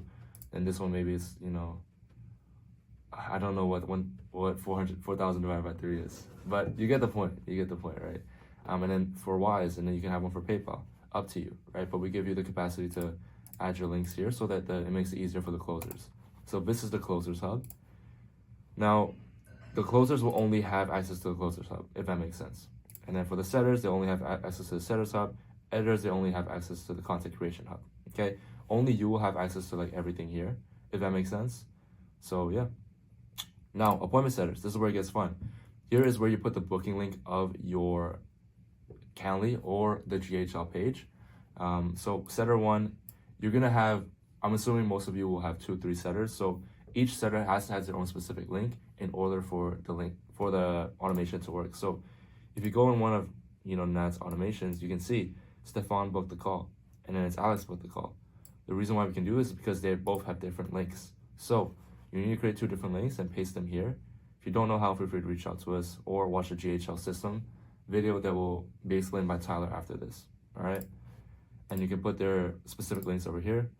This is a breakdown for the setters of a Notion, and then this is basically everything. This breaks down how they can communicate on Slack. This breaks down how they can actually stay accountable. This is their daily workflow that I recommend to all setters because it's very, very important that they're optimized. And then this is the scripts and the structures. This is where the real value is at. We give you specific scripts for your niche, and we tailor each script for your specific offer. All right. So when we eventually onboard you and when we change the script and everything, your setter will have a done for you script that is proven to work time and time again. This is the exact script that we use. If we change it, that means that it's gotten better. And yeah, we'll be changing it according to your niche and to your offer. And we have examples over here. We have example script, all that good stuff. Outbound, this is how we give them, this is how we teach them how to outbound. We have a video as usual. So you're gonna see there's a lot of videos that break down everything because sometimes text is not enough. Post-booking script, this is the post-booking report to make sure everything is good on their end. And we have a freebie script, inbound ads, you get the point. Just a lot of good stuff. You even have an upsell script over here. So all the scripts and structures are all here. DQ process, this is what happens when someone when you want to disqualify like a prospect because they don't have enough money, right? This is what the setters do. Setter process, this is what you do when you book a call in. And then setter resources. These are the resources that I give to the setters. So they get a free 21 video guide on appointment setting. They just have to fill in their email, full name, and phone number. They also get the link here in case this inline form doesn't work. It's pretty sick, I can't lie. It's pretty sick. So the setters get access to that only. Now editors, they get access to this. They get access to your content automation tool, all right? Now, the content automation system will help you create content like a machine, go through the video to understand how to navigate the system. This is another complex system inside, but once you get the hang of it, I'm telling you, this is a game changer. This was inspired by Devin Jatho, and so this is a video kind of breaking down how to actually use this automation system. Let's say you want to create a new reel. You can use one of the templates we have here. Let's say you want to have an authority figure. So you want to borrow interest from an authority. Then you can say, Alex Hormozy made 100 million last month. Here's how you can steal. Here's his business model down in 30 seconds. That's a borrow interest template, right? You get the point. We have different templates in there. And if you want to actually understand how this works, it's going to take too long for me to explain, so I filmed another video here, and this explains everything, okay? So we have the content automation, then we have the schedule. This is your reel sequence and your story sequence. This is what has worked time and time again. Again, we have videos that break down each of these Notion templates. So you may be wondering, what even is all this? I don't know what a value bomb is. I don't know what a personal story is. Don't worry, we break it down in the Consulting Mastery video modules, all right? But this is the schedule you should follow after you watch the Content Mastery videos, okay? So that's the schedule. Pin post, this is what you should pin. You need to treat your profile like a website. When they go in your account, there needs to be 3 pin posts that break down your service, who you are, and your content. So again, we have a video that breaks this down. Pretty good stuff. And then the call to actions. We give you freebie call to actions that work extremely well for your niche, okay? And yeah, that is the entire dashboard in terms of the business side. This is where it gets super fun. We're gonna be looking at the personal side. Oh my goodness. When I saw Tyler, who was my systems guy and the GHL guy, built out this Notion, I was so excited because I've never seen such in-depth Notion stuff. Like even the media dashboard is so cool, right? And you know, credit to Devin. He helped us he inspired us to create something like this. But the personal stuff is on another level. So we have a goal tracker, you know, we have a vision board. Honestly, this isn't really a vision board, but you know, put your favorite car, put the watch you want, put the family you want, put the house you want, put all that stuff, man. Imagine your dream life. So when you go in the goal tracker, you can look at your vision board and just be inspired, okay? Wealth, these are any goals that you have. So maybe it's make 10K a month, boom, you know, and then these are like the key results and everything. It's super cool. Let's say you want a new goal. Let's say maybe my goal is to hit 80 kg, all right? Boom, I can check the key results and all that stuff. And it's just so cool. So cool. I love it. And this is some way that you can track all your metrics and everything and all your goals. You can add goals for relationships. You can add goals for, you know, your spirituality. So you can put 8 out of 10, like what even is it? Is it 5, 4, whatever, right? And it's just really cool. And so the goals will pop up here, the key results will pop up here. And overall, it's just really fun. And you want to add new vision board, you can just go down here and add it, okay? Super cool stuff, very proud. And then over here, this is even cooler. If you thought the last one was cool, this is even cooler. So this is the bullet journal, and this, I'm telling you right now, I've been using this for probably like the last 2 months, and this has been a game changer in terms of making me more grateful for my business and kind of being more rooted in the present. Because as a business owner, you're always looking to scale up. What's the next move? You know, how do I get there faster, whatever. But, you know, you don't really appreciate where you're at right now. Where you're at right now is probably where you dreamt of being 3 months ago or 6 months ago, or maybe even a year ago, right? So the bullet journal allows you to stay rooted and stay grounded in the present. So let's say, you know, I want to do a bullet journal for today. What I'm going to do is I'm going to go ahead, add an item, and the template is automatically going to pop up, and we have our habits, right? You can change the habits accordingly to what you want, but these are the habits that we have. So meditate, cold shower, read, gym, and then the progress bar. It's basically there so let's say you check out 2, your progress bar is 50. You need to do another 2 more. So we keep you accountable in that sense. And then, yeah, we put the date automatically. And this is where it gets so cool. Today's intentions, the morning affirmations, what you're grateful for, what would make today great. So you fill this out at the start of every day, okay? You fill this out at the start of every day, and then towards the night, you say about the highlight of the day, 3 night affirmations, 3 things you're grateful for, what made today great. Just being grateful, man, it's so wholesome, you know? And you can go back and read, that's a great thing. Like, you can go back and read how you were, you know, on March 11th and all that stuff. It's just so cool. So definitely check this out. It's one of the coolest things that you'll see. And yeah, that is the bullet journal. Now, on to the fitness planner. This is the workout plans. You can put the plans that you want to do. And it's just really cool. Default workout template. We give you a workout guide, literally.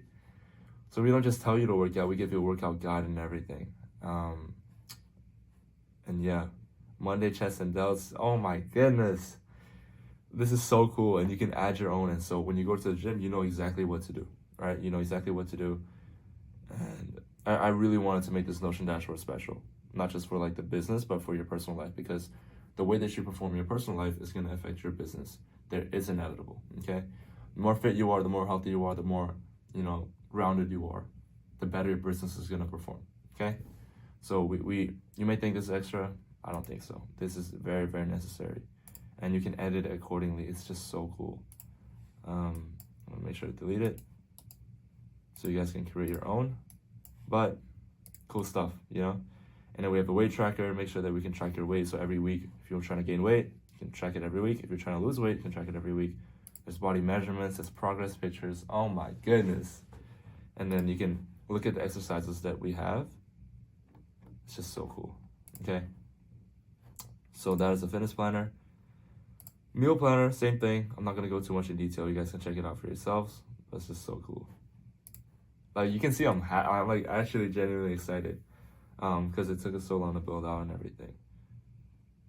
Bookshelf, so the books that you're reading. So again, you know, not just business stuff, personal, fitness, your knowledge, everything. Okay, and then the habits that you have. So, you know, whatever habits you want to focus on, you can put them here.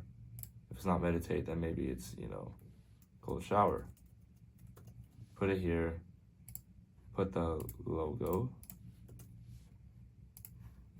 And boom. Now you have this. Okay? So that is the personal. And then notes. If you want any new notes, you just put it here. Whatever notes you want to do. Yeah. Pretty cool stuff. Do not delete the backend. Do not touch that at all. Your to-do list will be right here. So let's say you want to do film video modules, which I'm doing right now. It's in progress, so I'll move it over here. Boom. And then after I click end of this video right here, I'm gonna move it here. Boom. You know, and you have just a task list for you to do what you want to do. And then this is the same media tracker that you saw over here. And it's just really, really clean. Okay. So that is the entire CM Notion dashboard. I'm very, very excited for you guys to navigate it, kind of use it for yourself. And this is just going to really help elevate the business, your personal life, and just keep you accountable on all aspects of life. All right. I'm very, very excited for you guys to use this. We've been putting in a ton of work to make sure everything is perfect. And at this point, I think it is looking really, really good. There's everything you need to scale up. And this is the exact system that I built out for all of my clients as well. So hope you guys enjoyed this video. Hope you guys are actually excited to use this Notion dashboard. Each of you should already have your own dashboard by now. If not, feel free to reach out to us and we'll send you your individual copy with your links, with your business, with your edited scripts and everything. All right. With that being said, I hope you guys enjoyed this video and I'll see you guys in the next one. Peace. Ladies and gentlemen, welcome to the YouTube Masterclass. This video right here is highly requested. You guys are going to make a lot of money with this one. I'm going to be breaking down my entire YouTube system, how I go about getting the right ideas, how I go about filming, how I go about the post, filming process, literally the entire step-by-step process on how I've been able to film and create YouTube videos that generate me inbound leads and a ton of high-ticket sales. If you're in this program, chances are you've actually watched a few of my YouTube videos and you know that I've been able to change the way that you believe, change the way that you think, and that's why you're in this program ultimately, right? A lot of it is part of YouTube, it's part of long-form content, and I'll be teaching you how to literally indoctrinate your audience to believe in your solution and buy your program. That's what I'm going to teach you in this video, and a lot of what I'm going to teach is very practical advice, so make sure you get your note and pen out. I'm going to be going over my personal examples and everything, and so make sure you guys fully understand it, and let's get right to it, all right? So before we even dive into the YouTube, I want to give you guys a quick rundown on the content funnel. The content funnel is very, very simple, okay? You are going to go through, a lot of the other videos in this content masterclass, but the idea of the content funnel is very, very simple. People go through your IG, that's the main top of funnel, that's how you get a lot of traffic, and then they go to your YouTube, which is where they get nurtured, and then they go to your VSL, which is where they get even more nurtured, and by the time they watch your VSL, they'll book a call and it'll lead to a sale. That is the content funnel I want you to follow, and that is why I emphasize content so much in this entire program and this entire offer, okay? So I'll be going over kind of my old YouTube videos, what has been working for me and everything in this video. So the goal with this video is to help you build a ton of trust with your audience and shift their beliefs so that they want to work with you, okay? Now you may be thinking, why should I do YouTube?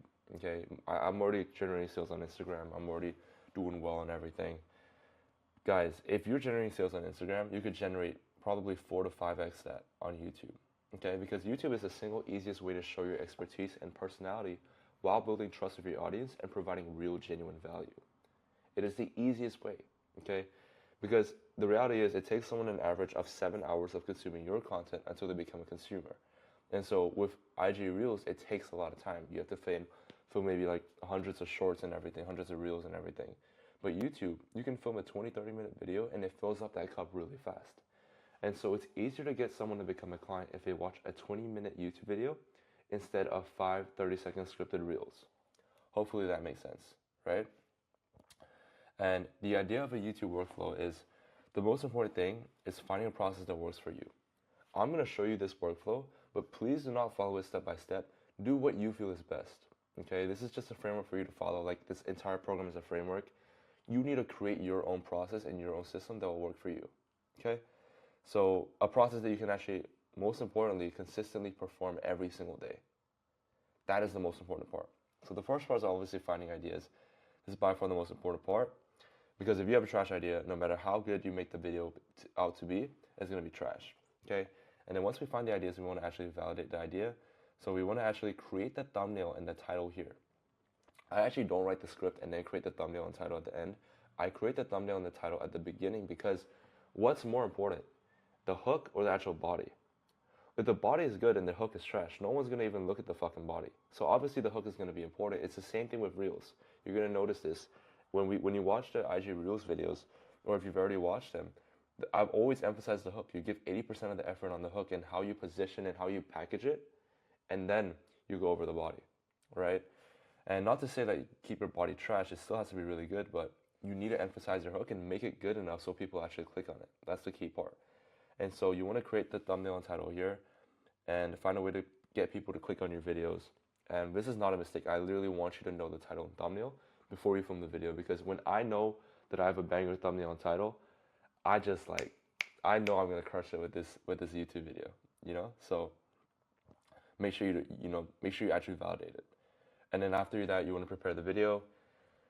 Having structure to follow allows your video to flow smoothly. Editing, I don't like crazy edits in my opinion. I like it raw, genuine, and just simple edits. In my opinion, and from my experience, that just what works best on YouTube. But again, find what works best for you. Your niche, if you already have an editor, cool. Maybe that's finding the editing style. But for me, it's just raw and genuine, okay? So let's go over how to actually find good ideas.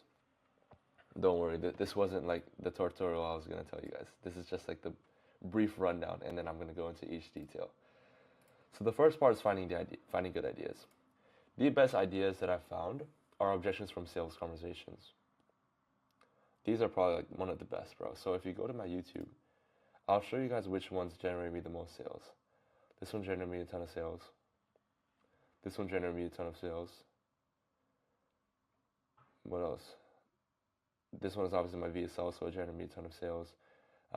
But you're gonna see that this one also generated me a ton of sales. So 1, 2, 3, 4, a few down there I'll show you as well. This one also generated me a ton of sales. So a lot of the video ideas I have are objections on the sales calls that I get, because if someone has an objection on a sales call, chances are they have that objection like while watching your content as well. Okay, so I actually try to watch these videos.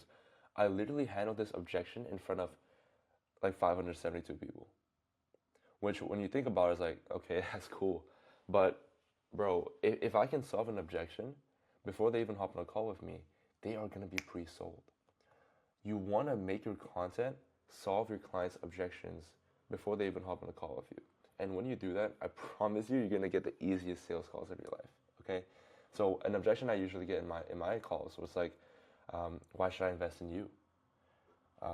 That's not common, sorry. They'd be like, why should I choose you instead of this other $300,000 per month guy? I answered that in this one, and it was a masterclass. Go ahead and watch it. People also have an objection like, oh, I don't believe in content. I put that here. People believe that they have to work 10-hour days. I handled that objection here. And so you kind of get the understanding that the best ideas come from objections, okay? So those are probably one of the best videos you can film to start off with. And then questions and challenges from clients. I like to have a note taker in all of my Zoom recordings and everything. And that note taker basically gives me ideas of what I can film. So let me actually show you. So I'm on the free plan because I'm cheap and everything. But yeah, I should probably get the paid one. But this is my note taker, and essentially I can come in here and I can specifically look for what questions are my clients asking, okay? And I can go ahead and like the key questions right now. See? These are some of the key questions, right? And I can go to my read.ai and I can just look at the questions and stuff. So let's say this one, if I go in here and I look at the key questions, I can know what questions my clients are asking me and I can answer them. If I'm getting like 2 to 3 guys asking me the same question, I'm gonna film a YouTube video on it. I'm gonna film a YouTube video on it, you know? And Re.ai makes it extremely simple. If you guys want to use my affiliate link, I got you. But you can use the free option for now, like me, and just kind of get the hang of it and everything. And yeah, that's really, really cool. And the content that inspires me, if I watch a piece of content and inspires me, I like to save it, I like to recreate it. And something that inspired me the other day was a week in the life. And so that's what I created. And then content I disagree with. So I'm actually filming a new video on why school and low ticket communities are trash. I'm gonna film content like that. And then reflecting on my journey, mistakes, lessons, things I wish I knew, whatever like that. Content in your niche that's viral or trendy. Again, this is kind of trendy right now. And yeah, you can kind of just look at my page and get some inspiration.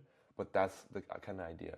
You just want to kind of have a rough idea on how to actually find good ideas, and then you validate them, which is the more important part. So again, you don't have to follow it step by step. It's just a framework to follow.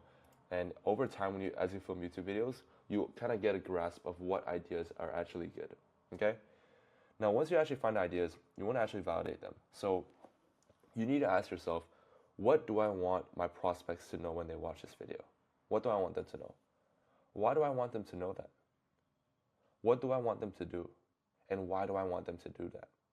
Right? And when you can answer all 4, then that's a good YouTube video. And so this recent video I filmed, it's about, you know, choosing the right mentor and choosing a mentor that's 2 to 3 steps ahead of you instead of choosing a mentor that's like 10 steps ahead of you at $500K per month.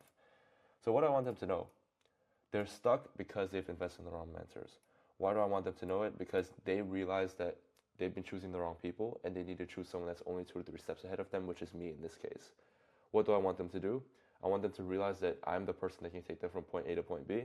What do I want them to do it? Because I want to make money and I want to make sales. That's how simple it is. And so I can answer all 4 questions super easily, and that's how I know it's a great idea.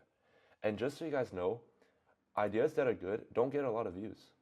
They get a lot of sales. The success of your YouTube channel is not dependent on how many views you get. Like bro, I don't get a lot of views, right? I don't get a lot of views. But these are people that are in my niche and that have my pain point that I'm looking for and want to work with me. These are guys that I'm speaking directly to and they feel resonance. They feel me talking to them.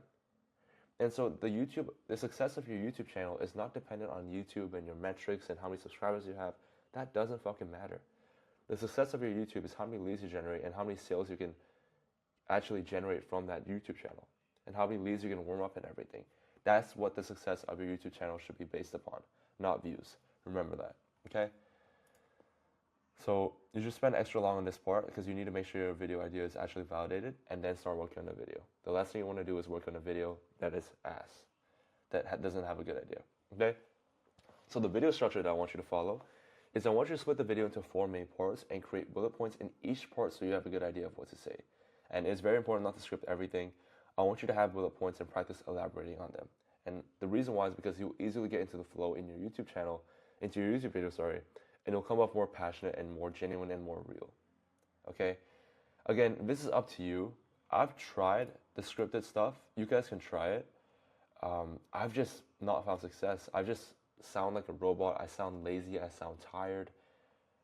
And I just like it when I have bullet points and I can elaborate and I can express myself and I'm genuine and I can flow.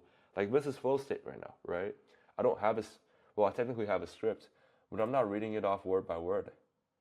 Except when I'm like reading it, you know, like I'm saying like right now, it's just like, you know, me talking and stuff. This is part of being genuine. People don't want you to read off a script. People want to know your personality and your story. And the best way to do that is by just having bullet points and just elaborating off of that in your YouTube videos, okay?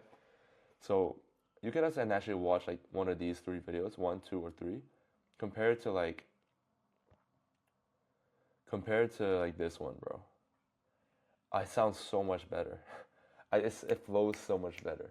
And people just resonate more and get more inbounds. And it's like, bro, if you want to get someone to watch a 20-minute video, you have to like actually be enthusiastic. You know, you can't just sit there and like read a script, and just be monotone the whole time. You need to actually be energetic, show energy, have tonality, and everything like that, okay? So here's the video structure I want you to follow. What is it? You want to reconfirm the title and thumbnail here and make them stay. Tell them exactly what they'll get in this video. And then you want to go over why is it important. Why is this important to them? What would this help them do? And then you want to answer, why should they listen to you? You want to state your credibility. There are hundreds of people that say the exact same topic or have a similar YouTube video to you. Why should they listen to you? So if you notice in a lot of my YouTube videos, I'm just going to say like, you know, I'm going to reconfirm the title. I'm going to tell them exactly what they'll get. And then I say like, and by the way, just so you know, I'm not talking out of my ass. My name is Sue. I've worked with over 100 clients. I've generated more than $1.5 million in client revenue. And this is by far the best funnel that I've seen work. Boom. Instant credibility. I don't sound like an asshole, but I get the point across and they should listen to me. All right? And then how does this work? So you don't jump into, a big mistake I see a lot of you guys make is you jump into it straight away. No. You want to like get them to realize why is it important for them to listen in the first place. Okay? And why should they listen to you? And then how does this work? Okay? So you break down how it works. Excuse me. Integrate stories and your personal experience throughout.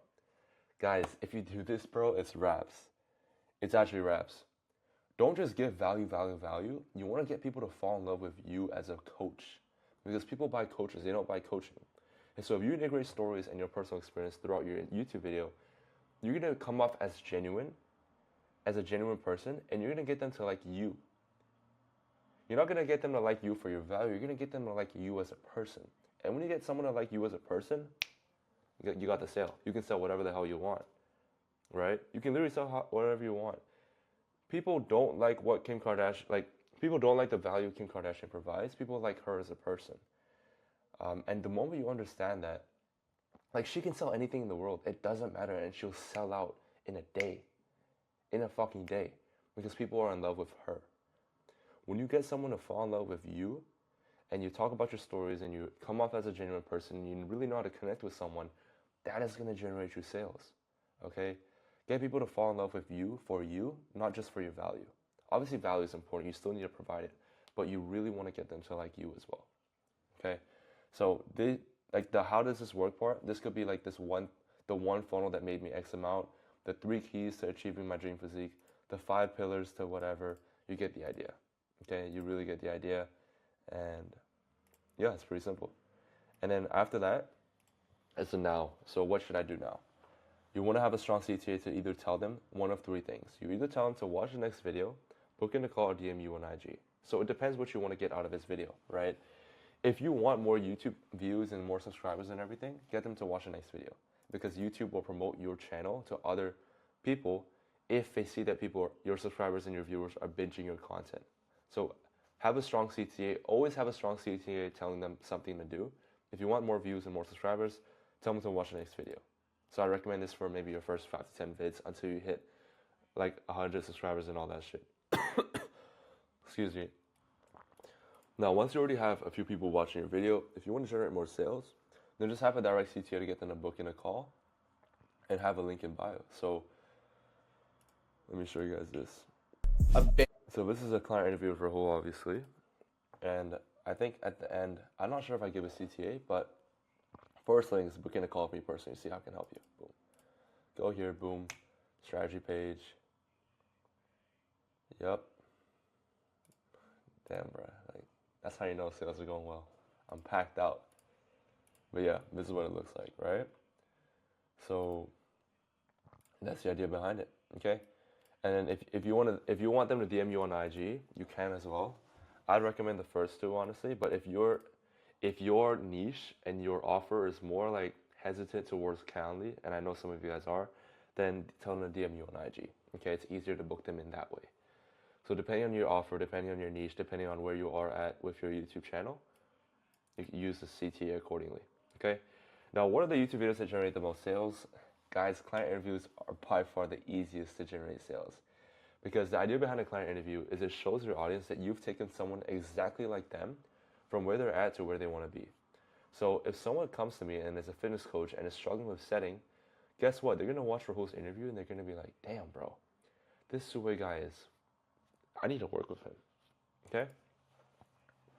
And then if someone like, you know, who is it, Patrick, if someone doesn't know how to charge higher ticket and is charging $500 to $1,000, and they see that I've helped Patrick charge 4K in like 30 days and 8x his business in 30 days, they're gonna click it.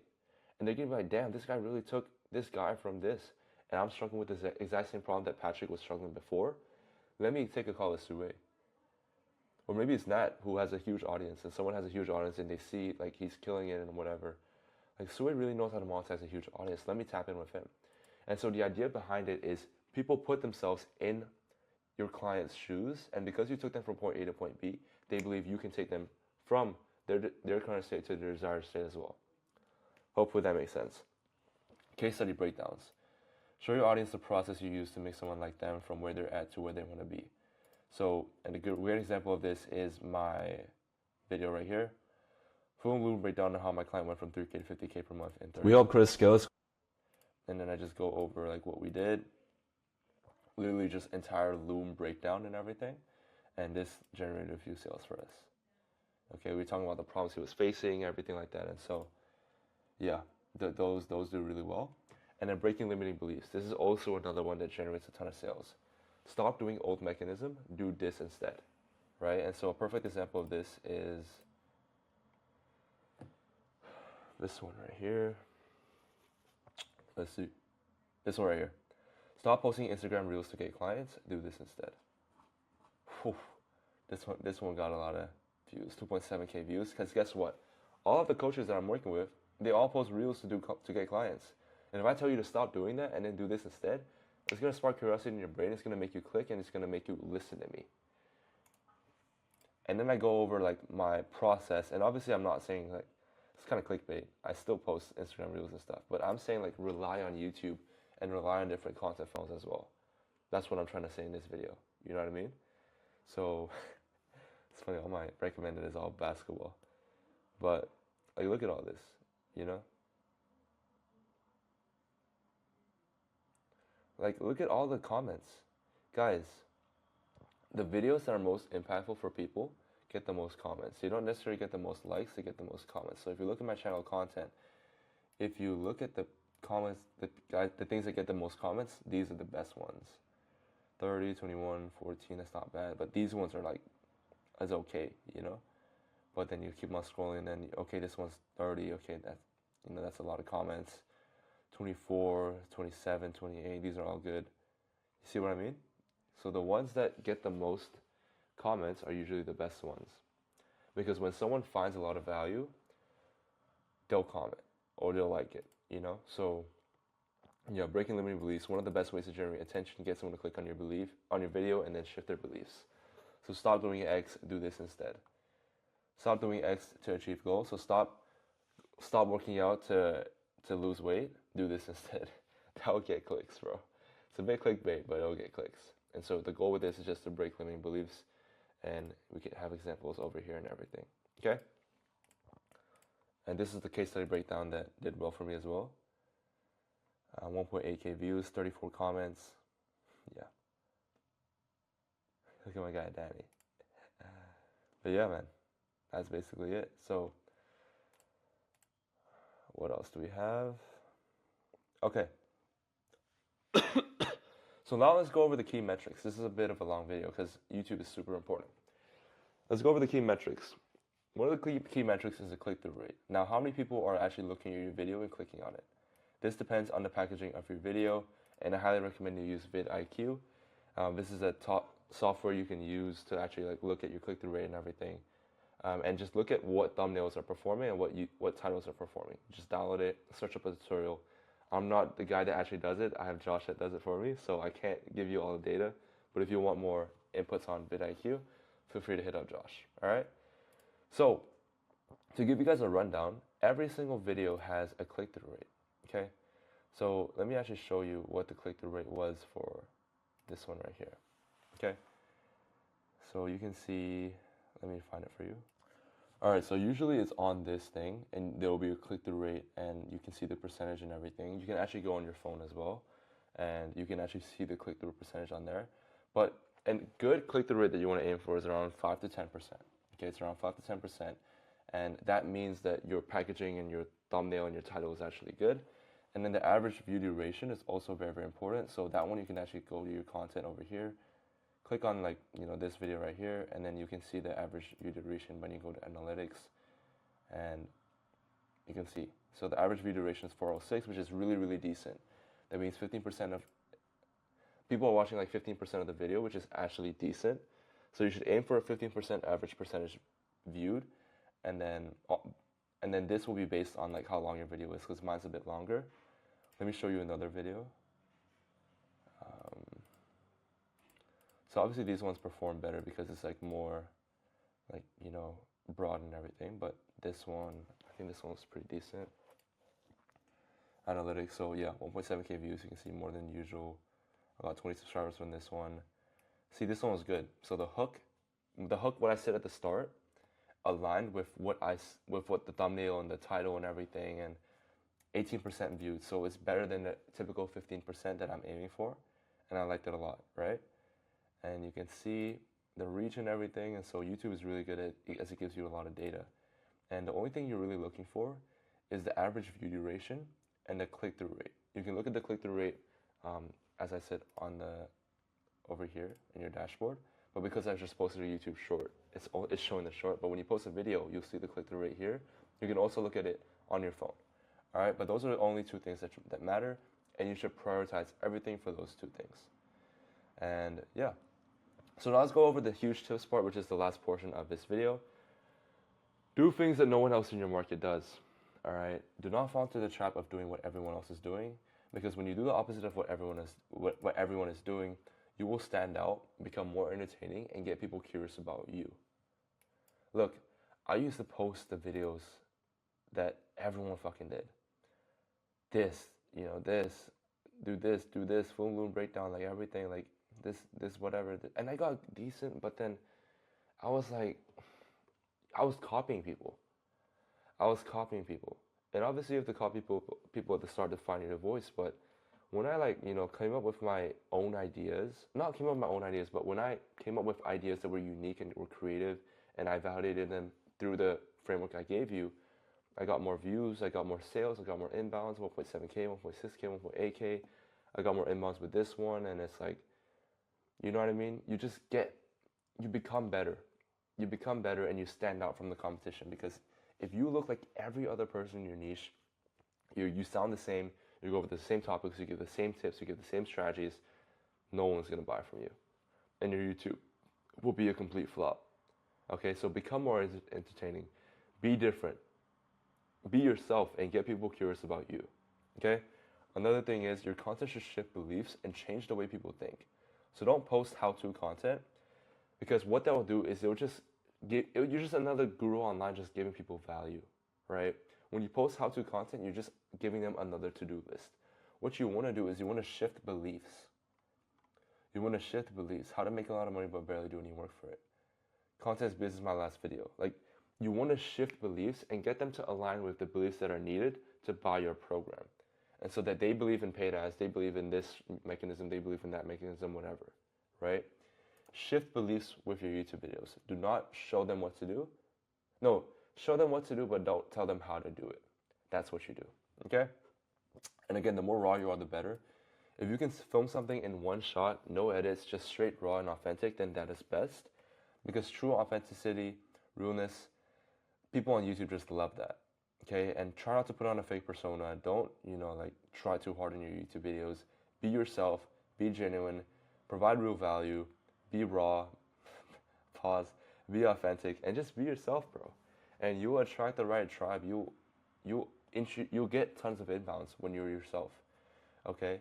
And that is everything I want to cover in this YouTube video, in this video covering YouTube. I've been doing this for a minute. I posted 73 videos. This is what works for me, okay? Now, you may find that scripted content works for you. You may find that different things work for you, whatever. Like, sure, go ahead. But this is what works for me. I recommend using this as a framework to follow and then eventually finding your own voice, because that's ultimately the most important thing, okay? But hopefully this video was valuable for you. You're going to go, now after this video, you're going to go ahead and watch the IG Reels and everything. And just so you guys know, there is no one superior channel. As I showed you in the first part of this video, everything bounces off of each other. It's IG Reels, and then YouTube, and then the VSL, and then the book call, right? So you can have the YouTube, but if your IG Reels is trash, then you're not fully utilizing it. So make sure you're not just, like fully focusing on one, if that makes sense. Everything bounces off of each other, and make sure you're really, really putting effort to make the best quality videos out there. And again, the better you are at content, the more sales you'll make, the more inbounds you'll make. So really, really spend time researching, learning, seeing what's working in your market, and then just taking it that way. All right. Hope you guys found value in this video. And if you guys have any questions, feel free to reach out. If not, I'll see you guys in the next video. Peace.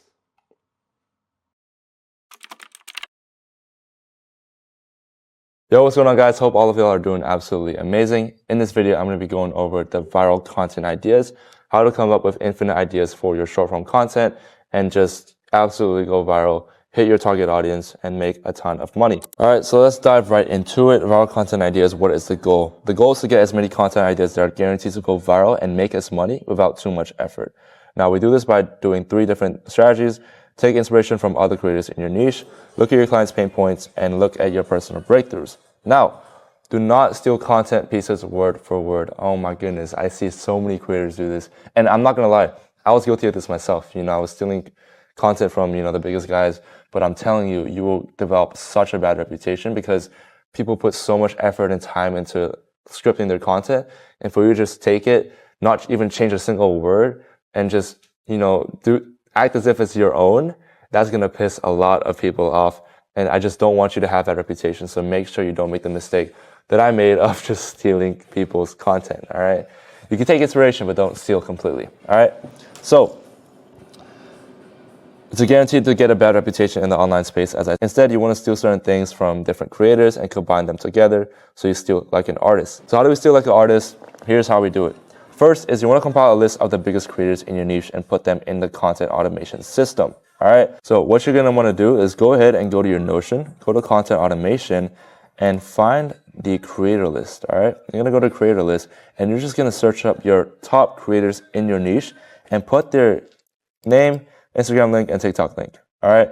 And what you're going to do is you're just going to compile a ton of these guys, maybe 10 to 20, even 30, however much you want to do. All right. And you want to scroll on their Reels tab and copy and paste the links of the videos that are most viral.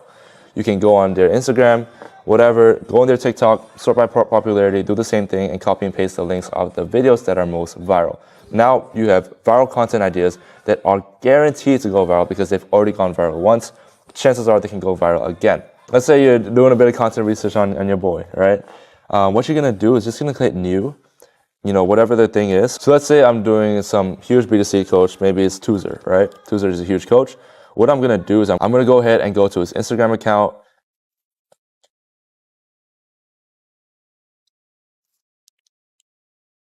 And once I'm here, I'm going to find the most viral videos. Boom. Instant outlier, Taylor Swift. Let's check it out. Privacy has been breached. There are people making AI clones of Taylor Swift to use for unusual purposes. Whoever's doing this is probably going to disappear off the face of the earth. But okay, beautiful ass hook. That is a great content idea, right? That hook could be a content idea in itself because she's going viral over the Super Bowl. I actually commented on this and I got absolutely roasted. Look at this, bro. And you're the guy that already has money. Oh my goodness. Let me just get some free sauce, bro. Like, oh, I don't know what's going on. I got 34 likes for just, commenting a keyword, bro. Oh my gosh. But yeah, I just got flamed on that one. Can't even get free value no more. But, so yeah, I'm going to copy that and I'm going to go here. I'm going to have T-Swift hook. Now, if we watch longer, then we can get an actual good understanding of what it is. But let's watch longer a bit. Privacy has been breached. There are people making AI clones of Taylor Swift to use for unusual purposes. Whoever's doing this is probably going to disappear off the face of the earth. But there's a way that you can use this technology legally to make $20,000 per month. So it's AI. Okay, cool. So now that it's AI, so T-Swift hook, and I'm going to put the topic as, you can create your own topic, create AI, boom, video link. And now you have inspiration that you can keep on, finding another viral idea, So scroll down, because it's an outlier, he averages around 200K views-ish. Boom, outlier. In my 20s, I'm making 7 figures per year. Holy, good ass hook, right? That's another one. Boom. So you want to do this and you just want to fill out your creator list. And then when you're actually filming or when you're actually like scripting and everything, you can go here and you can put your draft, whatever. And if you run out of ideas, you can go to your content ideas and boom, T-Swift hook. You have the reel here. You can put it on Descript, and I'll go through the next steps. Actually get the script, and that's a great way for you to have all your content ideas stored in one place, okay? So after you actually get the link, you want to go to Descript and copy and paste that link. It'll give you the script word for word. Now, when you're actually scripting the content, do not copy it word for word. Please take your favorite parts, and now you have the viral idea and the structure. So my favorite part about that Taylor Swift video from Toozer was the hook. You know, that was a huge story, and I think the Chiefs just won the Super Bowl, and so everyone was talking about Taylor Swift, and then this huge case happened, and so he capitalized on that. He brought that attention on Taylor Swift into his, AI stuff and, making money online, whatever. Beautiful idea, and I would leverage the hell out of that. So now you have the hook, now you have the script. You want to, take your favorite parts of it and then use our video templates and copy and paste your favorite parts of the reel in each video structure. Boom. That's how you're going to get infinite content ideas with creators. This is the main form that I use when I was building my personal brand, and this works like magic. Next one, we're going to go over the client pain points. How can we actually leverage our client pain points to build a ton of content ideas that will go viral? So on our Notion automation system, you want to write down every single problem your client faces. Now, provide the solution next to each problem and see which has the most actionable and effective solution. Now, what I mean by this is you can solve it fast. You can do as little steps as possible and solve it fast. That's what you want to do. You want to make it a step-by-step process, but easy enough to allow people to actually want to do it. So, you can say, yeah, make $1 million, but you don't want to have that as a hook or as a video idea because there's so many steps to that thing. But if you say make 10K, Toozer does it so well, he does the 4-step process and he gives you the exact, step-by-step process that you can implement in 24 hours and achieve a result. That is why he's so good at what he does, okay? Now, you do not want to be too specific. You have to solve a problem that a lot of people face, not just your specific client. So, for example, a lot of people struggling with eating enough calories, but not everyone struggles with finding foods to help with their post-pregnancy, right? If you're a fitness coach for post-pregnancy moms or whatever, don't talk about that, because you're going to attract like 200 views. You're not going to get any views. But if you talk about the fact that people struggle with eating their calories or women struggle with eating their calories, and you tell them the step-by-step process on how to do that, indirectly, you're going to attract pregnant moms that want to watch your video because they still fit under that audience. But so do the other women that are not pregnant and are looking to eat enough calories. Hopefully that makes sense. You're essentially targeting a bigger field of people, but your ideal client is one part of that field. You can't just target that one part because not a lot of people will watch it. You need to target the whole field. And in the process of doing so, you target your ideal clients.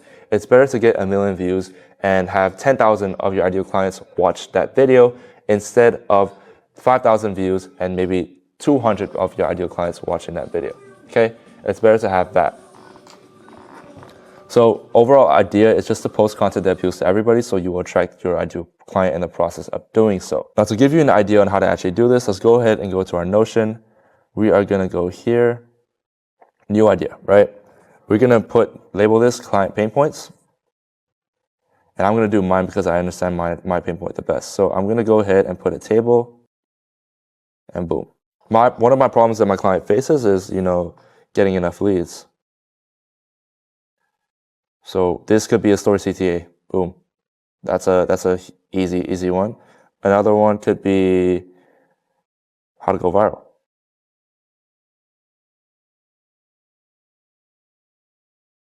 Okay. Another one could be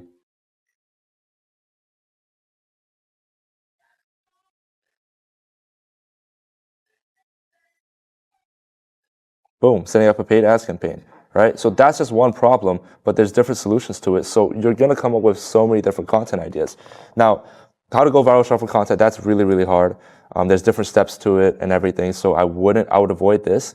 But a story CTA is extremely easy. You teach them what to post on their story and it's fast, it's actionable, they can do it in 24 hours, they can probably experience a result. That is a great content idea, right? Setting up a paid campaign, that's like 4 steps. It's also very, very easy. So, that's a content idea. So another one is booking enough calls. I could give them the appointment setting framework. Boom. Or booking enough calls. Could be hiring a setter. What is my process of hiring a setter? And I can explain it very, very simply, right? And then I can have extension of value to get more detail. That's a great content idea. So you get the idea. You just want to list out pain points that your client has, problems that your client has, and just list out like a ton of solutions. You can have different solutions for each one, like how I have here, and just figure out what's short, what's actionable, and what can I actually put into a 40, 50-second video. So that is the client pain points. Last one is the personal breakthroughs, all right? Look back at your past week or month and ask yourself, what are the biggest lessons you've learned?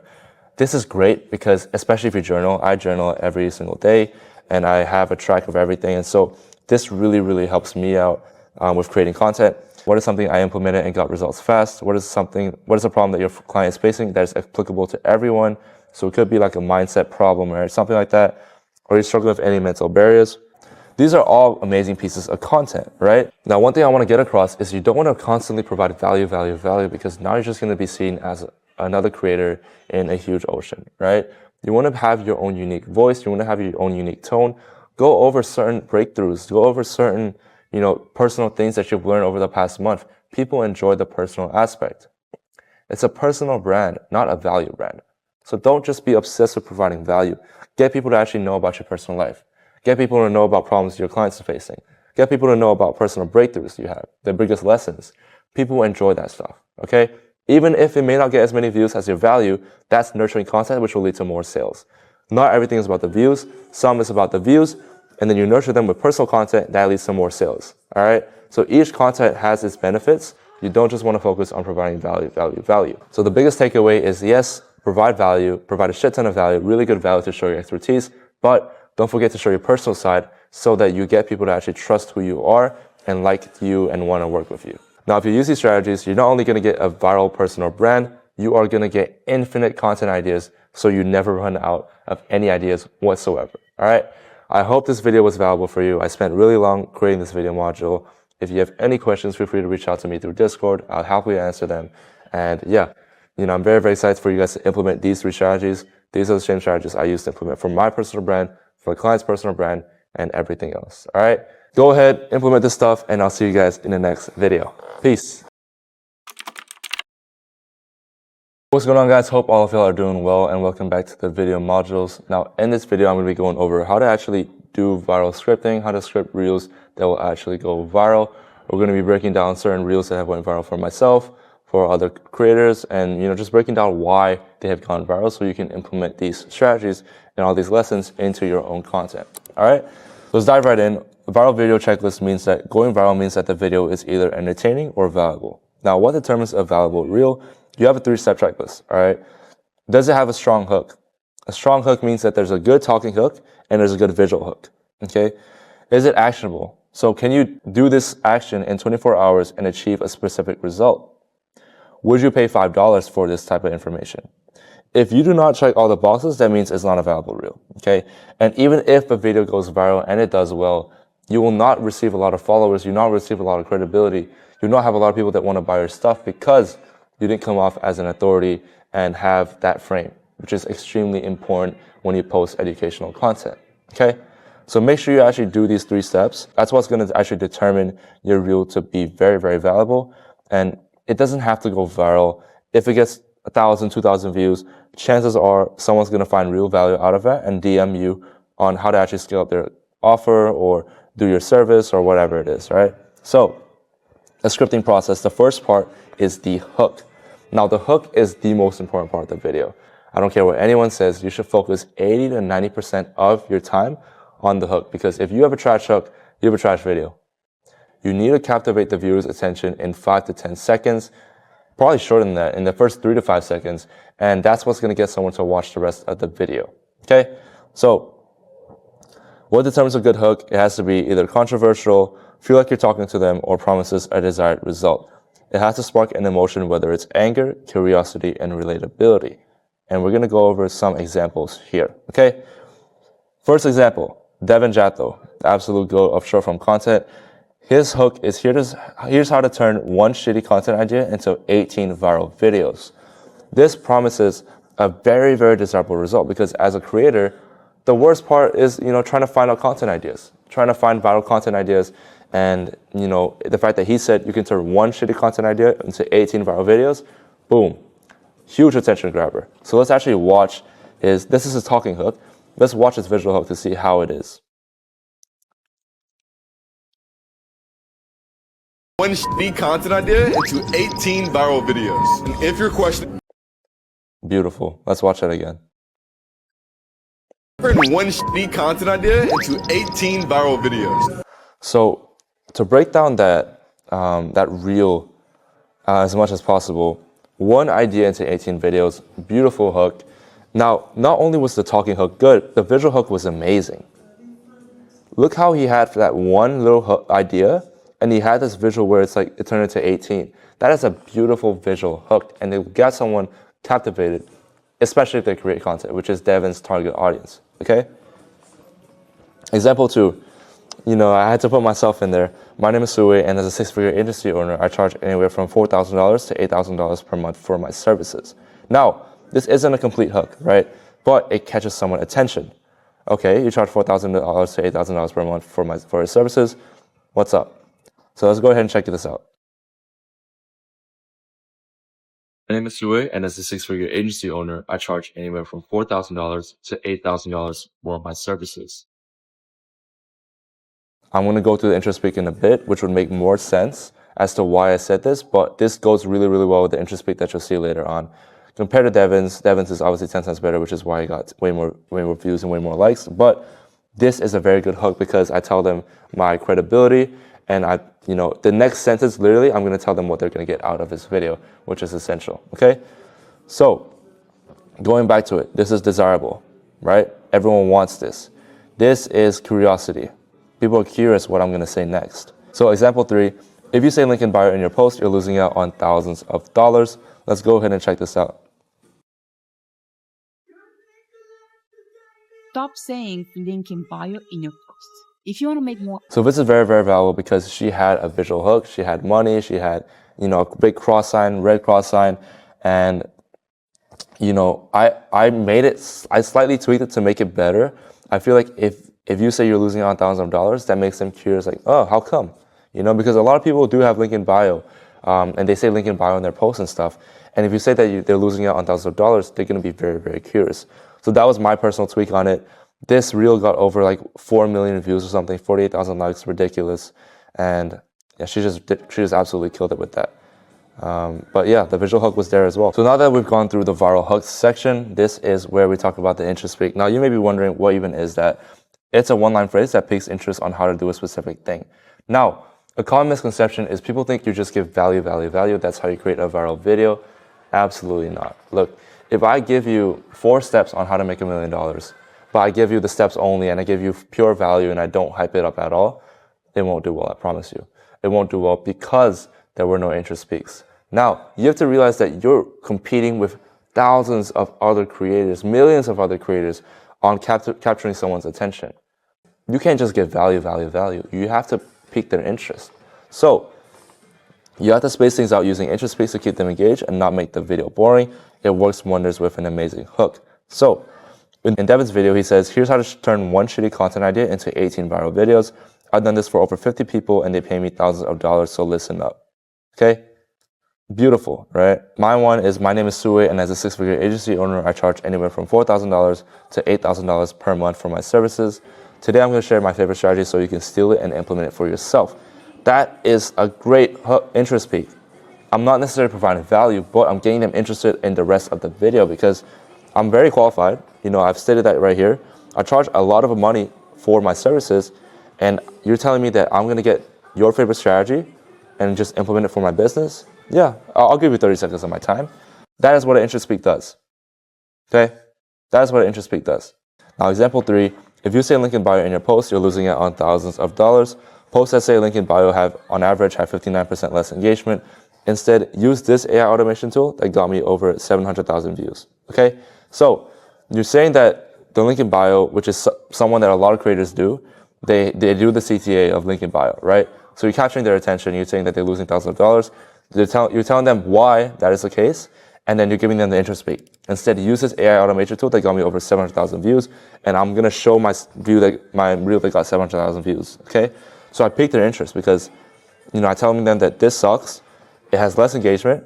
Instead, use this thing that got me 700,000 views. So now they're gonna wanna use this AI automation tool instead of the link in bio. That's an interest peak. It gets them to wanna watch the whole video to figure out what you're talking about. So after we've gone through with the entire, the hook and the interest peak, we wanna provide the solution without making it boring. The simple answer to provide a solution without making it boring is to get through step-by-step videos. Get them to watch the actual first 2 steps, and I promise you, if you do that well, you use the right amount of interest peaks, they'll watch the full thing. So you want to combine the solution with interest peaks, and now you have a viral video with high watch time. Let's go over some scripts that did really well for me. This guy makes over $200,000 every single month, and he does this without being pushy or salesy. We're going to see his 3-step sales process so you can implement it for your business. Okay, hook. This guy makes $200K every single month. People are going to be like, how? And he does it without being pushy or salesy. So my target audience is coaches, business owners. Everyone knows that if you want to make more money, you have to run CTAs. You have to be somewhat pushy, somewhat salesy. But I say he does it without being pushy or salesy. And so that's an interest peak. Boom. I capture your attention as a coach. You want to learn how to make a lot of money without being pushy or salesy. We're going to see this 3-step sales process together so you can implement it for your business. Another interest peak, picking the interest even more so that people watch to the end. Step 1, understand why it's working for them. He posts step-by-step videos showing you the exact tutorial on how to start a store. The goal of your content is to help your ideal clients solve the first problem they encounter. Because the Tuesday does this extremely well, people will follow in for more value. So this is just the value phase, right? Step 2, use call to actions. Tuesday uses 2 to 3 CTS and sends free resources to people that comment a keyword. This gets him to go viral every single time while nurturing his potential customers with his freebie. That is an interest hook, right? It's not providing value, it's just explaining and piquing interest. Run this exact CTA and this ManyChat automation to your audience. So I show them a visual of the CTA and the ManyChat automation, and then I tell them to comment chat, and I'll send the CTA and automation to you for free. Step 3, hire appointment setters. Tuesday has over 20 appointment setters that are in his DMs. They take over the conversation and convert leads that want a freebie into book calls. Use this exact script to convert freebies into book calls. So it's a bit repetitive at the end. I would delete the last part. Use this exact script to make a shit ton of money, something like that. If you like this video, save it and drop a follow for more. So I have 1 CTA, 2 CTA, and just provide a ton of value, had the right amount of interest peaks. Had a bit less, to be honest, here. I could have added a few more interest peaks to make the video better, but overall structure is really, really good. Another one, here's how you can steal your competitors' customers to make more money. Great hook, right? Because everyone wants to steal the competitors. Everyone's competing in the business owner space. So if you and your competitors sell the exact same things, you have to stand out. And no, it's not by running ads, doing outreach, or any of that. So right here, I'm doing an interest peak. Everyone thinks it's about running ads, right? Everyone thinks it's about doing outreach. I tell them it's not. So now they're curious, like, okay, how do I even do that then? Then you tell them it's by storytelling and being more vulnerable. You're explaining, but you're not giving a lot of context. And then you're piquing their interest, right? How do you storytell and how do you be more vulnerable? Here's the 4-step process I took to generate over $700,000 for my clients. Another crazy interest peak. How the hell did this guy generate $700K for his clients in 4 steps? First step, understand human nature, value. People don't buy coaching programs, they buy coaches that they like, which leads to the second step. You need to tell stories about failures, pains, just going over the stuff. People bond over insecurities, and if you make them realize you have the same exact insecurities they're having right now, they will buy from you. Interest peak. Third, this is the most important part. That's a great interest peak. Craft a YouTube video to really hit the home run. You won't be able to build trust with a 30-second video, so you need what's called a video sales letter to do that. Use this exact structure to build your own VSL. So realize how it's not just value. There's a lot of interest peaks. There is a lot of visual value. I tell them to pause, and that gets them to like stay on the video longer. You want to increase the watch time, and if someone pauses the video and sits there and reads what's on the video, that increases the watch time. That gets them to stay for an extra 20 seconds, which is extremely important. And then at the end, I say, if you want to use my VSL as a guide, comment the word video and then send it over to you. They're going to want to do it because they're going to want to learn how I'm able to generate 700K for my clients and hit the home run with a VSL, and they're going to want some context, all right? So this is a great reel. You know, very, very simple, great hook, great interest peaks, great value, great CTA.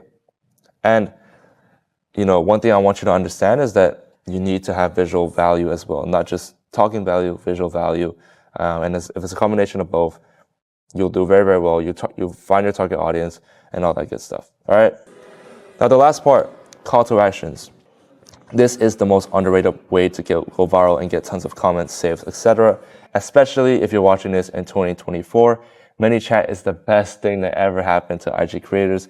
I personally generated over 20,000 followers in the last 2 weeks with ManyChat alone.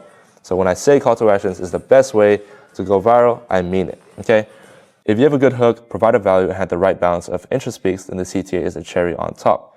It'll increase the chances of you going viral. It'll increase the chances of someone saving your video, someone commenting by 10x, and I'm not exaggerating when I say this, okay? A CTA should always be an extension of value. So if you aren't getting people to actually do your CTA, then you just aren't providing enough value. That's what it comes down to. And so I have a few favorite CTAs, and there's a way to actually structure them, and I'm going to go through them right now. Here's a template. I filmed a 10-minute video showing you how I achieve desirable goal with solution, comment free, and I'll send it to your DMs. So I filmed a 20-minute video breaking down how I made $12,000 with this exact sales funnel, comment free, and I'll send it right to your DMs.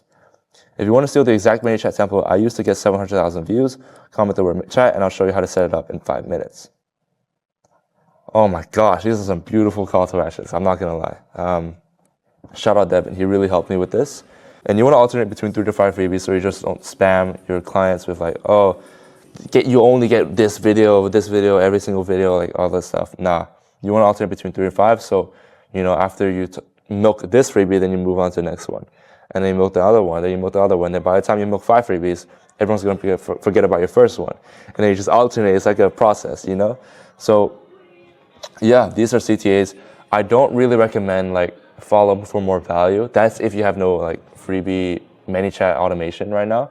But yeah, I highly suggest you leverage ManyChat to really, really go viral. And especially if you provide the right amount of value, they're going to want an extension of the short form, which is in the long form format. So now you understand the general structure of these viral talking head videos. I want you to go to the content automation system and practice them with our templates and share them in the Discord to chat.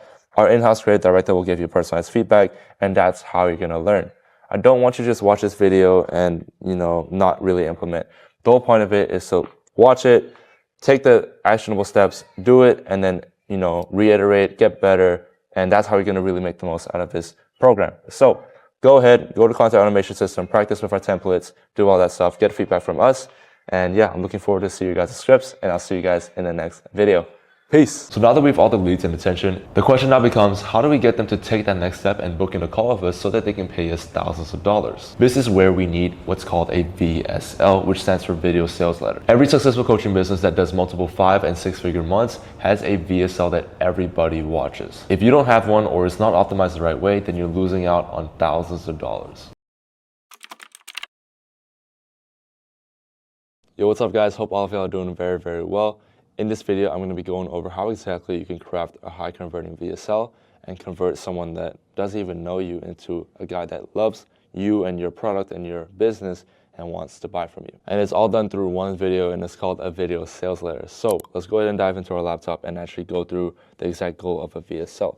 Now the goal is to actually nurture the prospects to buy our program by educating them and getting them to like you before they even hop on a call. Now, literally everybody must watch this video. If a client has gone to your account or a prospect has gone through your account, I want them to watch this video, okay? So this needs to be done flawlessly. It needs to be done perfectly. And I promise you, if you make a good VSL, you will literally probably even double your revenue. I'm not kidding. Because think about it like this. Imagine you don't have a VSL. So they're consuming your short form content, whatever it is, and then they book a call with you. And, you know, they text you in the DMs, and then they hop on the call, and then you tell them to pay you $4K. Bruh, you know, like, come on, man. You can do so much better than that. Yes, you can convert a few people, but imagine in the actual sales process, let's say you book them in for a call, and you get them to watch the VSL. They watch a 20-30-minute video of you going over your life story, your life's purpose, your business purpose, why you started this company, your client results you've had in the past, your step-by-step process. How much easier would that be to sell? You know, that does 80% of the heavy lifting for you. The closing call could just be you sending the payment. Okay, don't do that, but you get the point, right? The VSL does 90% of the hard work, and you don't have to do all the hard work on the sales call, all that convincing, all the objection handling, because that is done in the VSL, okay? I want you to really, really pay attention to this, because this is probably gonna be one of the most important sales assets that you create in your entire business, and you're gonna run every single person that goes in your account into this VSL, okay? So, warning, do not sell the process of your product, okay? Everyone gets this part wrong. If you sell the process of your product, you're like any other person, you're commoditized. But if you sell the idea of them working with you, then that's gonna get you to stand out from everyone else. And to actually sell the idea of them working with you, how can you portray your story so that they can actually bond with you over their insecurity and fears? How can you make it so that they wanna work with you and only you, okay? You do that by getting them to like you and your story and bond over insecurities. Human nature is all about finding similarities between each other and bonding over that. And so 70% of the VSL should be talking about you and your story. And yeah, that's just the main thing, all right? We're gonna go through the example VSLs after I go through the structure so that you understand, and then you can notice why I did certain things here, why I did certain things there, all that good stuff, all right? Now the structure of the VSL. The hook is the most important part of the VSL because it determines how many people will actually watch to the end. And if you do this right, your retention rate will be much higher. So what I want you to do is forget the idea of crafting a super valuable VSL. Focus a lot of time on perfecting the hook. Because if you can call out someone and call out exactly what they're feeling and their thoughts and their doubts and everything in the first 2 minutes, I promise you're gonna get them hooked to watch the full video, right? So the call out is, if you're interested in achieving desired income without this pain point, this pain point, this pain point, I made this for you. Here's how I achieved this outcome without this pain point, this pain point, this pain point. Here's how anyone can achieve this desired outcome without this pain point, this pain point, this pain point. So in regards to the pain point, you just want to go over what exactly they're really, struggling with. So let's say it's a business, right? I'm saying like, here's how I'll help my client achieve 45K in 24 days without taking a single sales call, without being in the trenches, and without another thing. I can't think right now. But those are really big pain points because no one wants to take sales calls, no one wants to be in the trenches and do appointment setting. And yeah, I just called them out exactly, and it caught their interest straight away because it's a desired result and then something that they're used to doing, but you're not doing that. So you're unique now, right?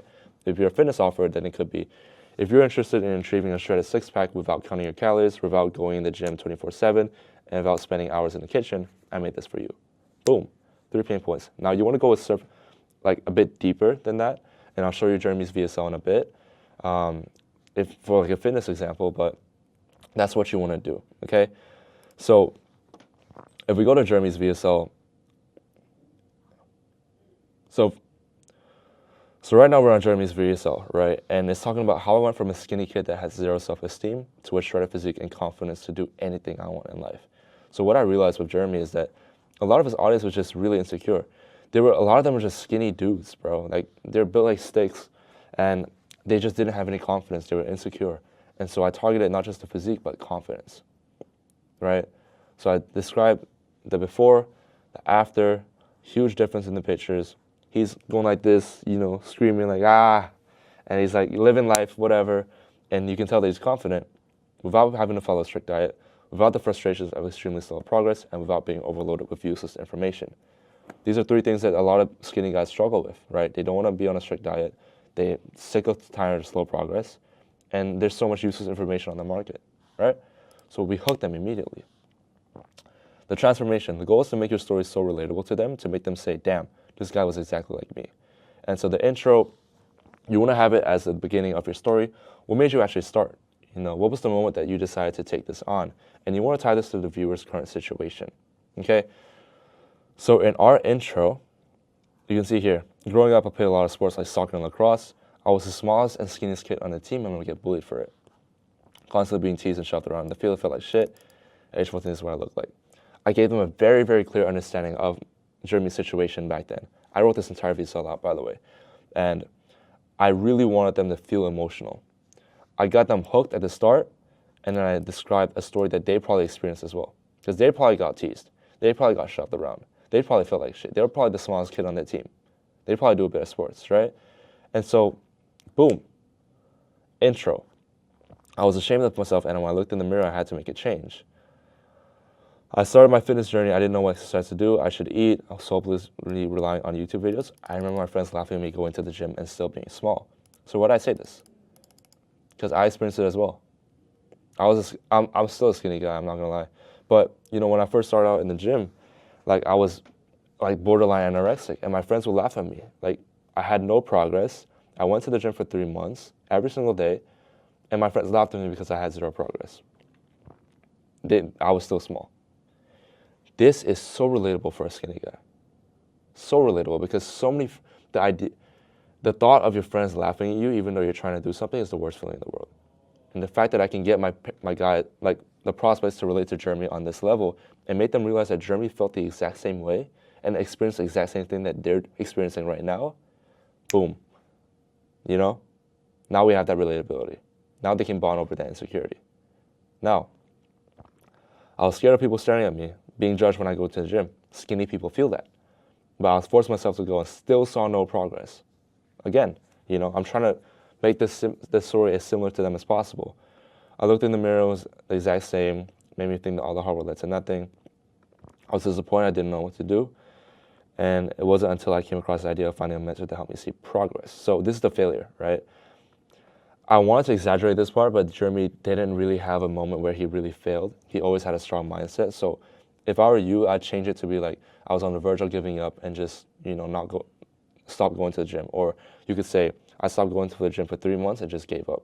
And then I came across the idea of finding a mentor, and that revived my hope, or whatever. So that was your failure, right? So you want to achieve this desired outcome. You tried a bunch of different things, but they kept failing. This is the rock bottom. It could get worse than this. So I wanted to make the failure much worse, but with Jeremy, he's just him, bro. He didn't really have a failure. He just kept on going. But I would make a specific situation where it's like, you know, girls started laughing at me. Girls called me stick man, and like, that was like the tipping point, and that was like as low as it gets. If you're getting called a stick man by like all the girls in your school, bro, you can't get worse than that, you know? So, yeah, this is everything the pain, this is everything they're struggling with at rock bottom. Use all the pain points your ideal client is experiencing, exaggerate a bit. So again, go through specific scenarios, talk about how you felt, make it emotional. So the story that I just told, that could be something if you're doing a fitness offer, you know? Now the solution, but then they had a big realization that had changed everything. This is the solution to the current situation and will get them to their desired outcome, the big epiphany. And then boom, came across to finding the mentor. And then yeah, he started developing that chest, the back. I finally had someone that could guide me, tell me what to do, keep me accountable. And then boom, the results, shredded. I started putting on muscle and built the foundation to my physique. And from there, the momentum started compounding, and then boom. You see that storytelling is beautiful, man. I'm very proud of this. I would have made it a bit longer, but Jeremy just didn't give me much to work with, to be honest. If I did it for myself and I actually knew his full story, I would talk about the specific process to get into this point, but I just don't know. So I didn't write it out, but he explained it in the Loom video, so it's basically the same thing. And after years of consistency, the right guidance and supportive community, I was able to achieve my dream physique. Beautiful, right? And then this wasn't done because we targeted the fitness and the confidence. So then we talked about him developing alopecia, because a lot of people know that he developed alopecia. Went over specific scenarios. Again, my brother gave me a call, told me I was one of the strongest people I know. I had gone through so much in my childhood for being skinny and still managed to change myself. And then realize how I still related this back to the fitness, because once you develop a good physique, you have a strong mindset. And yeah, my confidence created a ripple effect, became vulnerable on social media, blah, blah, blah. The mindset and confidence that came from my fitness journey allowed me to do this. You see how I related that to the actual program that we're going to sell later on? You need to do that, okay? And to a man that is confident enough to let the world know about his insecurities, and then you want to go over this solution, the transformation. This one solution took them from rock bottom to the top. Now they have big desired outcome and everything they've dreamed of. Really paint the picture of the desired situation here. So now he has millions of followers. He's posting himself, absolute beast, you know. And now he has hair as well. Jeremy's a beast, you know what I mean? And then the new program, now the creator is launching a community/program to help others to achieve the same desired outcome in time period, but the community is not for everyone. So now I'm creating an exclusive community to help others achieve. In doing so, achieve the confidence to do whatever you want in life. And then here you talk about the opportunity. Now that they know about your transformation, they need to know if you can do it for others as well, because that's another thing, right? So you want to bombard them with your best client results, testimonials, and case studies. Make sure you go over each client's story, their current situation before, problem they were facing, how they got past it with your help, and how they feel now at the desired situation. Now, they'll resonate with some of your clients and the exact problems they were facing, and they'll feel like you can help them out as well. So that's why you want to go in depth. The goal here is to get them to want to know how you've been able to generate such insane results, and this will get them hooked for the rest of the video. So you want to give them the idea of you have this secret formula, and you use it for yourself, you use it for other clients, and this has just worked for everybody. You want to have them to get that idea, and then you pitch the process, and then they want to follow that process because they think it works for everybody, and then you sell them, right? That's how it works. So here you can see 30-day transformations. Jeremy didn't know these guys, so he didn't really have any like proper case studies. These guys were just people that did a 30-day challenge with him, and they got these results, which is insane, right? So bombard that with that, and then we want to go towards calling them out. The goal here is to make your ideal clients feel like it's for them, and if you do this well, they will be hooked and sold on your process, regardless of what your offer is. So I'll give you an analogy. If someone shouts, "Hey," you turn around, but you don't really like, you're not really like hooked on it, right? But if someone shouts your name and you have a unique name, like if someone says Sue, I'm gonna turn around like, who said that? I'm gonna be hooked. You need to call out their name, not just say hey, not just get their attention. You need to call out their name. And we do this by calling out their situation, okay? So, who is this for? State 5 to 10 points here. The more you can describe how they're feeling in their current situation, the better. This is for people who are tired of expensive in-person trainers, tired of extremely slow progress. This is for people who are action takers and implement advice fast. So here, community is for people who want to achieve a straight physique, confidence, accountability, high-value network. And I go through a bit of the explanation. And then, who this is not for, you describe who you want to avoid in the program and boost your ideal client's ego a bit and make them think, yeah, that's not me, you know? So example, this isn't for people who think they can get rich overnight. This isn't for some people who think that they're smart enough to do it themselves. This isn't for people who can't take criticism because of their ego, right? And then here, not fulfill their potential. If you want to live day to day, not an action taker, not a priority, not patient. And a bonus actually is you want to tell them like, okay, this community is for people that are experiencing this. Talk to them about the problems they're facing, and then say, if this is you, watch to the end. So Jeremy's people struggling with progress, confidence, community, and accountability, right? So that's what we did. So next part is blaming their failures. You want to talk to them about why everything they've tried in the past has failed them. And the reason why is because chances are your product is similar to something they've tried in the past, which hasn't worked for them, right? And the goal here is to rekindle their belief that this can work. And now relating back to your story is a great way to do this. You want to really drive this home and trash on your competitor's offer and say that they've been doing this wrong the whole time. So if you're selling a make money online offer, let's say you're selling growth operating or whatever, you know, and these guys have tried dropshipping, Amazon FBA, they tried reselling, they've tried every single business model in the world. Do you think they're going to buy your stuff if you don't blame their failures? No. And the chances are this is not the first time they've sought help. So go over why they're failing. So, you know, if you're a coach and you've been trying to scale up by investing into mentors and courses, you're doing it all wrong. Stop buying information and trying to do everything yourself. You're stuck in a cycle of investing into mentors. It works for a bit, but after a while, you find out it's not sustainable at all because it takes too much time, or the strategy simply doesn't work anymore. So you invest into another mentor, and now you try something else, and the cycle keeps on repeating itself. The whole online coaching business has been fed with this advice to learn information and implement, but why don't you just pay someone to implement it for you? Boom. So everybody has been told to just learn and then implement, learn then implement. Then I told them, like, bro, you're doing it all wrong. Get someone to go inside, give you everything, and implement it for you. Now they're like, oh, that makes so much more sense. That's why I was failing. Now you got them hooked, right? Now you got them hooked. And then you want to go over why is your offer different. You know, you need to categorize your product as a one-of-one. This way, they can't compare your product with your competitors, check the prices, and all that bullshit.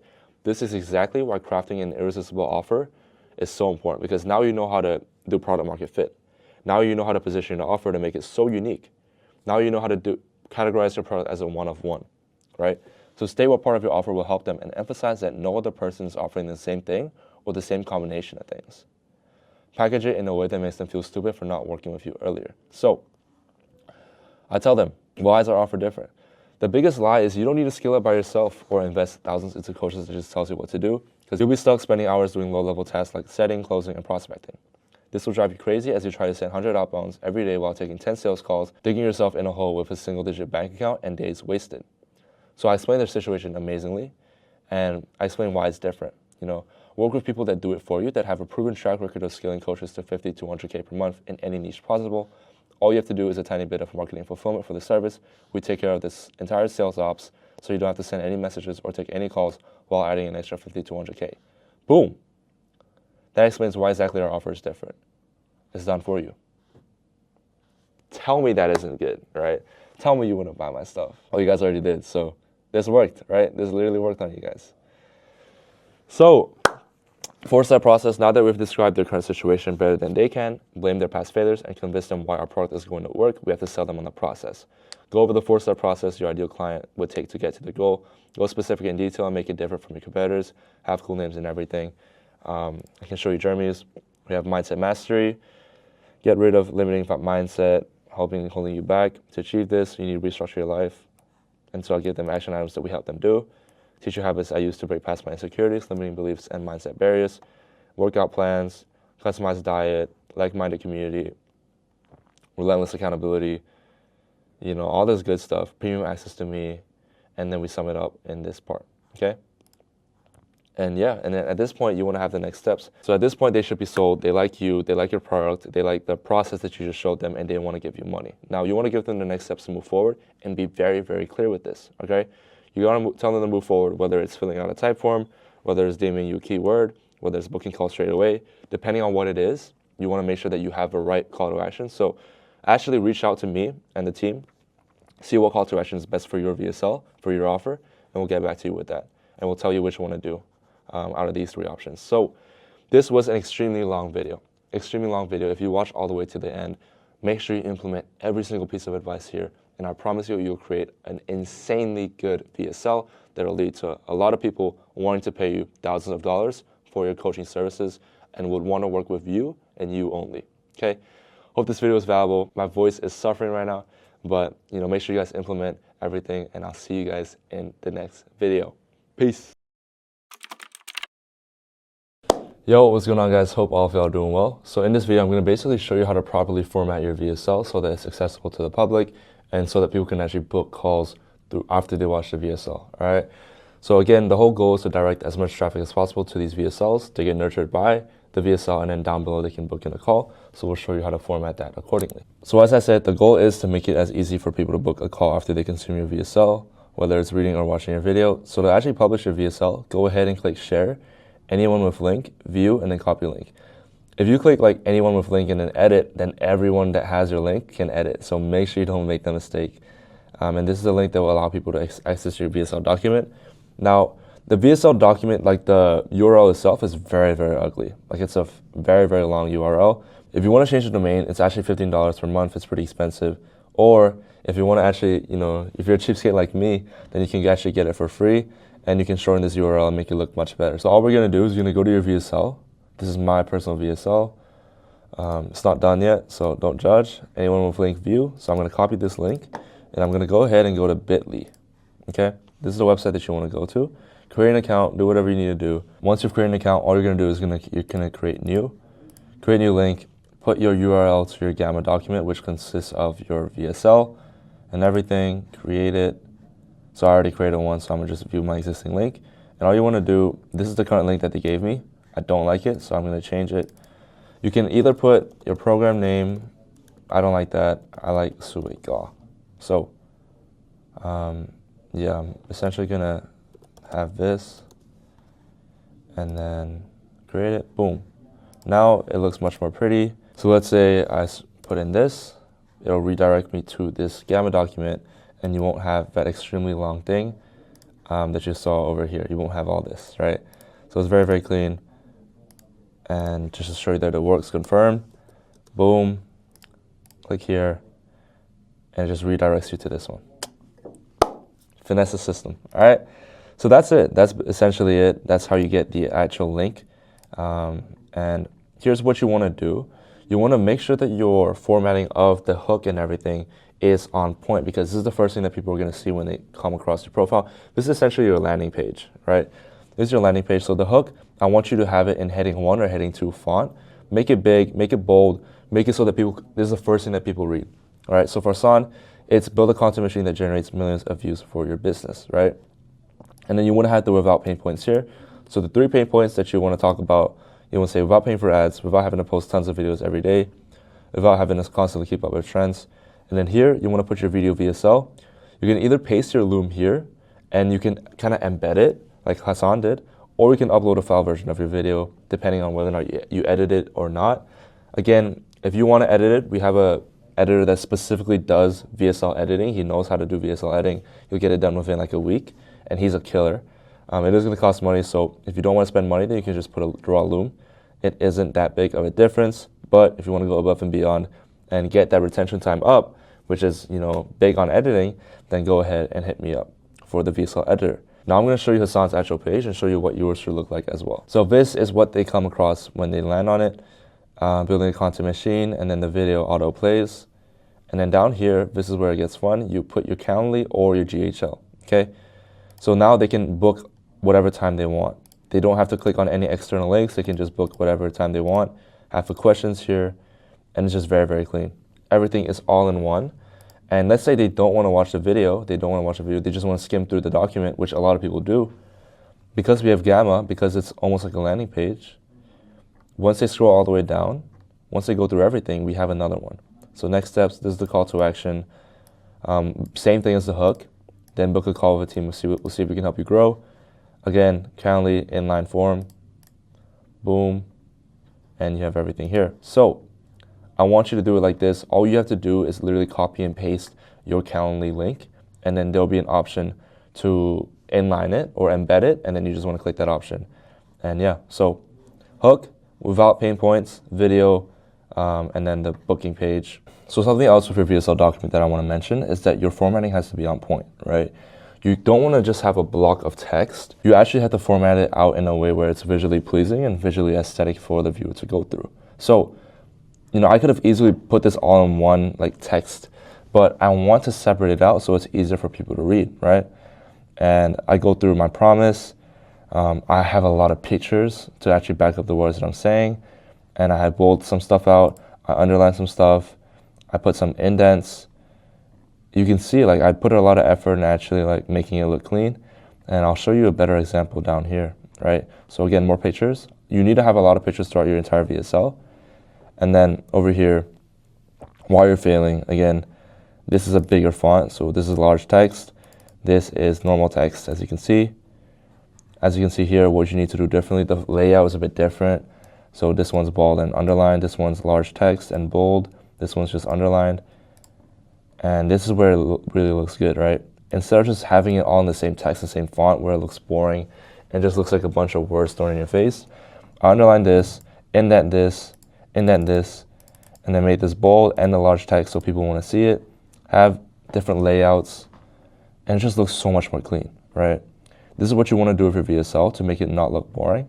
And if you have a VA to do this, great. Like, what I need to do here is like, yeah, boom. Now this looks 10 times cleaner, right?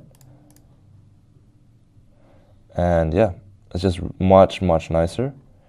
It's much easier to the eyes, okay? And yeah, that is essentially this entire video. Just kind of talking about how to actually format it, get the right links and everything. If you have any questions, feel free to let me know. And yeah, I'll see you guys in the next one. Peace. Yo, what is going on, everybody? Hope all of y'all are doing well. Now in this video, I'm going to dive deep into how to actually craft your post-booking website that will nurture your audience before they actually hop on a call and increase the chances of you closing them and collecting a sale. This is probably one of the most underrated parts of the sales process. Everyone skips out the post-booking. They think that, oh, we booked the call in, we're done, let's just wait for the call, and hopefully we close him. That is so far from the truth, and it literally hurts me. It literally hurts my heart, and it makes me cringe that people don't have a post-booking website, people don't have a funnel that actually directs them to nurture them even more between the time that they book a call and by the time they actually end up having a call. There's a saying in sales and in actual funnel building, the sale is made between the time they book a call and the time they actually take the call. So the things you do in between these two events is so important. And a post-booking website is like half of that. And then the other half is all emails. I promise you, if you nail this part down and you actually create a really good post-booking website, you are gonna smash it out the park, and your closing rate will be much higher than it was before because you build more trust and you're just basically reassuring someone that they did the right move by booking a call with you, and they're gonna think it's the right move to actually invest in your program to take that next step and change their lives. Okay, so let's go through the goal of the post-booking website. So the goal is to actually build trust and rapport before the call to increase your show-up rate and closing percentage. As I said, it's literally one of the most important sales assets you will build in your business. So make sure to actually pay attention to it. All right. Now the structure of the post-booking is actually very, very simple. It consists of three main things. The first one is a video confirmation. The second one is your actual VSL. And the third one is client results and case studies. Okay. This is three things. That's it. And I promise you this is enough to close someone in for a sale. So let's go through what a video confirmation is. It's very, very simple. What you want to do is film a 2-minute video of you congratulating the prospect on taking action and booking a call with us. Basically, you want to briefly state what the call will look like, what you can expect, and how to get ready for the call. So at the start, you just want to hold your phone up. The more natural, the better. I don't want you to sound scripted or staged at all. But just hold your phone up and say, hey, brother, thank you so much for booking in a call. I'm very, very excited to be able to help you and get you one step closer to achieving your goal. Real quick, here's how you're going to get prepared for this call, blah, blah, blah. And then you go through here. So I'll give you an example of something that I wrote up. The call is going to be around 30 minutes. My right-hand man will talk to you and ask you a few questions to see if it's a good fit. If he thinks we can help you, then we'll go over our services and decide whether or not this is for you. Make sure to get ready for a call by actually putting it in your calendar. If you use Google Calendar, go ahead and put it there. Make sure you're actually at a quiet place. You have good Wi-Fi connection and a camera that you can turn on. In the meantime, do check out this video down below. It is a very, very important video that you have to watch. It's completely free. It's a training on how you can actually achieve X, Y, Z, and it will actually save us a lot of time on the call. You have to watch it. If not, we will actually have to cancel your appointment. So make sure to not waste your time. Make sure to not waste our time. Please watch this video down below. Give you free value, give you a more understanding of what we can actually do for you. And I hope this video clears up any questions you had. I'll see you in the video down below. So simple, right? So simple. And you can go ahead and actually just link your VSL down below. And this video confirmation is very personalized. It's very one-to-one. And the more natural it is, the more authentic, the better. Okay? And then here, you just want to link your VSL through the hosted video option and go high level and make sure the settings are the following. So it auto plays, you allow them to play and pause, all this good stuff. And yeah, make sure this is the only one that's off. And then basically it'll automatically play and they just have to click a button and then it'll start playing the audio. So that's going to be really, really cool. So case studies and testimonials. To wrap up the post-booking website, add some of your best client testimonials and results down below following your template. So video testimonial at the top. So this is actually the video of them saying, hey, I went from 0 to 40K per month with Sue's help, XYZ, whatever it is, right? And then his current situation, you want to write in like a small paragraph, his current situation before he met you, the obstacle he was facing, his life now after he achieved this desired goal, and the emotions he feels, and then include a quote here. It's pretty simple. So an example would be video, Daniel was a barber working 10 hours a day for 6 days a week. That's his current situation before I met you. He wanted to find a way to quit, but had no clue where to start. Obstacle. We helped him get started with appointment setting, and he made 3K in the first 45 days of working together. The life now. This allowed him to quit his job and work from home. The life now as well. This program solved all my financial problems. The quote. Very simple. So what you want to do to actually find this post-booking website, because we've already built it out for you, is go to your Go High Level, go ahead and click Sites, click the website page, and then click Post-Booking Video. And then you're going to want to hit edit, and it's going to bring you here where you can edit in desktop form and phone form. It's very important that you nail both of these, because if you suit it just for desktop, then the phone is going to look really ugly, right? You can change your colors accordingly. This is my color code, but change it to your colors. Put your logo up here as well, and link your video confirmation video. Watch the link the VSL here.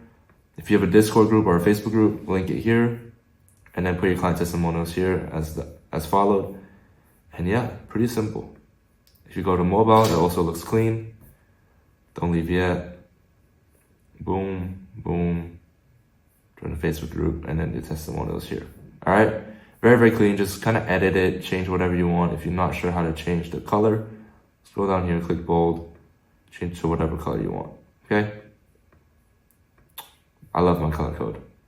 But yeah, that's how you're gonna change your post-booking website. That's how you're gonna make a killer website. And all you actually have to do is just film a confirmation video on your phone, 2 minutes, link it there, and just absolutely run this thing up. We already have everything built out for you. All you have to do is just actually put in a few little things like the testimonials, a few descriptions and all that stuff, and you're good to go. All right. So I hope you found this video very valuable. If you have any questions regarding how to actually build out your post-booking website, feel free to reach out to me. But if not, I'll see you guys in the next video.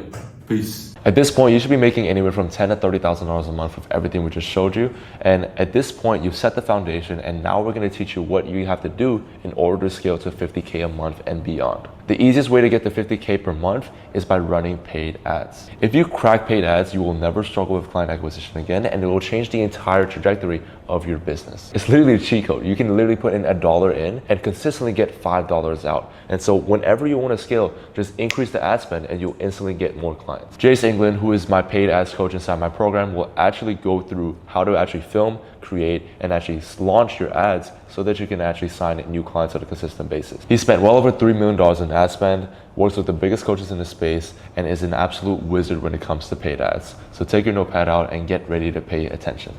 What's up everyone, my name is Jace. I appreciate you guys getting to this module. I'm the ads coach for Go Consulting. As you guys know, you're part of Consulting Mastery, and I appreciate you guys watching this. I'm going to be talking about the raw reality of running ads and why it's so important to your coaching business. I just want to make sure with this section that we're setting expectations correctly, because a lot of business owners, specifically a lot of coaching businesses who have different skill sets, who have the skill sets of maybe attracting an audience or building an audience, but they don't have a lot of direct response marketing tips. And I will tell you this, that there are a lot of people who don't have the skill of paid ads, or don't put the right people in place to run paid ads for them. Some people get lucky, yes, but I will say, if you know the skill of paid ads, and if you're able to go and buy traffic and get 2 to 3 to 4 to 5x ROAS, you are automatically ahead of the fitness offer owner or the biz offer owner, and a lot of your competitors when you have that skill. And if you're able to put the right people in place and kind of consult those people, push them in the right area, and you're able to become like a lot of these guys who are constantly iterating, constantly creating new ad creatives, like a lot of people like Cole Gordon in the space who's making like $4 million a month right now. My goal in these modules are really to show you guys examples, to give you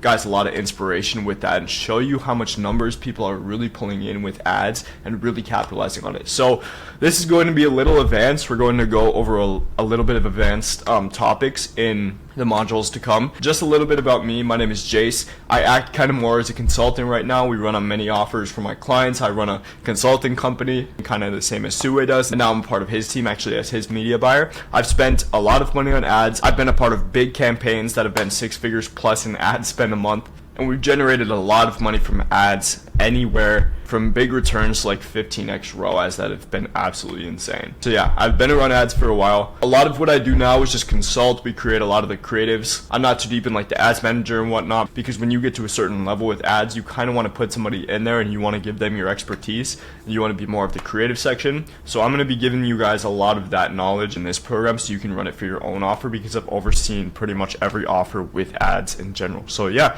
let's get into it. Setting expectations here is the most important part, so you really know what you're getting into and you really understand what metrics to look for, what to prepare yourself for, so you're not wasting hundreds of dollars on ads. And you know why most people fail with ads in general, because so many people have misconceptions around ads. So many people have been with agencies before or something like that. But I'm going to tell you what a lot of the top guys look for when they're running successful ads and what they've learned, because I've been a part of one of the biggest ad masterminds in the space. If you guys know Alex Becker's mastermind, and I've learned some indirectly from Sam Ovens as well, and they've run some of the biggest budgets. Like, as you know, Alex Becker runs Hyros. He ran a YouTube ads offer for the longest time. That was one of the biggest offers out there. And I think a lot of these expectations are going to shock you, kind of what I'm telling you, but they'll give you like a breath of fresh air, and it will kind of get you past this chart of uninformed optimism, the informed pessimism. A lot of you guys, if you've spent a little bit of money on ads before and you haven't gotten any success, it's probably where you are right now. It'll get you up here when you really understand like the benefits and the cycle of life you kind of need to go to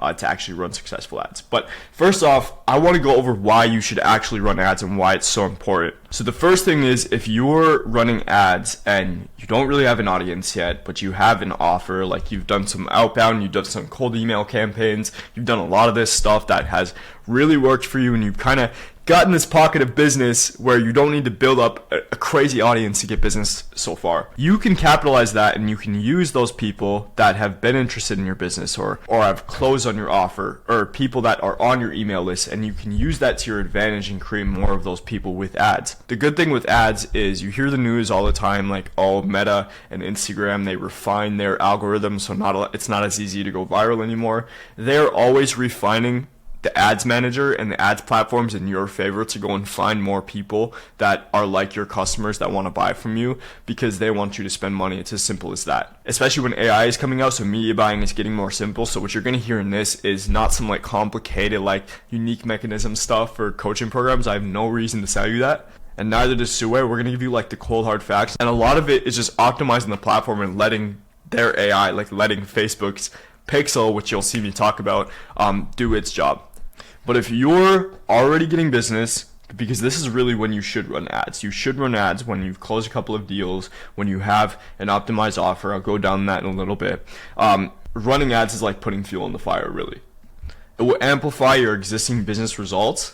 And if you really understand your audience and you really understand the platform and what you're doing, it has the chance to 2 to 3 to 4 to 5x. I've even seen examples of people getting a 10x ROAS, which means return on ad spend. So if you ever hear somebody say spend $1 to get 10 back, well, if you just multiply that to you spending $10,000 on ads, you can do the math there. So let's just set expectations on the periods that you guys actually need to go through to have success with this. The number one thing is obviously setting everything up. So that's campaigns, that's scripting ad creatives, filming, etc. If you want an easy way to do this, a lot of what's working on like Meta, Facebook ads, which the reason why I keep saying Facebook ads is because that's where you're going to start with. I don't recommend running stuff like YouTube ads until you're at like 10, 20, 30K a month possibly. And yeah, you want to set up your ads in a way that the only possible bottleneck is your creative. So if you have your targeting in place, which we'll be going super deep on because that's the number one thing I like to go deep on here. If you have it set up in a way where you know your audience works, where you know the people that bought from you are high quality, or people in your audience are high quality, or people in your email list are high quality, you know that if your ads aren't working, the only possible bottleneck is your creative, and that's the point you want to get to. Sometimes by knowing the right KPIs and knowing the right metrics to track, like what is the click-through rate of your ads or what is the cost per click of your ads after the first week, sometimes you may need to duplicate the campaign, which we'll be going over, and it may be a little bit of the back end, but it's really rare that it actually is like the back end. And most of it is your campaign not reaching people, okay? That's what really people mean by testing. So the phase 2 that you're really going to get through is, this is kind of like that valley of despair, right? So you're going to lose money, be prepared for it. But if you look at it in the long run, you're really not going to lose money. I want you guys to look at the expectations I'm giving you guys, so you're not thinking you're just burning money. But there are people that shouldn't be running ads. If you're at a certain number and you don't want to lose $500 and you magically think that if you spend like $500 to get a $10,000 client, come on, man, like that's not realistic at all. So if I spend $100 on 10 ads and 9 of them lose $100, but one of them makes me $500, I'm still down $400, and many people just stop there. But what people don't realize is that they just found a winning ad. So you just have to kind of look at what money you want to make in the long run. So if you want to make $100K a month with your offer and you want to have ads as a big acquisition channel for you, which a lot of the top guys do in the space, I'm going to show you how to look at other people's ads. But if you go and look at the dates and how long they've been running and how much ad creatives they test, it will give you a bit of a perspective. And that's kind of when you go to this informed optimism spot, when you really know how much it takes. And so ads is really a metric of like, the platform does kind of produce random results at times. So there are times when you have to run 10 different ads and 9 of them lose $100, you know what I mean? But the same exact ads had a win in there. Well, you know that you can just double down on that and it will continue to produce. But just imagine how good it will feel if you can just keep running ads and they just keep generating you money. It's literally like a cash machine. So that's how paid ads work in a nutshell. Testing non-stop. You don't have to do this forever, like on your own, being the ads manager 100% on your own all the time. But the number one thing that I like to say before you're even going to run ads, you have to ask yourself, the number one question you should ask yourself, are you okay with breaking even on your ads to make them work. So that means if your offer is $9,500 or if your offer is $5,000, are you willing to spend $5,000 to get a client, meaning you have a 1x ROAS, or you literally just broke even essentially? This is so unrealistic. People think they'll spend $500 to get a $10,000 client. You should be willing to spend $5,000 to get a $5,000 client. That's most likely not going to happen to you, but you have to look at it the way I look at it. And if you're willing to do this, which most likely, like I said, you're not going to have to spend that much to get a client, if you get past this phase, you're going to scale really, really high. But once again, guys, your offer should be proven, so you are not really shooting darts in the wind, really. Then phase 3 is printing money, cash machine. Everything is good in life. This is when you really get to success. The 5th page of the cycle of change. Everything is in this chart. This is the #1 playbook you want to look for. But eventually, yeah, you'll find your winning ad, and once you do, then you'll start printing money. You'll build an acquisition system that's always getting clients through the door no matter what. There are people running ads that have been running since like 2022 that are getting clients every single day, whether that's a low ticket product, they're booking calls every single day. And 75% of winning ads are just because of your sales cycle, really. If you look at it in the way, because it literally is a machine, you have your pixel set up, which I'll be going over, where the more you keep closing clients and the more people that you attract to your website and the more targeted you get, the better your ads get, because you're feeding it more people that look like your customers. And AI is getting so good where they know the exact archetype you're looking for to get customers. It's really just a sales cycle. And if you master the sales cycle, this is really how it works. I'm going to get into this. I kind of went over it down here a little bit, but things like book a call funnels, which is the #1 thing I look for. I don't like the low quality. I don't like the low quality ads being lazy on your sites. A good example of this is leading somebody to a site and putting $5,000 as a button there. I know people that have tried to run ads that put a $5,000 button link, run their ads to that site, and they have hundreds of thousands of followers, but they only ever capped at $10,000 a month because that's lazy marketing. So 75% of your ads are because of your sales cycle. I just said that here. If you have your sales system in place, you have setters in place calling these people, you know where they come from, you have a good triage cycle, you have pre-call assets, you have case studies that they can watch before all of the calls. You can get your point across to a cold audience in 45 minutes. By keeping your ads running forever and tracking KPIs correctly and updating the pixel data with more closed clients, ads then become a money printer, but only when you have a sales cycle in place, really. And just imagine how cold people are doing this, because the first phase of ads is, if you have an audience at least, is you're going to retarget a lot of the people that have already known you, and you're going to go through this phase where a lot of people have seen you before. But eventually with ads, and this is when you want to crack it, you're going to have to deal with a cold audience. So when you're dealing with a cold audience, you got to think about it in their mind. You know, they're seeing you for the first time. They're seeing this random guy from ads, and they're saying a lot of the same stuff that they've heard before. What are they really looking for? So now getting into when you should run ads. So I pretty much listed like 7 things here that are very, very important, kind of broad. Really, you should run ads once you've found product market fit, validated your offer, you've made at least like $15,000 or $10,000 to $15,000 with your offer. This can even be a little bit lower, but if you want to look at a metric and you want to look at things you should be doing outbound, or you should be doing other stuff like leveraging social media or tapping into your network to validate your offer. The only way you validate your offer is if you sell, if you have the sales process dialed in, meaning you have setters and closers, or you could be doing all of the setting and the closing, but have automations in place to be following up with these people and giving them things to kind of indoctrinate them. Treat everybody like they have no idea who you are, basically.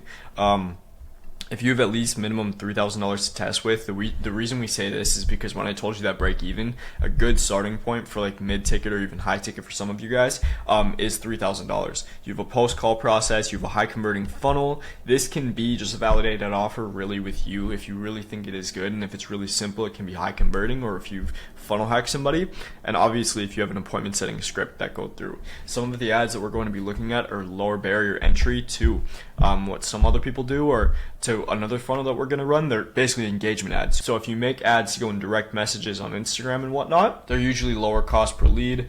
If you get it to crack, they're usually lower quality. So if you have a solid appointment setting script for giving lead magnets and whatnot to actually go and set appointments, that's when you should run ads as well. I just listed some things to note here just to end this segment. Don't spend hours pressing buttons trying to figure out what the best targeting is. You shouldn't have to be at that point. This whole training should alleviate you from that, because like I said, the only bottleneck should be your creatives. Spend hours on creative testing. I want to just show you guys something. If you ever want to get back into this point of informed optimism, just go to Grant Cardone or Tony Robbins or some of these big guys and look at how many ads they're running. 590 ads. It was 590, it keeps switching. But you have to be testing for a long time, essentially. You have to be willing to test multiple ads. You can't just make an ad and think it's going to work right away. That is not realistic. You most likely won't find your ad creative on the first try. You probably 90% won't find your ad creative on the right try. A lot of this is doing proof of concept and finding proof of concept. That's why a lot of successful reels, if they went viral, will be your best ads essentially. But sometimes even those might not be your best ads. So you need to constantly reiterate and optimize your ads and test new ones. I've seen so many countless examples of people getting lucky, people with no audiences, just having an ad creative do like 15x ROI. And keep in mind, like right now, the ads that work are pretty much the most necessary and basic with a lot of case studies in place. So getting that winning ad creative so you can consistently run for months will be the biggest game changer. You have to write like 3 to 5 business creatives to test really, but even more than that. So, and you know, one of the best things about this program is they should be edited by our team of editors who know how to create an ad and who know how to add ads when it comes to your niche, because that's basically what we focus on. There's a certain way you want to attract your clients, and we've sort of done that based on Sue's, and Sue has sort of done that to attract you guys. And you can do that in your ads. A lot of it is going to be reciprocal to what you're already doing in social media, or if you're not doing anything on social media, to what you should be doing with ads. All of it is going to be based on buyer psychology, and that's the number one thing you have to master. All right. Thank you guys so much for watching this section. This was just setting expectations for everything you need to know about ads. In the next section, we're going to be going over creating a winning ad and getting your first one started. So let's go. I've talked to a lot of you guys who have talked to like other coaches and they said not to use Ads Manager, but I don't talk to anybody who is running a lot of money on ads who doesn't use Ads Manager, okay? So we're gonna start that off. So the first thing you always wanna do is you wanna go to business.facebook.com. And I intentionally made a blank one so I can help you guys. But if this doesn't show up, just create whatever you have to do to create it. Usually what you're going to have to do is you're going to have to create a business portfolio. So if you do not have a business portfolio, create a business portfolio down here. That will make sense in a second. But every time what you're going to want to do is there's going to be 2 sections that you need to focus on. All right, there's going to be all tools and going to Ads Manager, and then there will be settings where you're just setting everything up. So right now, as you can see, if I go to Ads Manager, I have all of these accounts set up. Don't worry about this now. These are all the accounts that I have active. You probably have no account set up. So if you have no account set up, it will probably say create an ad account. Do not do it in here. Let's go back. So again, if you ever want to just go back to the home page, just go to business.facebook.com.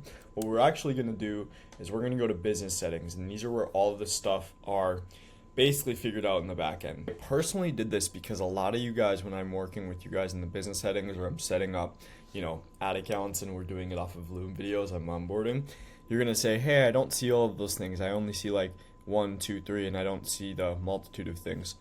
For context, we're going to go back to that window, but this is what it is supposed to look like. So what you have here is, remember when I mentioned like the business portfolio? A lot of you guys, if you push this, meaning the account that you're on, and you go down here, it's going to be selected as your account or something else. For me, this is the one it's selected on, it just doesn't say. So what you're going to want to do is you want to create a business portfolio.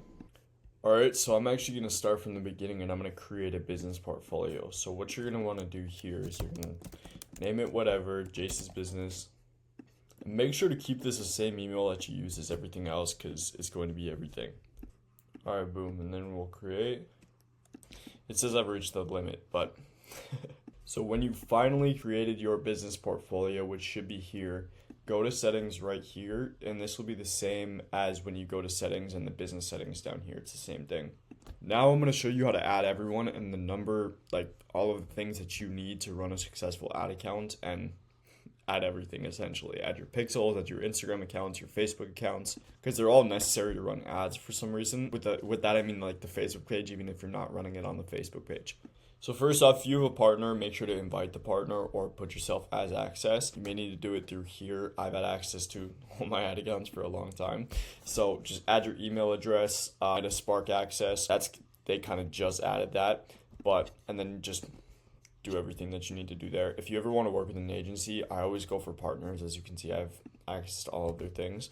Essentially, you add an existing Facebook page, and I would just put in the URL, just make sure you're getting it right, put that in there.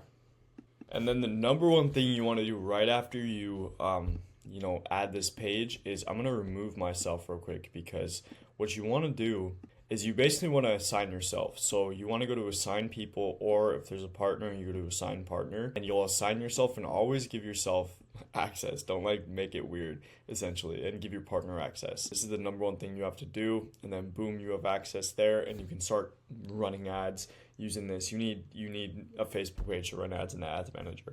And then boom, the most important thing, I would just go down the line here. You only need like 4 things: pages, ad accounts, Instagram accounts, and then the pixels down here. So we're only going to focus on those 4 things.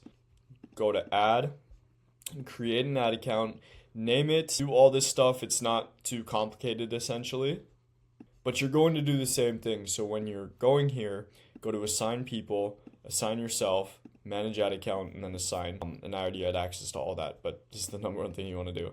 Also, we're going to come back to ad accounts, because the thing with ad accounts is you need to connect the assets. Now, this one isn't mine, but usually you need to connect your Instagram account or Facebook page. If it doesn't make you, just check if it's good. Check if the pixel's all set up. If it is, then you should be fine.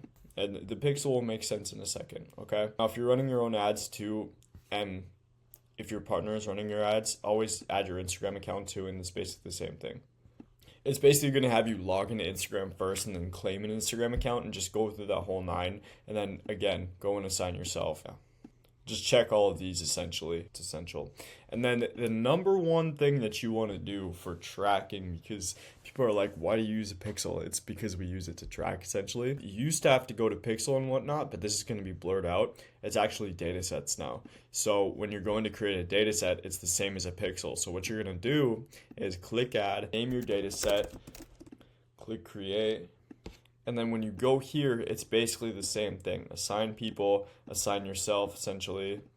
And then I accidentally moved it around. What you want to do is you want to go to people, and then you want to go to connected assets. You'll be here, go to connected assets, go to other business assets, and then just connect your Instagram account. You'll have like one here. So if this is like Sue's ad account, I would, Sue's pixel, I connect Sue's ad account. And then click add. And the reason you want to do this is because we only want one pixel connected to an ad account, and this is kind of how they keep track.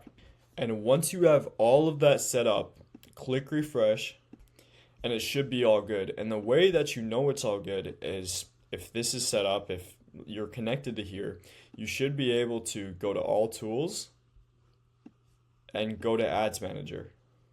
And this should be your screen, except it should be empty. I'm gonna be going over naming conventions and stuff here, just more technical stuff in the next like 4 minutes. First off, over here is kind of where you want to focus at. So if you go to the left hand side, audiences is where you're going to be creating your audiences. The billing and payments is where you're going to add your billing, essentially. So anytime you have a problem or like random problem, just go to your billing and payments, and then just go to payment methods and add a payment method here, essentially. If you're a business portfolio, don't go and do this, like if you're helping your clients, because you're going to get weird charges. And boom, do that. Now don't worry about events manager or any of these other things. This is where you're going to, it's like some technical stuff where you're going to add your custom conversions. I'm going to be going over that later. But just some technical stuff, okay? So the campaigns, I actually wanted to move just into a blank ad account for you guys. Campaigns are like the main thing. They're where your ad set and your ad is held. So if we go and create a campaign, We're not going to go over which one to create, but usually the variation of what I create is either engagement, leads, or traffic. Those are the only three I create. If we're running a product, you'll do sales, but that's only like low ticket products and stuff. Most of you guys selling coaching and info products and stuff, mentorships, you're going to go for leads, traffic, or engagement.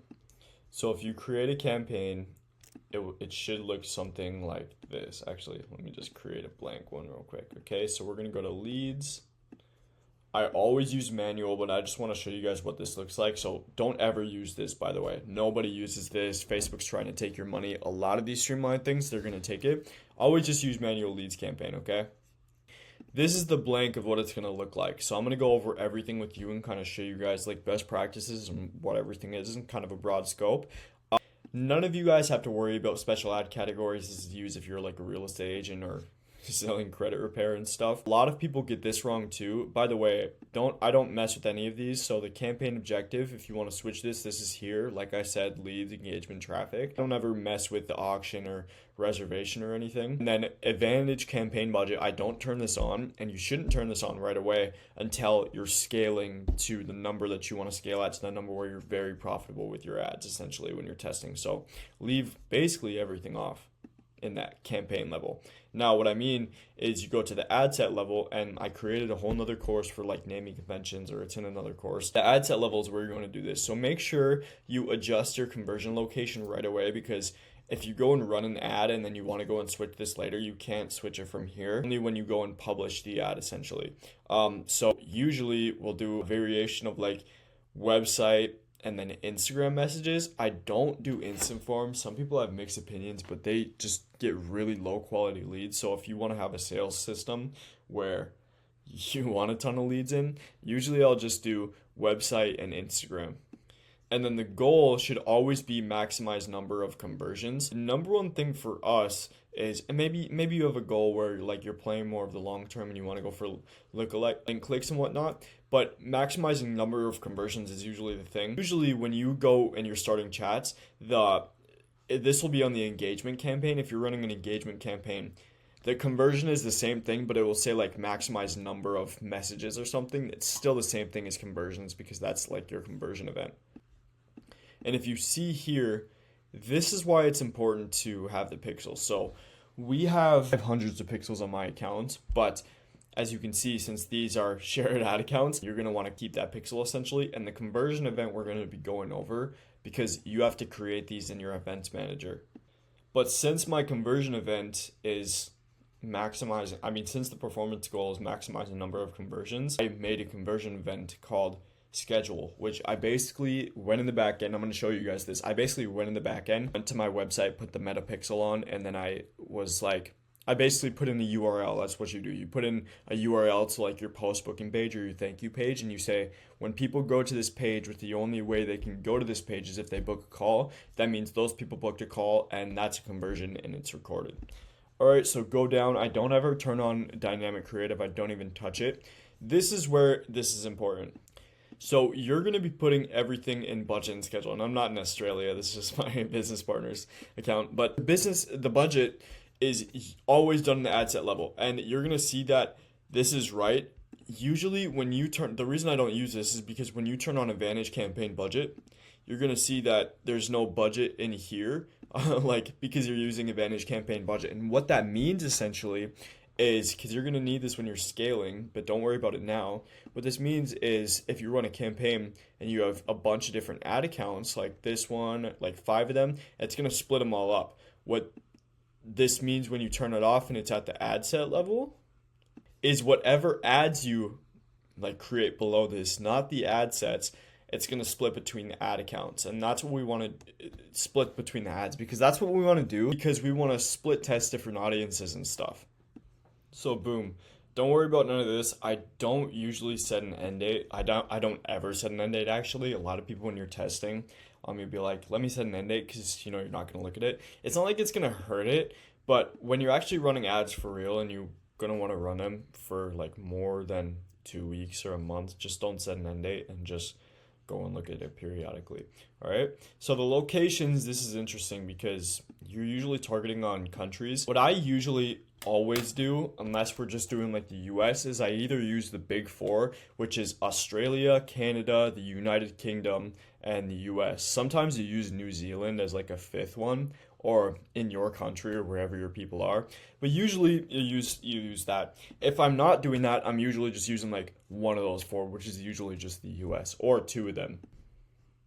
You do not want to mess this up because there are people that will click your ad that you don't want buying from you, okay? So this is the number one thing you want to do. And if you don't want to do this, if you want to target like very locally, I would just use like the radius filter, and I would go to like the US, and I would search up your state wherever you are. So let's go to Miami. And I would basically just like do like 10 miles, 20 miles, however much you want to do covering that area. And that's what I would want. That's what I would do. But if you're selling info products, you probably don't care. And I wouldn't turn this on if this was here because I don't trust it. And this is where your audience is basically shown. So if you look at here in all of the targeting ad accounts that I'm talking about and all the targeting lessons, I talk about Advantage Plus because I always use these for cold audiences. The only time I don't use Advantage Plus, which basically means it's like Facebook's AI of expanding your audience to go and find the right people. What this basically means is if you switch to original audiences, you're just not using Advantage Plus. When you're doing like your targeting with your interest, your custom audiences or anything like that, you're going to choose whatever that said, essentially audience suggestions. But this is where you're going to do it, but I go into that in a different course essentially. And then boom, so this is where your testing is done. So a lot of times when we're actually testing, I will just keep on like Advantage placements unless we're doing Instagram messages. But for most of you guys, and like if you're just running on Instagram, usually Instagram will do the same. But if we're running big budget, I actually will just do like Advantage Plus placements. It really kind of is the same. So if you want to do just Instagram, which keep in mind when we're doing messaging engagement ads, meaning a lot of what you guys know essentially, I will just do Instagram. All right, boom. So then you're going to go to the ad account. Now, don't go and duplicate all of these until you actually go and create a coherent ad account. A coherent ad. I don't know why I keep saying that. But basically, what we're going to do to duplicate a lot of these, because I usually do like four ad sets, and I test 4 different audiences. We're going to quickly duplicate this like 4 times, and they're all going to look the same because we're going to be running the same ads. The only thing that we're going to do differently is just the audiences. So if you look here, the thing that we're going to be doing differently is we're going to be using the custom audiences usually, or the lookalike audiences, and sometimes we're going to be doing like interest, but we want to have one like set up completely so we don't have to go and create all of this again essentially. So this is where the creative is set up, the ad set.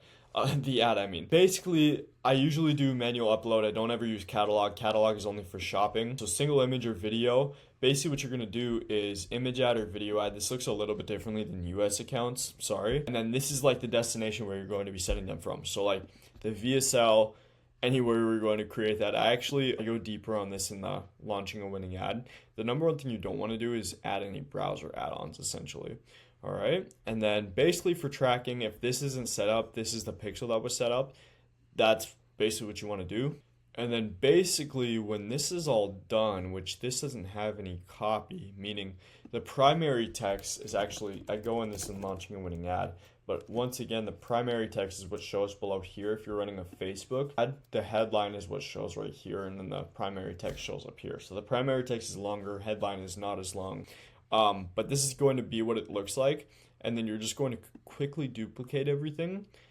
And then I'm going to show you guys what this kind of looks like when it's differently, because I do it on the naming convention.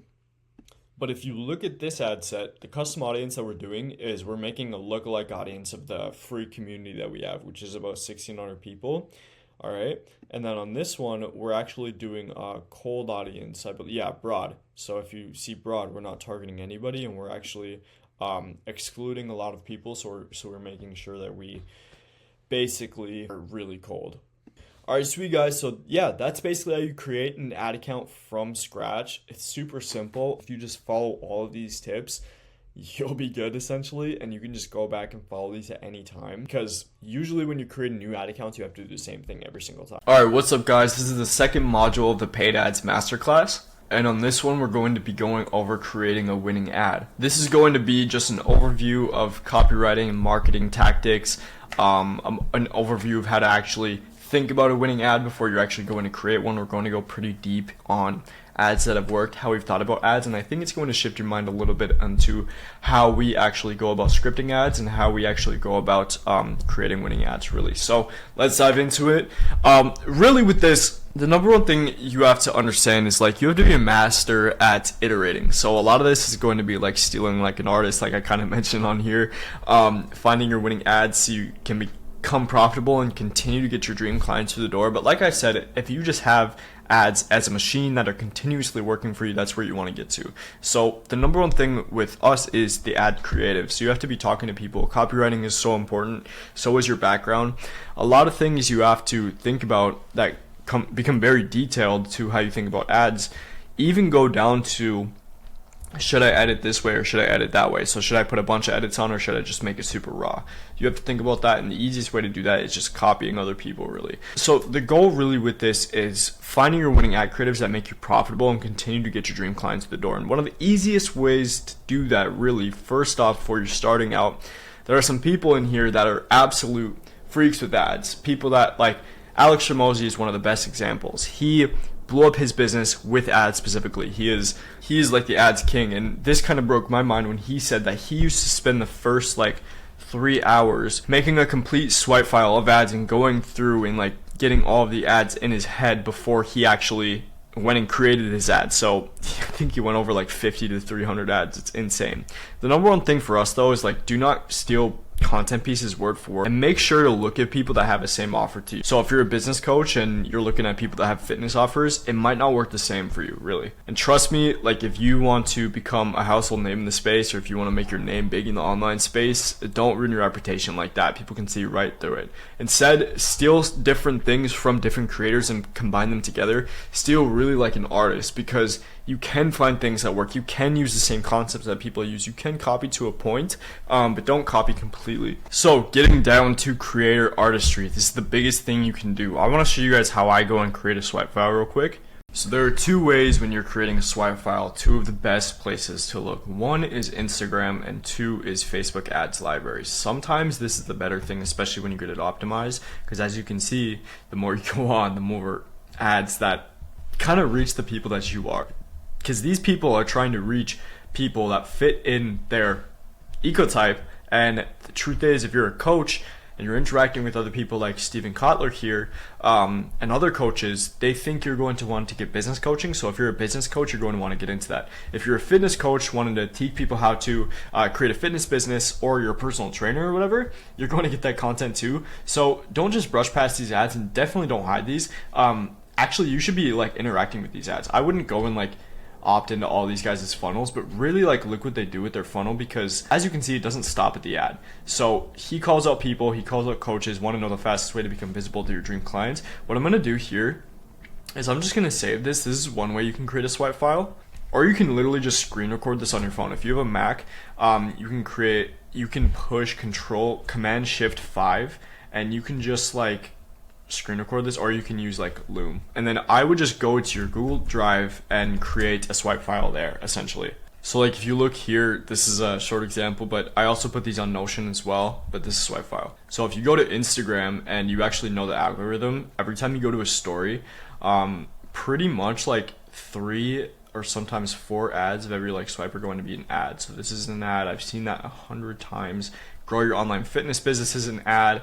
And then every like 4 swipes, it looks like, is an ad. So you can learn from all of these people, and then you can just push learn more, go in theirs. And the truth is, the way that you're going to learn about this too is because more likely than not, every time you go in these ads, every time you go and interact with them, you're going to get retargeted by them, and you're going to keep seeing this guy. And Facebook is going to know that you're the ideal client, and that's how it's going to work for your ads as well. So very good learning experience.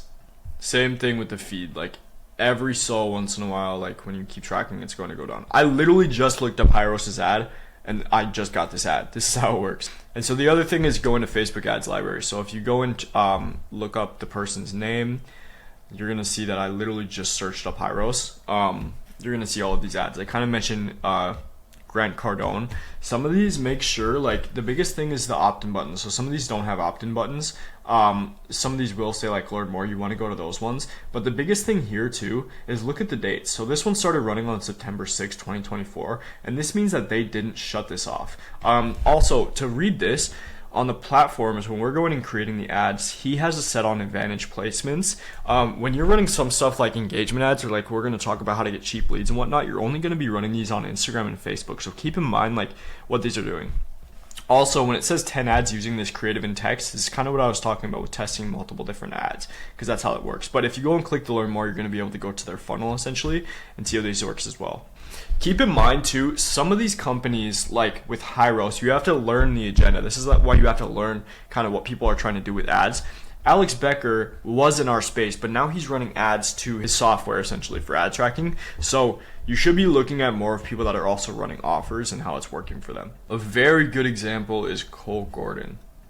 Just go and watch this guy's ads, okay? All right, going on to the next thing. You're going to want to template this, and not a lot of people know this, but this is like the mastery of structuring your ads. You have to structure your ads correctly, because sometimes when you look at campaigns like this who have hundreds of different ads and you don't know what that means, we're actually structuring it in a way where we do like different structures. So as you know, there's a hook, there's a body in an ad, and there's a CTA. That's usually how they go. It goes hook, body, CTA.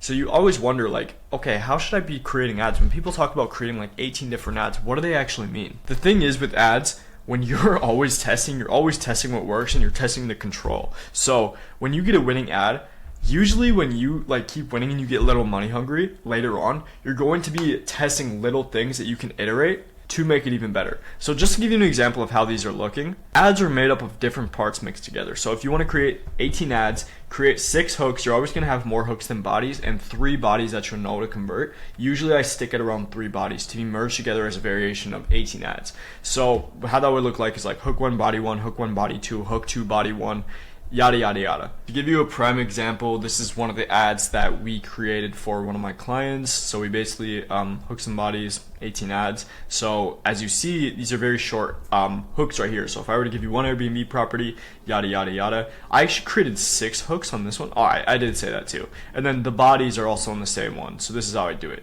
This is also the CTA. So sometimes we also do 2 CTAs, but you guys kind of get the point. So that being said, do not create 18 fresh ads that you don't know how to test with, because yeah, it's bad. So the number one thing, guys, is really just looking at the pain points here. So you really want to write down your client's biggest pain points that they're facing. This is so important. The biggest obstacle that's stopping them from achieving their goal, mostly, like that is the pain right there. So, and then you have to basically frame it in a way where you're putting your solution into place that is the unique mechanism. So a lot of people, you'll see people using the unique mechanism. We got to be careful with this, especially the more sophisticated your audience is. And by when I say sophisticated, how well do they actually know about your competitors? So we know that when we're running ads to go and get coaches, and it's a big space and there's a lot of ad spend behind it, that's a metric that you can look at to see how much competition is in the area. When there's a lot of ad spend behind it, like if we're competing with Tony Robbins is willing to lose money on his ads to get more money in the back end. So really you have to look at the unique mechanism, but also don't downplay it like your audience is stupid. Specifically for a lot of the ads we're doing, like with even Sue's ad, just to be transparent, we don't want to make the client feel like they're stupid or being sold to. The same thing with you. So if you look at people like King Keto, like Brandon Carter, right? The reality is, if you know about fitness, if you know about working out. This is a prime example. I kind of cut it off there, but this is the prime example of what an unaware ad is and how you can perfectly use pain without like over sophisticating the audience, okay? So just look at the first 8 seconds of this. The reality is, if you know about fitness, if you know about working out, you can make over $10,000 a month with your online fitness business. So that doesn't really plug a pain, but it kind of does, because a lot of people will get that pain, like why aren't they making money with that? You can do the same thing in any industry, trust me. All right, kind of got off track there, but I really like to see what other people are doing. And then why other solutions are bad. So this is called throwing rocks at the enemy. When you're throwing rocks at the enemy and you're seeing why other solutions don't work, like if we say, yo, this sales funnel works, this one doesn't, stop trying to do that essentially. There's a lot of times this is done in every single industry, and you have to portray yourself literally as a superhero. So like portray the other solutions as the villain and exaggerate this part so that they believe that they've been doing it wrong the whole time. It really is like a factor, and when you're able to specifically call out what they've been doing and they're like, wow, like this literally speaks to me. You gotta understand that like AI has to be good and tracking has to be good because it has to hit the people at the right time. If you hit somebody at the exact right time where they just spent like, let's say 10K on like an agency, and you're like, yo, stop working with these agencies. Or if somebody is doing this to get abs and they're getting fatter, like Greg O'Gallagher does this amazingly. Go and watch his ads. He basically takes it from the basis of, guys, are you trying to eat carnivore? Are you trying to eat less? Are you trying to fast and you're not losing weight? I want to show you the way that you can eat as much as you want, whatever you want, and still be shredded like me. Perfect example. This is why you see people using all the time use the without statement. Okay? So when you see people saying you can do this, that, and the third, you can get to your desired situation without common pain point 1, common pain point 2, common pain point 3. We always use that frame. And then case studies are so important. We did a poll, and a lot of people have done this now. Hormozy kind of talked about this in his last mastermind. He was doing a metric and a poll over like hundreds of different ads, and he saw that the best ones that were performing over the long term were the ones that were just like filled with case studies. So when we say, and this guy was able to do this, and this guy was able to do this, it really removes any like antitrust that people have from you. And when you show people that are like worse off in a situation than they're, that's why a lot of people use beginner, right, in their terms, because although you're not tracking beginners, they saw that like, hey, this guy made, to show you an example, how Aaron got funded 900K and made 7K in 1 month of trading. I'm probably going to switch this off with beginner, try to add it so it fits in the subject line. We do this because one of my clients is a very advanced trader. We have very advanced clients. We're trying to attract a colder audience now, and ads are all cold. So when you see people doing that, you kind of have to strike jealousy a little bit. But that's fine, because if you can actually help people, it doesn't matter. So the last thing is too, the CTA is the second most important thing. So the hook is the most important, the CTA is the most important after that. You have to have a really strong, clear call to action that tells people what they're doing. When you get later on in your ads and you're able to increase the budget and stretch it a little bit, you actually have the freedom of using more CTAs and being more direct about it. If you look at Alex Becker's ads, he has 2 CTAs in like all of his ads, and at the end of it, he makes it very, very blatant. Go look at how blatant his ads, his CTAs look. He literally says, so if this is you, stop being a dumbass. Like, go and click below. You know this is the right thing for you. He's able to do that because he stretches so much. But sometimes I would just say, like, record separate CTAs as well. I have a CTA library that I give all of my clients. To give you an example, we do it a little bit like we have variations. So click below to start your journey, ready to take whatever I was saying there. Whether you're new to real estate or just looking at this, click below to access the free training, learn how you can start cash flowing with your first Airbnb property in just 30 days. You have to have the CTA, and you can't just create something. And even if you need to cut to the CTA, you need to make sure you do it. Alright guys, so in the next video we're going to be talking about more about copywriting and going into deeper topics there. So yeah, I'll see you in the next video. Alright guys, so this is the second part of making a winning ad. This is basically part 2. In this portion I really want to focus on the creative part. So winning ad creatives, because it's just about like 90% of all of this really. You can have your targeting dialed in, and that's really easy to track. But the thing that you have to be very cognizant about is your ad creatives, and you honestly should be treating it like organic social media, treating it like it's kind of like your last post. But the thing is, you have to make sure like it converts over and over and over again. And you learn a lot about psychology when you come to this, because there are tons of people, like I said, who have ads that have been running for months and months and months and months. And it has the same effect across people, and you know this when you get an organic post that just goes absolutely crazy. So let's dive into this. I wanted to really break down a winning campaign for us, and one that I actually wrote for some of my clients. This is for an Airbnb offer. His ads do insane numbers. It's actually insane how much he does, because he doesn't have an audience on social media. So this is kind of how this works. But let me just tell you, because it's not going to be different from you if you do have an audience on social media, because the truth is, if you have an audience on social media, it just amplifies it. So if he would have had one, would have done way better on his ad. So he's probably at about like 25K a month right now, just consistently over only ad spend. And the truth is, he's at the point where if he just scales ad spend, he's going to make even more. So here's what we're going to go over. If you watched the last video, so go watch the last video if you haven't, because this is going to make sense. But you saw that I actually make a variation of usually like 6 hooks and 3 bodies. And you'll see why. So as you can see, like this is the 6 hooks. So keep in mind, this is all high ticket too. These are all high ticket ads. So we're not going to be offering a lead magnet. We're going to be offering, we're going to be offering a free training. It's VSL that goes to the next page. But these 6 hooks look like this. One, and I'm going to show you guys the concepts first before I actually do that. So let's zoom out a little bit.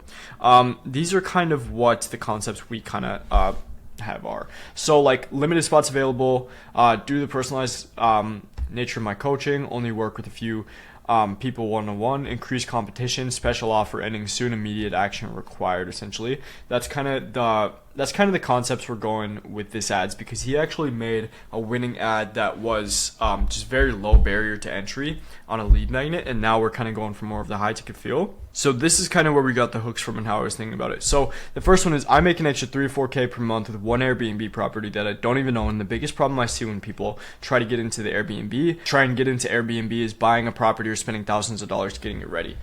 This is really digging at the pain like I was talking about, because he's going after people that want to sublet. Essentially, they want to sublet properties, meaning you can do an Airbnb and then you basically cash flow from it from one that's not yours. He's digging into people that have had problems in real estate, and it's sort of look the same for any business. All right. So the second one, don't buy an Airbnb, let someone else do the work for you. This is like an attention grabbing hook. So when you're doing the desired situation, that's what we use a lot. We use a lot of desired situation, we use a lot of pain, and we use a lot of current situation now to get out of that pain. Essentially, it's all pain and desired situation. And then this is breaking the beliefs. So a lot of it will be breaking false beliefs, and I like to do that with any of my hooks in my body copy. If you can master those 3, pain, desired situation, and breaking limiting beliefs or false beliefs like this is, you don't have to be a rich investor to buy a property and make money with Airbnb. This is so genius because a lot of people think you need thousands of dollars to get started with real estate or cash flow from real estate. So if you go and look at a lot of ads that are targeting you, if you're a coach, a lot of them are probably going to say you don't need organic social media to make $1 million with your coaching business. That's how the game goes. Third one, if I were to give you one Airbnb property that makes you an extra 3 to 4K a month, do you think that you'd be able to manage that? We're using so much intrigue and desired situation right here. Think about if you're somebody who's been in real estate for a while, who's been trying to make this work as your business. Think about how much think about how much that appeals to you. You're like, what? That automatically gets them there, and that's what we're trying to do. We're trying to, after every sentence, get them to the next sentence. So what would you do if you could acquire one Airbnb property that, without actually owning it or spending thousands of dollars on it? Without. Same thing we use in the hook. It's basically like, the thing is too, I jump to conclusions a lot, but the thing is too, just a pro tip, if you can use this as a hook in your funnel, like this is your winning ad, switch your hook to resonate with this. That's a pro tip that not a lot of people talk about. All right. Fourth one, if you can make an extra 3 to 4K per month passively, would that change your life? What if I could guarantee you one closed Airbnb property paying you 4 figures profitably every single month, or I refund you your money? And then after that, you go into the case studies.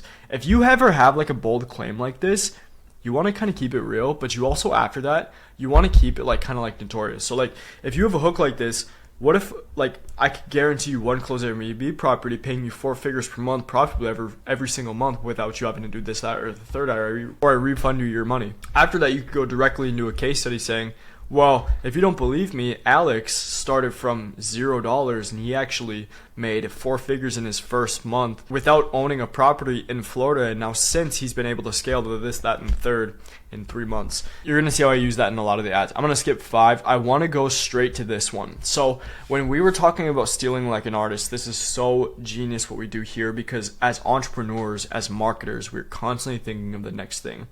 I do this perfectly in this ad, and this was a winning ad for us, okay? So I was pretty deep into these campaigns. We worked with their team essentially. But Tanner Chittister, this is an example of an ad. Okay, so it's no longer available. What I want to show you guys what I did, how I kind of stole a concept that he was doing, not a script, but a concept that he was doing, and I transitioned it into our ads. Dang, man, I can't find his ad that he ran, but if you see here, hold on. All right, so I couldn't find it, but he had an ad that was basically going over an idea that we were following, and it was just the framework, and I'll kind of show you guys. If you can see this hook right here, there was an ad where Tanner was saying, hey, come take a look at this, and it was like showing his P&L statement and his Stripe, going over how much he made with his coaching business.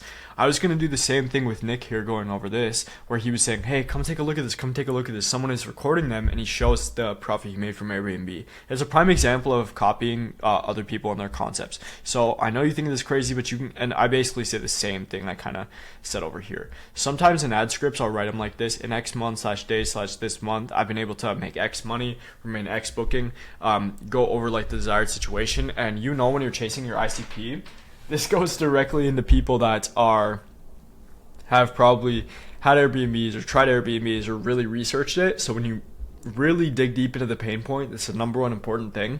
It's so effective. So now, guys, I really want to dive deep into the bodies. I'm not going to make this super long, but we will go pretty brief in it. I really want to show you what we really think about in the bodies, and then we'll get to the CTA. And then at the end of this, you should be able to create like a winning ad yourself, at least a prototype. Stay aware of what I was talking about with aware audiences, people that are business coaches, and then people that are like cold audiences. So when we're using this Airbnb offer, we're giving like the 3 steps. So if you're ever teaching anybody in your ads, like giving them the 3 steps, you have to be aware of who your audience is. So in this one, we're kind of talking about the 3 steps they need to get started to start making money with this strategy.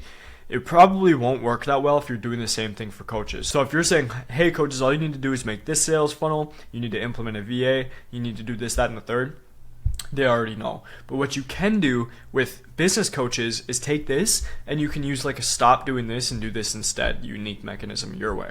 And it can be so absurd. Like, as part of what Sue does is he says stop charging high prices on one-off payment, charge high ticket MRR instead. You guys know that.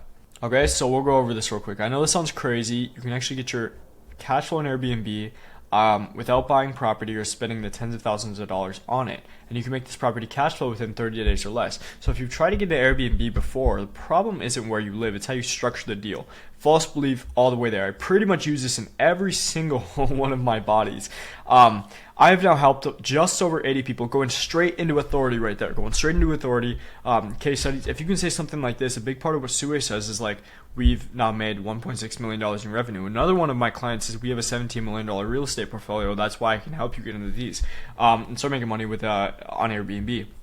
Regular people that are now making an extra 4 to even 10K per month, all while working just a few hours a week and doing whatever they want with the rest of their free time. So here are the 3 steps that you'll need to do the same thing as them, or make the same amount of money, or make money using this strategy. We go over the 3 steps. You want to make these 3 steps really, really quickly. I mentioned that because when you're doing these ads, you don't want to mention the 3 steps right away because you want to keep people's attention. And then we're keeping this like it's super simple. That's why we say that's it there. Do you see how short but effective this ad is? It's absolutely insane. And keep your options like in your head about how many options you actually have. Because when you're looking at it this way, hook 1, body 1, hook 2, body 1, hook 3, body 1. So many different ads, 18 ads just with killer scripts like this go so crazy rather than you creating like 18 different variations of ads. Let's keep going. So I know a lot of people will think that there's no way a landlord would allow this, but truthfully, if you just structure your offer correctly, complete manipulation here. That's what makes a perfect ad. All right, you can get a yes almost every single time. Now, obviously, there's a little bit more that goes into this business model. Do you guys see how when we're saying this, we're instantly transitioning into that's why you need my help? When we transition like this, he's going to transition into now obviously there's a bit more that goes into this business model. Well, I just made this free 18-minute training showing you exactly how you can get into this business model, desired situation 2, desired situation 3, and change your situation. And at the end, you guys know what happens, CTA.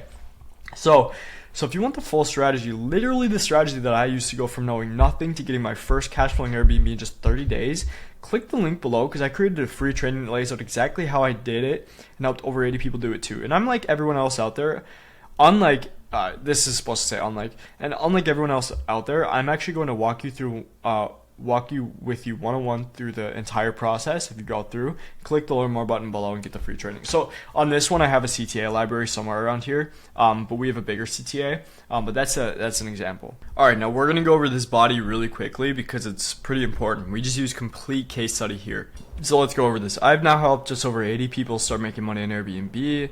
I said this in the last thing, you already said this, that are now making an extra 4 to even 10K a month with that one property.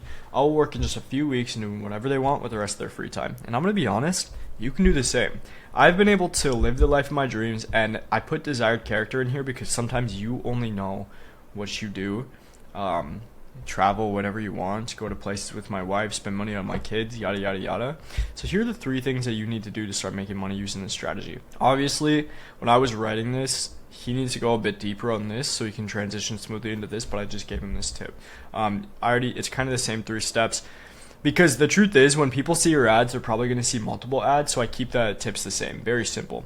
And then on this one, it's a little bit differently since we were so hard with the CTA. Sometimes I do 2 CTAs. So the first CTA, to learn more, all you have to do is go click the link below, watch the free training, and if you're interested in getting your first cash flowing Airbnb, put in your info and book a free initiation call with my team or whatever.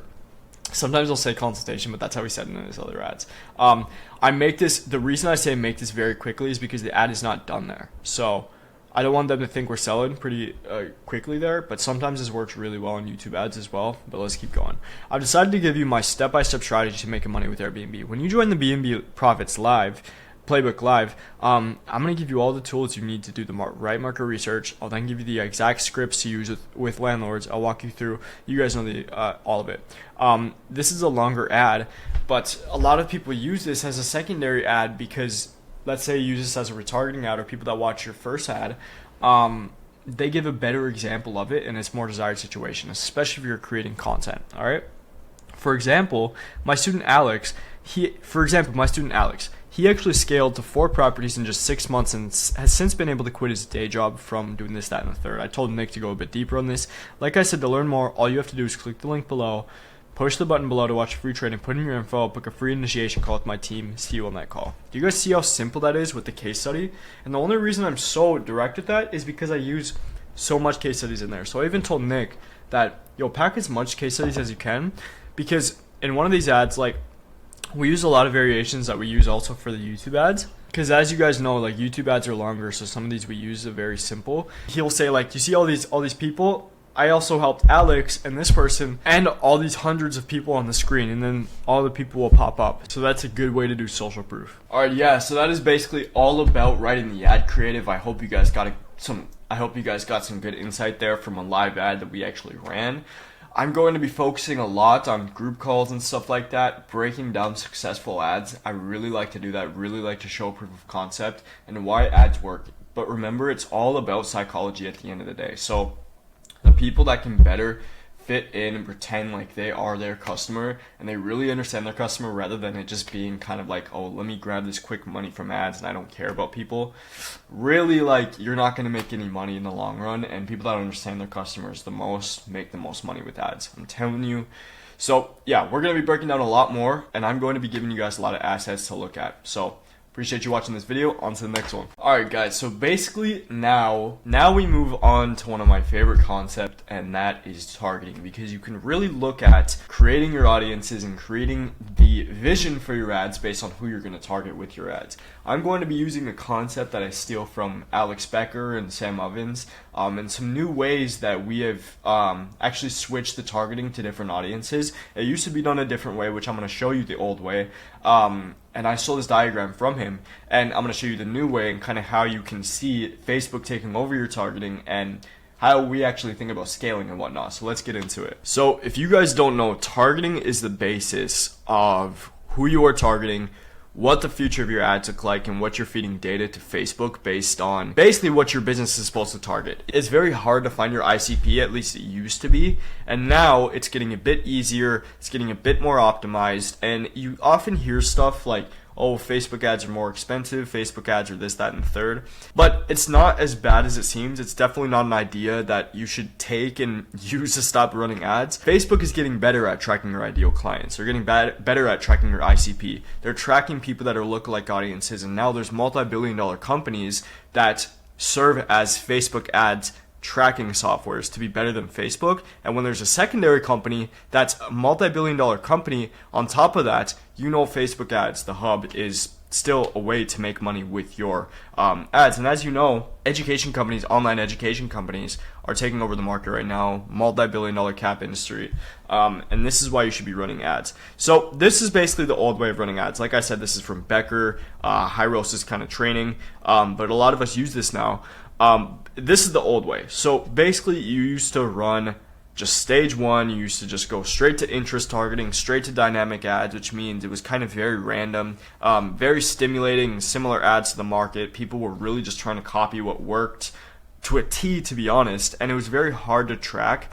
And people will get burnt out, really. And these ads were annoying. Some people had stipulations that it would burn down their account. It doesn't burn down your account when you start running ads. And then once you get there, if you do get past this stage, stage 2 would be making a lookalike targeting audience. So best 5 to 10 creatives. This may take a while, though, in this stage. And a lookalike audience is basically targeting people that look like your ideal customers. So it's best if you have an email list of 6,000 people, or even less than that. 1,000 people is really good for there. Or you have people that bought from you. That's obviously going to be the highest intent. You want to try and find people that are going to look like those people that opted into your funnel.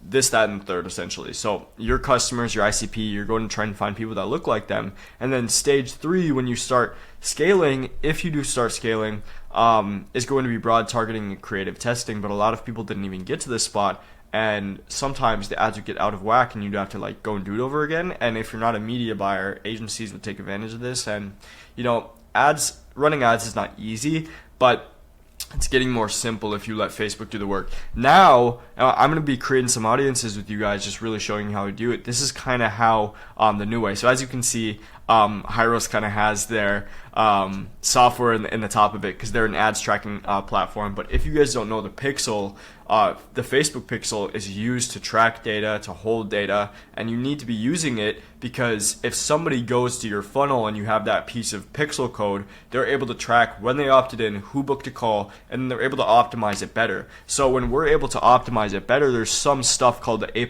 audiences, and this is basically like the Advantage Plus audiences. And what this means is you're going to automatically let Facebook go and target the people that they think is best for you and they think is more enhanced based on what you're actually going for. So if you're going for interest targeting right here, meaning I'm targeting people that want to get into or are very interested, they have an interest is what it's called, in social media marketing and coaching and education is what it's called. And they're also interested in entrepreneurship, where you're going to target those people, and then based on the retention, based on the people who actually target with your ad, and based on this lookalike audience, when you're giving more people on, it's going to be more optimized, and Facebook is automatically going to use the AI to track more people. And they want you to use this, and they're spending billions of dollars every year to try and optimize their AI and their pixel to make it better so people will spend more money on ads. So it's to your advantage. The broad targeting is also, you're going to be running these simultaneously, not in stages like this.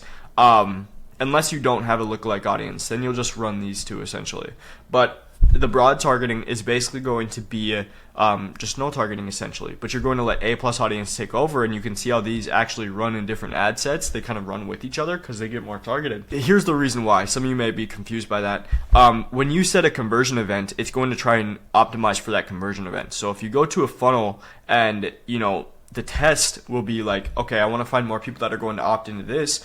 Well, the work is done in your funnel there, and the work is done in your sales process. So on the funnel, you want to be super specific about who you're targeting, like coaches and consultants, men over 30, women that just gave birth, something, get a six-pack, I don't even know. But they're going to be the ones that opt in, and so the AI is basically going to try and find more people that want to opt in for that, essentially. And then your lookalike audience, if you don't have one and if you're starting right away, I'm guessing some of you have like an email list you can target for the lookalike audience. Well, you're just going to try and build up this lookalike audience here and then feed them into there, and then you're basically going to target more of those people. So I have a couple of clients that didn't really do any tracking, and they didn't build up an email list, any of that, but they had like a school group, like a free group or something that had like 500 to 1,000 people. Well, we can use that, we can feed them in, and we can use that as a lookalike audience, essentially.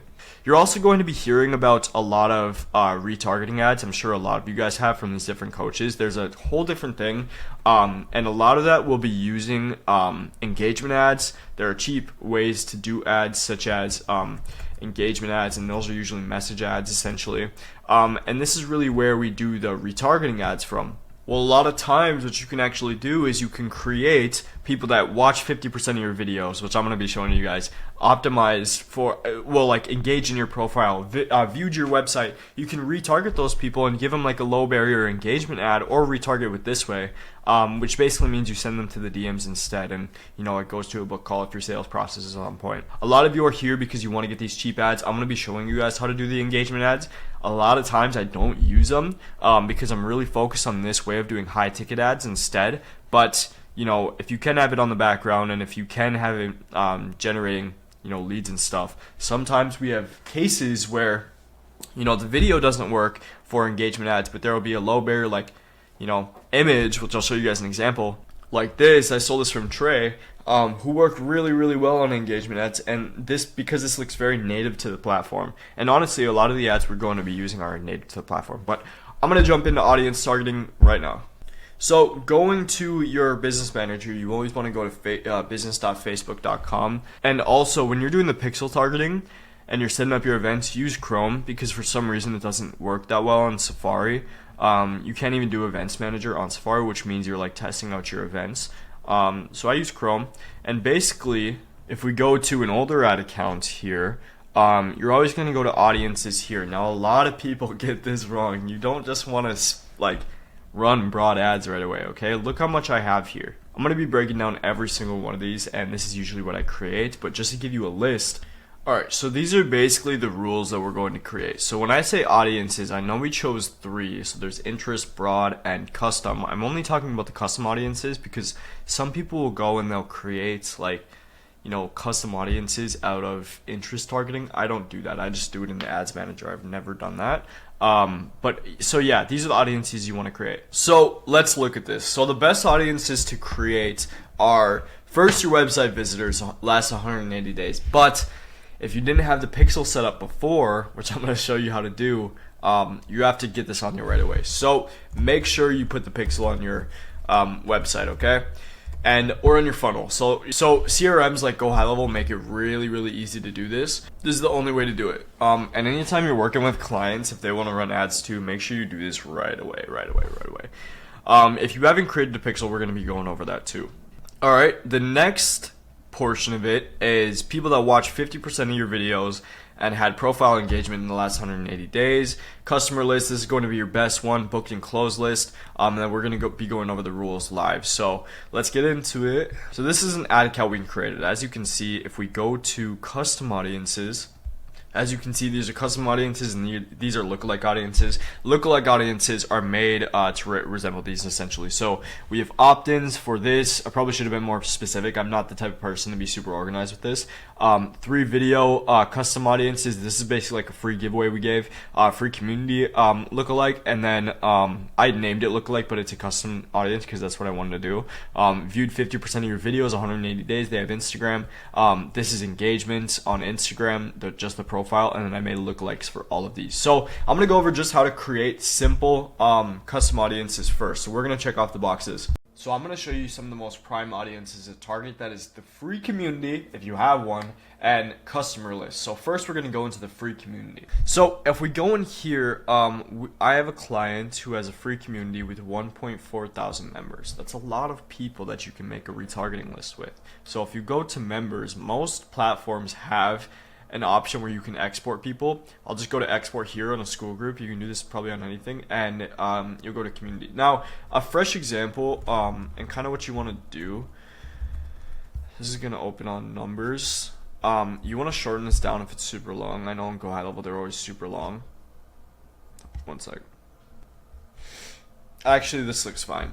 School keeps it super short. I think on Go High Level they keep it super long though. So let's go back into the Facebook ads. And I already created this, but if you go to create audience right here, keeping it simple. Go to custom audiences, customer list, next. Skip all of this, go to upload file, and then we'll see if it works.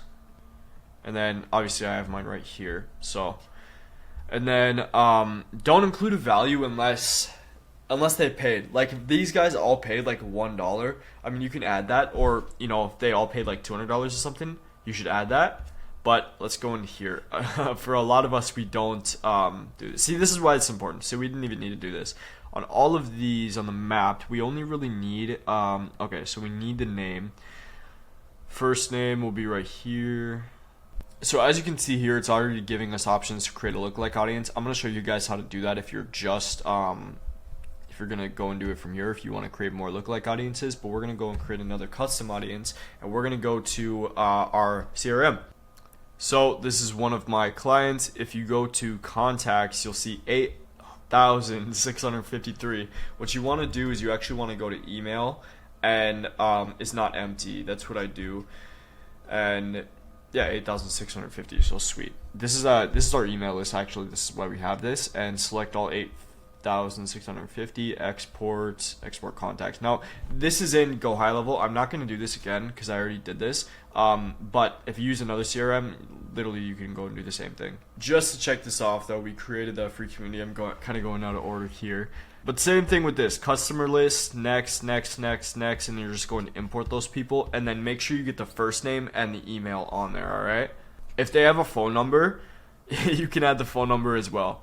Alright, let's click out of this. So that is basically, we just hit the customer list. Now I want to show you guys what I usually do. So if we go back into Go High Level, this is where we're going to make our custom list of people based on tags. So if you go to emails not empty, you have to do this like twice if your email list isn't big enough, or if your customer list isn't big enough. So you have to go to end, and then tag is, and then select the tag that you have. We have a bunch here. So the 3 videos, that's what we use for making the 3 videos. So I'll show you that as well. Membership inquiry is our booked call one.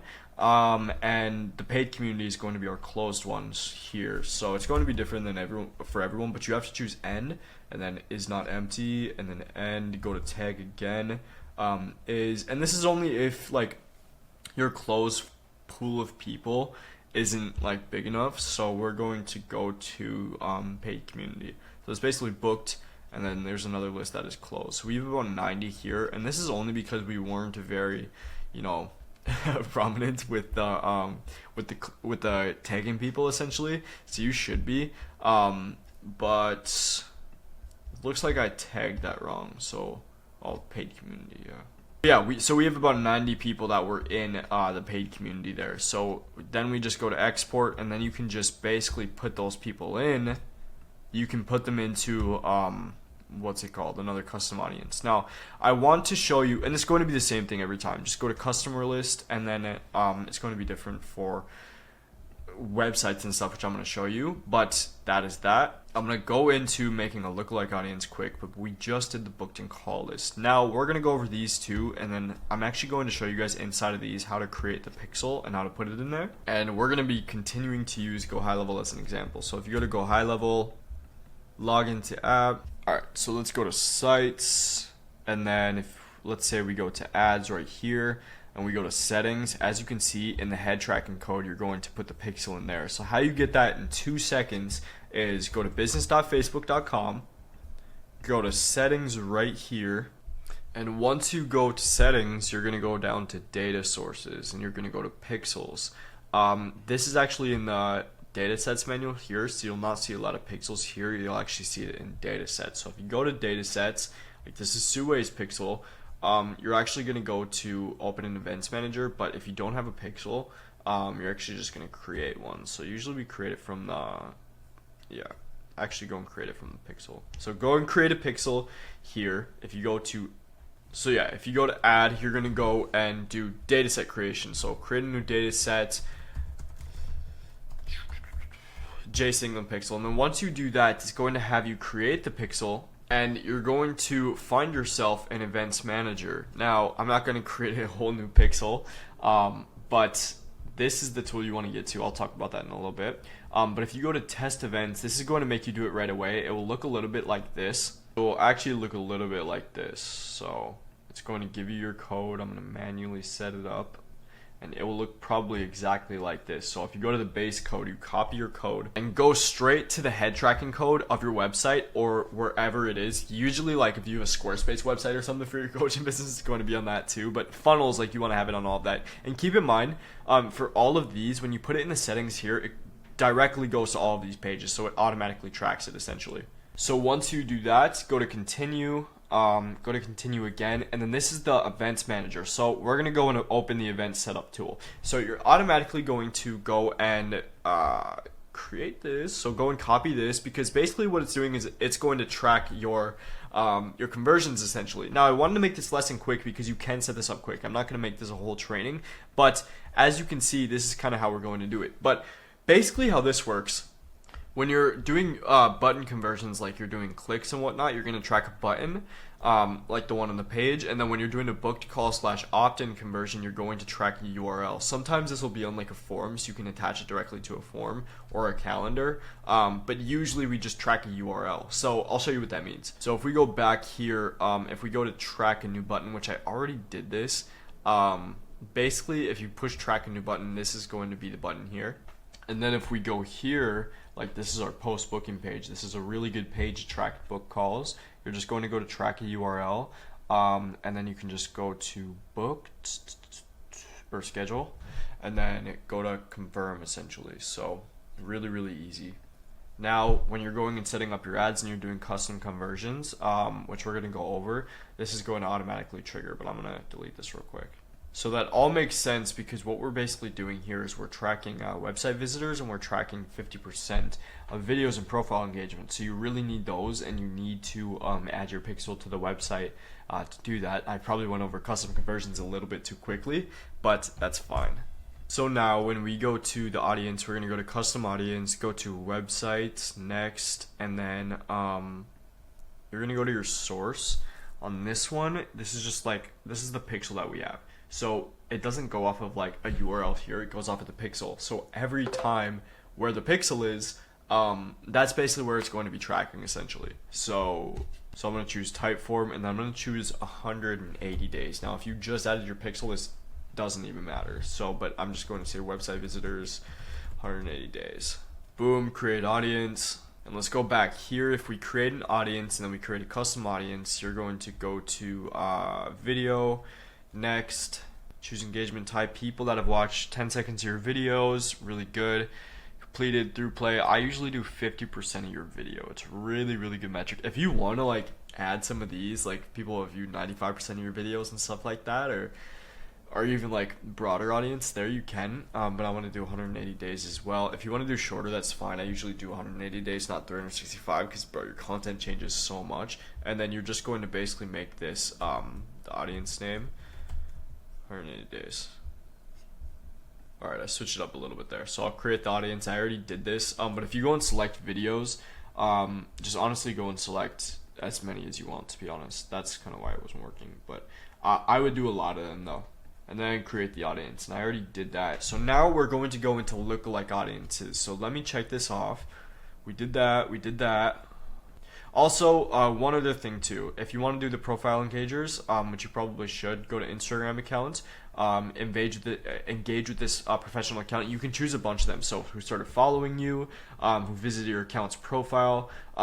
These people engage with you, who engage with any post or ad, who saved any post or ad. And when you're going and doing like an ad later on, these are amazing people to retarget, because you can choose the ad essentially. But usually we just do engagement first, and obviously with you, it's 180 days, like I said, and then obviously choose yours. I have a bunch of people here, but I already did this 180 days, and then you can retarget those people. So now we are going to go into creating a lookalike audience, and these are our sources. So if you go to Instagram, I kind of did the Instagram already. These are people who, if you see here, past 200 days or whatever, everyone who engaged with this professional account.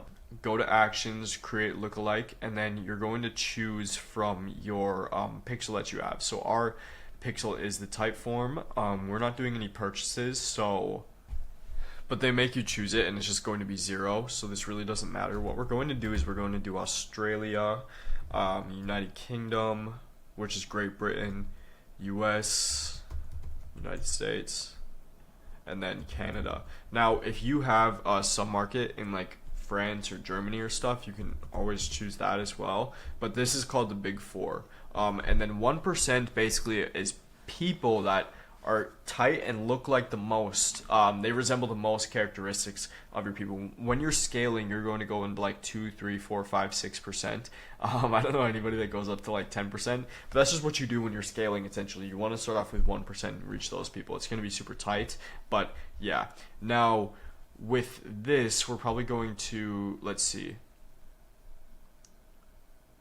Okay, so with this, this is kind of what I was talking about when it's super small. Your lookalike audience needs to include at least 100 people in the same country in your audience location. So somewhere, you know, Sal probably doesn't have 100 people in Germany or 100 people in somewhere else. So what I'll do is I'll just, I'll keep the most important ones. So we'll go to create audience again. Okay, so it might not be Canada, which should probably be the subpar one, create audience. Alright, so cut there, just did that all wrong. Basically, what you're going to do now, when you go to your select your audience source, you're going to find your custom conversion. So if we go to, you're going to find custom audiences. We're going to go to Instagram. This is our custom audience that we created right here. This is why it's important to have your naming conventions right. But you're going to choose the location. So let's say Australia, United States, Great Britain, which is United Kingdom, and then Canada. These are the big four. This is the big four countries that you have. Now, let's say you have like a sub-market, because I know like a lot of you dominate these sub-markets, like in France or Italy or Germany or something. Usually like UK, Canada, United States, Australia are the highest quality people, and that's why they're called the big four. But let's say you have these, you can also create that. And then 1% basically means these are the most look-alike people. They look the most like the people you're trying to target. Essentially, that's what they're trying to get at. And 1% is really the people that you want to get to. When you're going to 2 and 3 and 4%, you only have to do that when you're scaling, which you'll know a lot more about ads once you're actually doing that. That's what Becker does to scale. It's just another mechanism to scale, because the more you do this, the more you go broader, and that's when you have like a more mass market product, or you're trying to target more of a mass market. So always stay at 1% first and create audience. And then boom, so if we go to, it's this one that was just created right here. I don't know why my formatting is bad, but as you can see, it's populating. So yeah, I'm actually going to delete that because I already created that. Now let's go to our next one. That one was different from when we're actually doing a pixel. So if we go to website visitors right here, as you can see, Typeform funnel, time frame is in the past 180 days. So we're going to go and create a lookalike audience. And we're going to go to, what is this called? Website visitors, Trading Edge Mastery. Did the right naming convention there. And same thing, we're just going to do the big four. If any of you guys have clients in like the UAE too, like Dubai and stuff, that might be a good place to target. But I don't. I just do the big four. So, and then 1%, like I said, and create audience. And then it's automatically going to choose a naming convention for you. So I'm going to show you guys what that looks like. As you can see, okay, so this happens sometimes, where your audience isn't big enough to where it must include 100 people in the same location. Now, for my client right here, he has a smaller audience, so I already did this just to give you guys an idea. We created one where viewed 50% of your videos 180 days for just Great Britain. And that's because that's where most of his people were from, and we didn't have a lot of targeting size from people like in the UK and stuff, in the United States and Australia and stuff like that. Now, we created a couple of these lookalike audiences because this is an Instagram audience, but viewed 50% of your videos, most of them were in Great Britain, and we did the same for his website. So sometimes we'll just make the targeting smaller and we'll just do it in one country essentially. And then the same thing for when you're going to your custom audiences for booked and closed. So when we go to booked and closed, which the free community lookalike is ours, and the community members is ours actually. You're basically just going to go to create a lookalike audience and then go to community members. As you can see, it's a CSV file. So that's kind of what we did. We didn't really mess with like the naming conventions, and I'm guessing most people are going to be in Great Britain. But yeah. And then I also mix this with people, since we have just so many. I think we have about 97 people in our paid community right now with this one. And obviously some people are going to be different. So it's going to give us the error of you need 100 people to actually do this. I'll mix it with probably like some of the free community and some of our highest quality people that booked calls and maybe are paying later and stuff like that. So if you see this, we checked off all of these: website visitors, 180 days, 50% of videos, profile engagers, customer lists, and booked and closed lists. So now you have all of those. And I know that was sort of a long process, but this basically just made up this whole audience. This is only this audience, but it's the best audience to grow, and that's why you want to put your pixel right away. So now we have to go into the two audiences right here, which I'm going to go over in the next module, where we're actually running the ads essentially. So see you guys in the next module.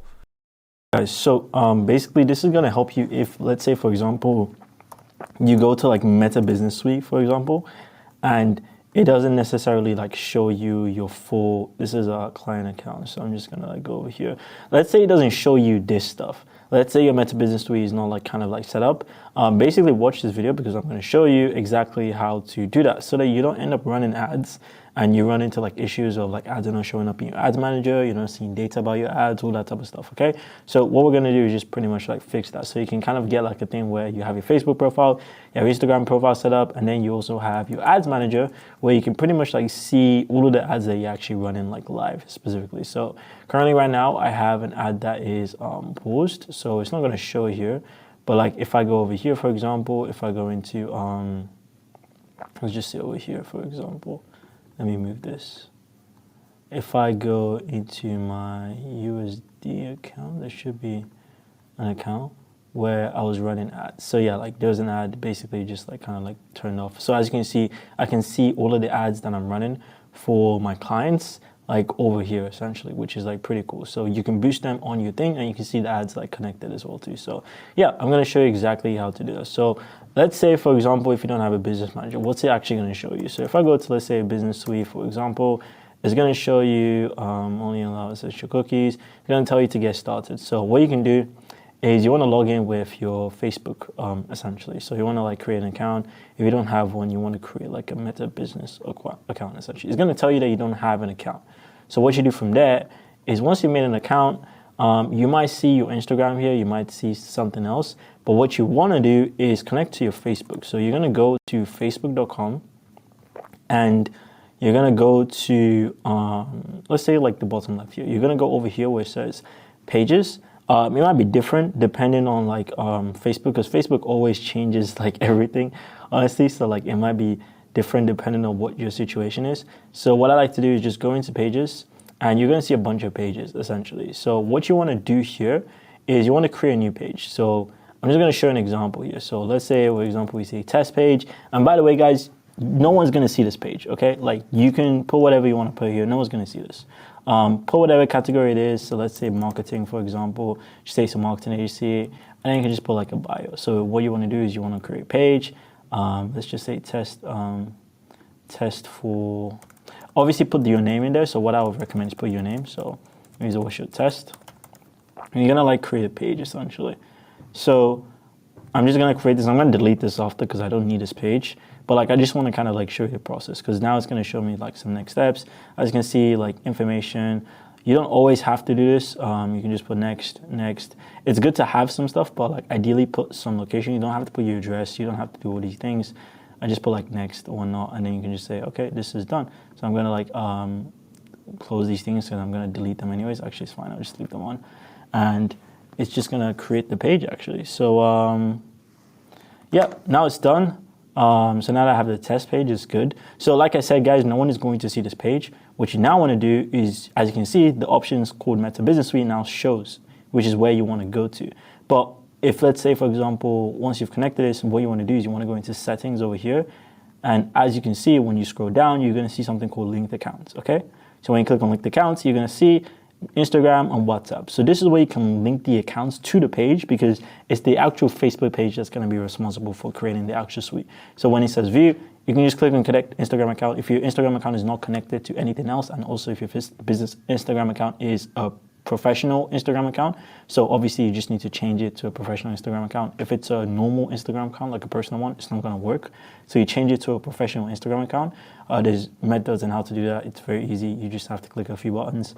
You just click and connect the account and you're pretty much like good to go. So then what's going to happen is when you go back to pages, if I go all the way back here, if I click on Meta Business Suite, it's now going to show me this page that I've just created, as you can see, and then I can connect my Instagram. And then from here, I can now run my ads. Does that make sense? So that's kind of like what I've done for this page, for example. As you can see, I have my Facebook page, which I just created, and then I have the Instagram, which is connected to this page. So that basically allows me to like run ads like easily as possible.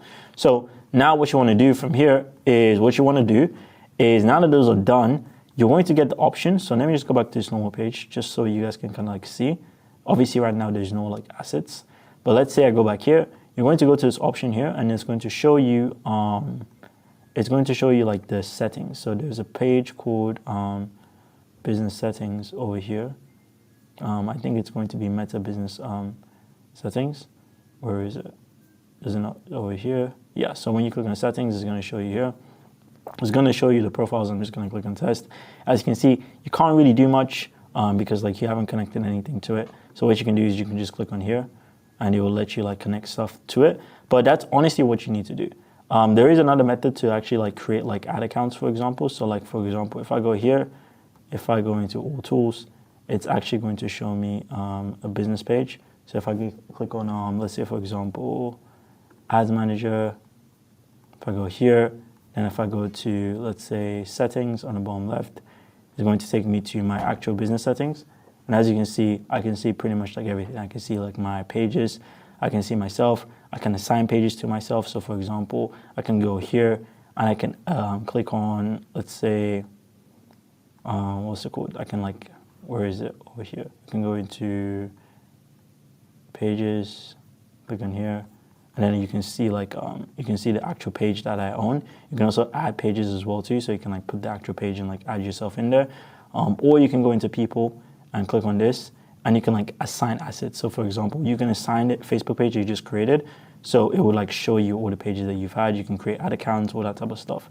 So as you can see, I've already assigned myself to all of the things, so I have access to be able to like do anything. It should automatically do that anyways. So what that would do is it would create like an ad account and it would just like connect all those things so you can see your stuff in Ads Manager. So yeah, that's pretty much how you would do it if you don't have that option. Like I said, I was just showing you an example. I'm gonna delete this page afterwards, but that's pretty much what you need to do to make sure that you're gonna be able to run the ads properly. Because like I said, you wanna be running these ads through Meta Business Suite. You don't wanna be doing it on your phone because the phone is just going to like take like a percentage, give it to Apple, and not allow your ads to be like as profitable as they could be. Okay, so yeah, that's pretty much it from me.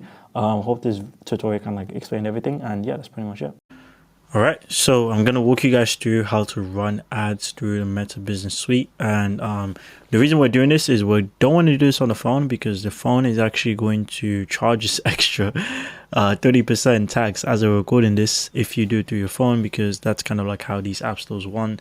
They're beefing, and you know we don't want their beef to kind of like influence how we make our money. So let's do it. And the reason why that's important is if they're taking 30% of what you pay them, if you pay $10, only 7 of that actually goes to Meta. So yeah, these are the main things that we want to be making sure that we're not doing. So cool, let's just jump right into it. So the way that works is you log in. If you're assuming you've set up your Facebook stuff correctly, it should look kind of like this. And what you want to do is you want to go into the ads part, and obviously from here you're going to be able to run your ads. So the way you want to do is it's going to say create ad. You can also do it from here as well too. So create ad as well. So I'm just going to click over here and just click on create ad. And once you do create ad, it's going to show you all these things. So ideally what you want to do, you can either do 2 things. You can either do like get more messages. That's going to do like the messaging pages, or you can just do boost, which is usually recommended. So we're just going to click on boost, and I'm going to show you the whole process. So let's just say I want to boost this video, for example. So what I'm going to do is I'm going to click on boost, and it's going to take me over here. And yeah, this is pretty much it. So get more profile visits is usually what people are going to do. So people are going to go on your profile, get more messages. This is what people are usually going to do as well too if you're trying to get messages. Ideally, you want to do profile visits. Some people will do messages depending on what you're trying to achieve. But I'm just going to use profile visits for this example over here. There might be different videos that tell you to do messages.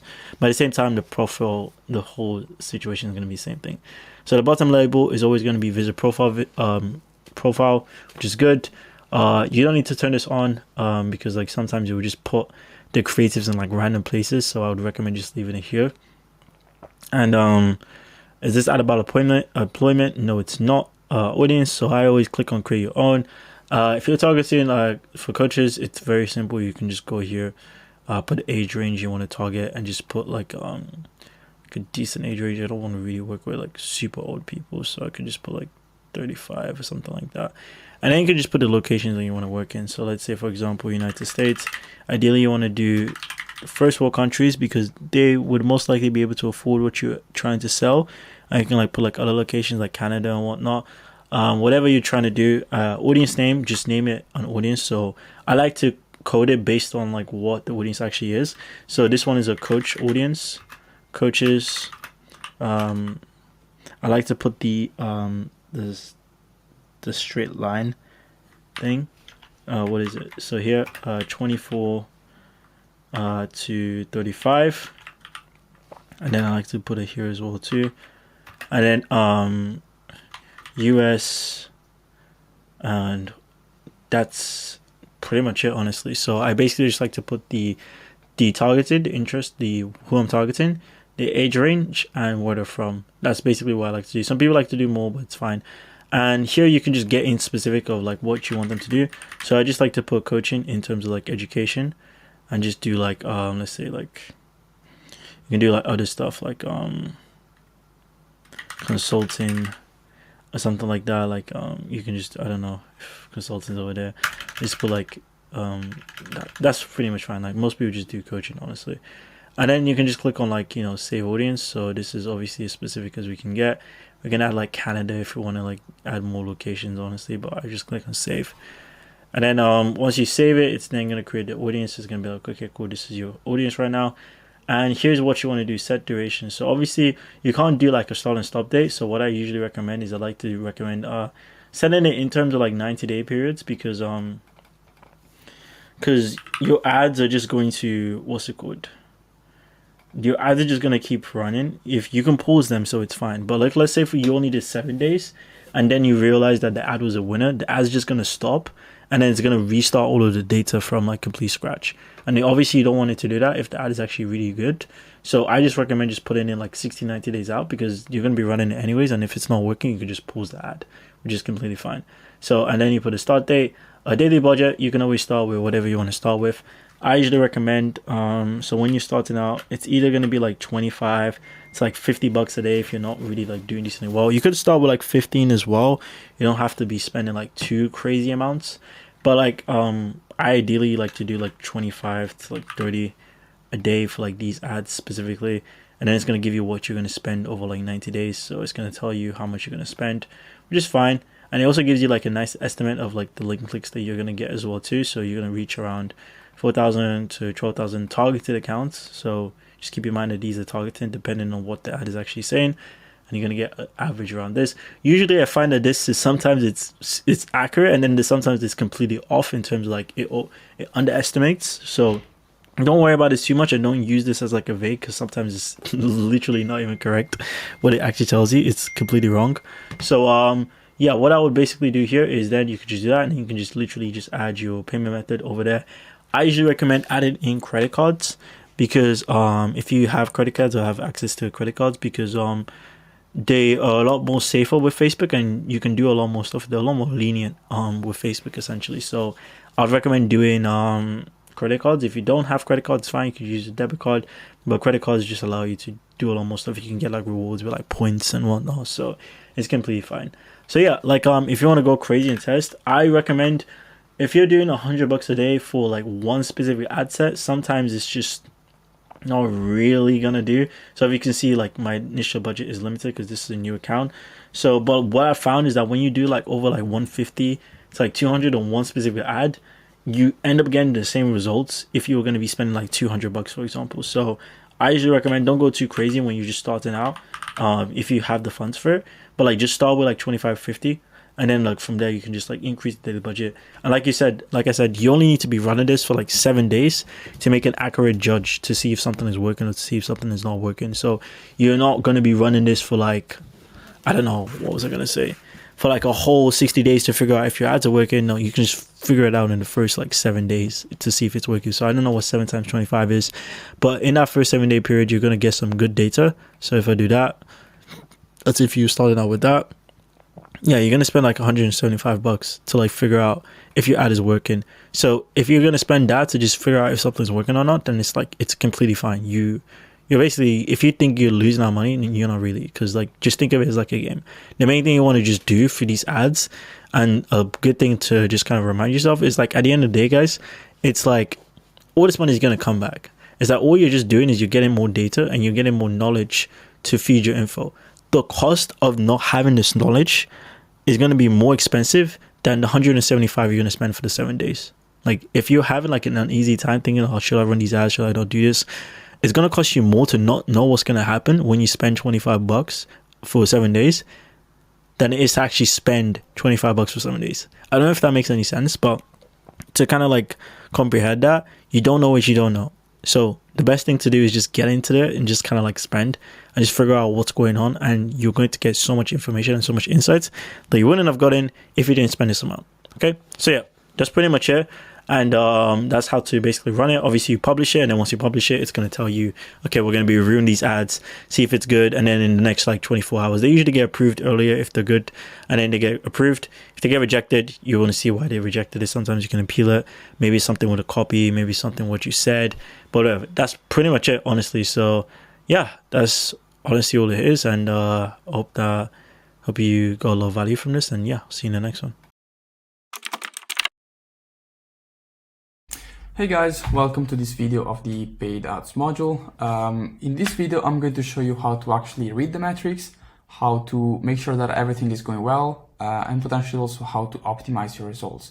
When I say optimize, I mean just improve your results or your performance. So it's a fairly simple video. We'll just go again through a real campaign as I've done with all the videos, show you how I personally analyze the metrics, how I make sure that, you know, my CPMs are fine, everything is going fine, my ads have engagement, maybe see which ad is getting the most engagement or maybe view time, and then potentially how, again, you can actually increase your performance. Maybe it's lower your cost per lead, or again, we'll see in the video. What I'll probably see is that a lot of it is creative testing. So most of the time, of course, we can test different audiences, see which one is getting us the best performance.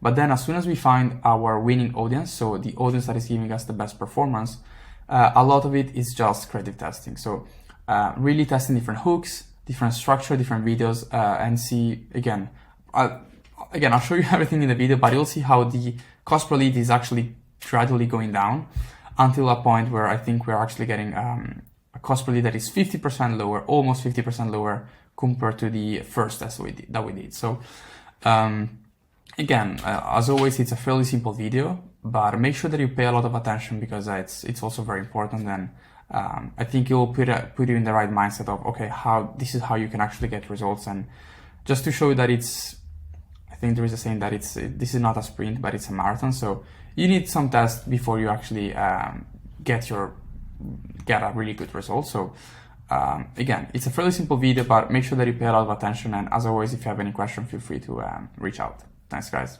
So as you can see, we are always in this ad account. In this case, we have our campaign, we have our ad set, where we're targeting married people, but we also have a lot of ads. So I'm going to show you the performance for this month so far, or I can also show you the performance for last month because we have more data. So as you can see, a lot of the work is happening on the ad level, okay? So here we have our ad set, where you see we're only running this month. Last month we spent close to 8,100. Now, if we go on the ads, you see that we've been testing quite a few ads. I always like to group my ads based on how much we're spending. So just click on amount spent, and you will see that it's grouping from the one we spend the most to the one we spend the lowest. So now how it works is that we are just launching ads here, and Facebook will allocate the spend, or let's say we'll spend the most on the ads that Facebook thinks is going to get the best results. So if I just, again, this is the column that we are using. You should have the same setup. If I scroll to the left, as you can see, I'm getting one of the top performance on the first one, but also getting like a very good performance on the second one. We only launched the second one after, so it's normal that maybe it's not getting the full spend yet. But this is what we have right now. So what I want to show you is on one side how to, again, read the data, and I think we already quickly discussed this in another video, but I always like to see if, you know, where are we spending the most money, because this is most likely the ad that is getting the best performance, or even like driving the most traffic and the most like the most leads. So just make sure that everything is under control. CPM, it's pretty good. This one we actually had a very high CPM, but this is pretty good. Engagement, we have 71 comments, 18. I see that just by 20, yeah, it seems like this one is getting a lot more comments compared to this one, which is good. And then, you know, everything is looking healthy. We have saves, we have reaction, we have shares, we have a lot of engagement. Engagement is just likes and everything else. Also, in terms of video views, this is pretty good. Something that I noticed is that this new video, the average playtime is a lot longer compared to the first one. So here we have 10 seconds compared to 7 seconds. So this is telling me that people liked it and, you know, they're just watching it more. And also the cost per lead. So here we went from a 8.23 to a 6.94. So this is really, really good. Now, what I want to show you is how can you actually optimize these results? And I think the biggest optimization, especially with this strategy, is via creative testing. So what I want to show you is here I'll change the data to maximum, okay? So this is so far everything that happened in this account, especially under this ad set. As you can see, we spent 20.2K. That's a bit of money. And as you can see, we had a lot of ads here. So what I want to show you is exactly what happened and kind of the process that we had, just to show you how results are going to improve if you actually test and double down on what's working. So what I've done here, I organize the ads based on the date of creation. Yeah, actually what we can also, no, let's do it like this. So as you can see, we start running ads on the 22nd of January. And we spent a lot of money on this ad. As you can see, we spent close to $1,400. And initially, this was our top performing ad. So initially, our cost per lead or cost per message was $11.32. Again, it was a good ad. We were honestly, we were happy with these results. So everything was going fine. We were closing deals, etc., etc. Now, the other ad, and honestly, that was the second test that we did after this one, was this video. As you can see, we also spent $1,300 here, and the cost per lead went from 11.32 to 10.42. So we were able to lower it by, let's say, 90 cents. If I look after here, there are some other tests that we did. And as you can see, some of them failed because we spent some money here, but we launched it all around the 6th of February, let's say between the first and the second week of February. And as you can see, from 10.42, we had 11.67, 15.17, 13, but one actually got a 7. So we did a bunch of testing. 1, 2, 3, 4, 5. 5 out of 6 failed. So we got a higher cost per message, but one actually did, you know, got a jackpot. So here we got a 7.78 cost per lead so far, compared to a 10.42, which was the previous best. So at this point, we're like, okay, let's turn off the stuff that is not working. Let's just double down on this. And as you can see, we spent like a lot of money here. Out of 20K, we spent close to 14.5. So this has been our winning ads for a long time. But now we recently went back to testing. And as you can see, around more than a month later, like 2 weeks ago, we said, you know what, let's test again. And we're already getting like another potential winner. So this one is getting an $11.18 cost per lead, which is not too bad, honestly. It's definitely a bit higher, but here we're getting like an $8, so it's pretty good. So yeah, this is the main thing that I want to share is that you always need to keep testing, because if you look at the first like cost per lead that we had or cost per messaging, and honestly, we were very happy with this. We went from 11.32 to 7, let's say 8. So we lower cost per lead by almost 50%, which is pretty good. So that means that just by spending the same amount of money, we're getting double the leads. So yeah, this is the main thing. You can always, honestly, in terms of optimization, we can always test more audiences. In this case, we always had a good performance with this one, but we did some other testing with audiences. And as you can see, the top performing audience always was the married people. So Feel free to test other audiences, but always go back to the one that is giving you the best performance, because as you can see here, we went from 13, 14, 13, which is still fine, but here we have an 8, so it's really almost 50% lower. So if you have any question, feel free to reach out to me. Otherwise, we'll see you in the next video. At this point, business is booming, but you're probably going to get burned out because you're still a one-man show and you don't know how to actually build the right team in order for you to scale up. You're wearing all the hats in your business, you're doing everything yourself, and you can't do this for much longer. I'm going to show you how to build a lean team that will allow you to scale your business while working less and making more. It's one of the best feelings in the world when your team will allow you to make more money, because the last 5 days I've spent in Dubai. You know, I've not worked more than 3 hours a day, and I've been able to make over $15,000 because my team back home is just working and helping me generate this type of clients. Knowing that I can take a 7-day holiday and not work as much as I need to and still generate the same amount that I'm generating is one of the best feelings in the world, and I will show you how to do that. Yo, what's up everybody? Hope all of y'all are doing well.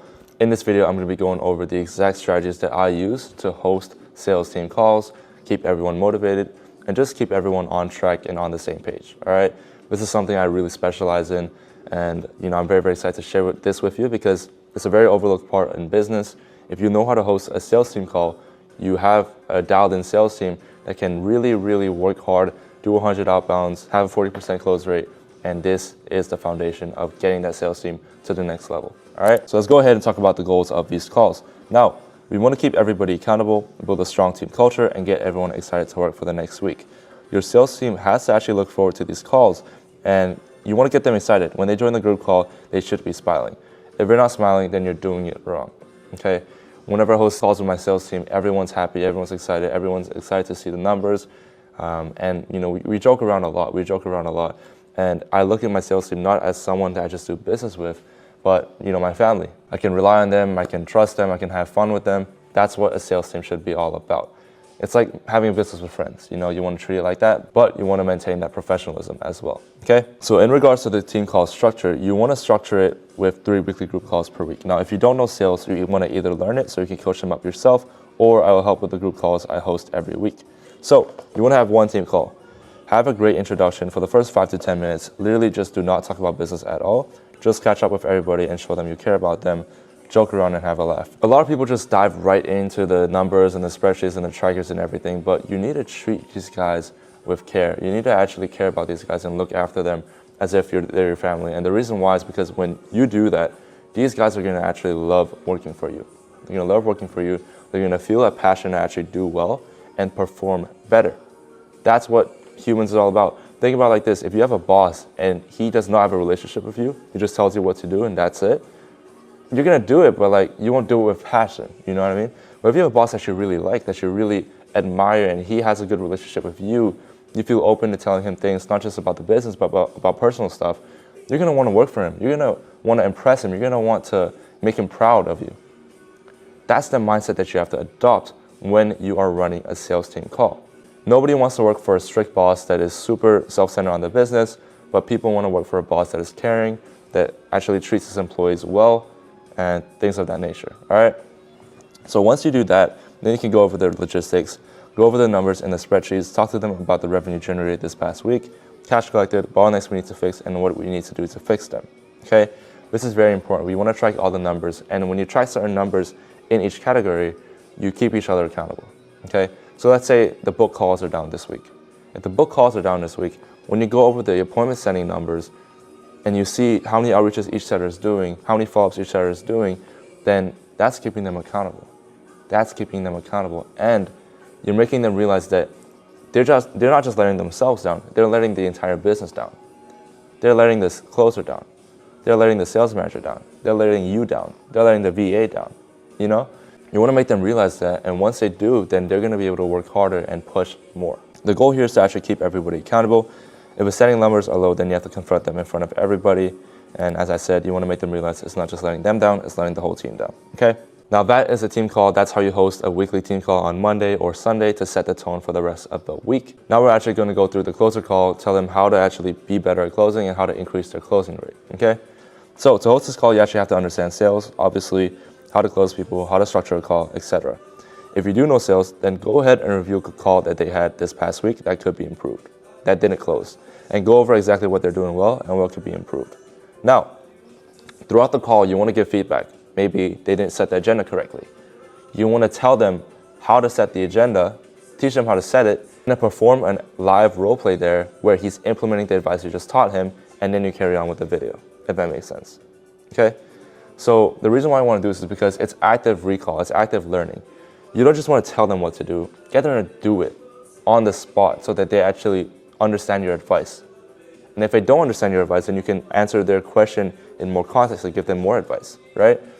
You need to give feedback, but also allow them to practice that feedback so that they get better.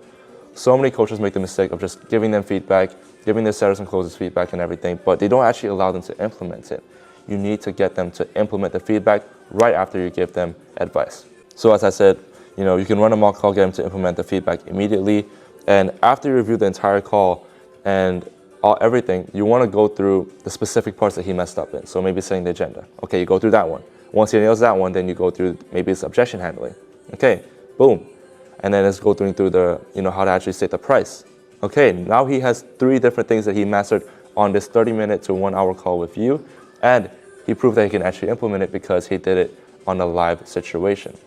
You didn't just give him feedback and he just practiced it on a live sales call. He did it with you in this mock situation, and he actually understands how to do it in his next sales call. That is the entire goal, okay? So active recall, make sure you give him feedback that he can implement immediately so that he can show progress. So that is the closing call. Now we're gonna go over the setter call. It is very, very simple. Similar setting, similar situation. To host this call, you actually have to understand appointment setting, how to build trust, how to book appointments, all that good stuff. And instead of actually going through the calls, you want to go over specific conversations that maybe they got left unread, that they didn't book, that just didn't work out, etc. Okay? And you want to tell them what they did right and what they could improve.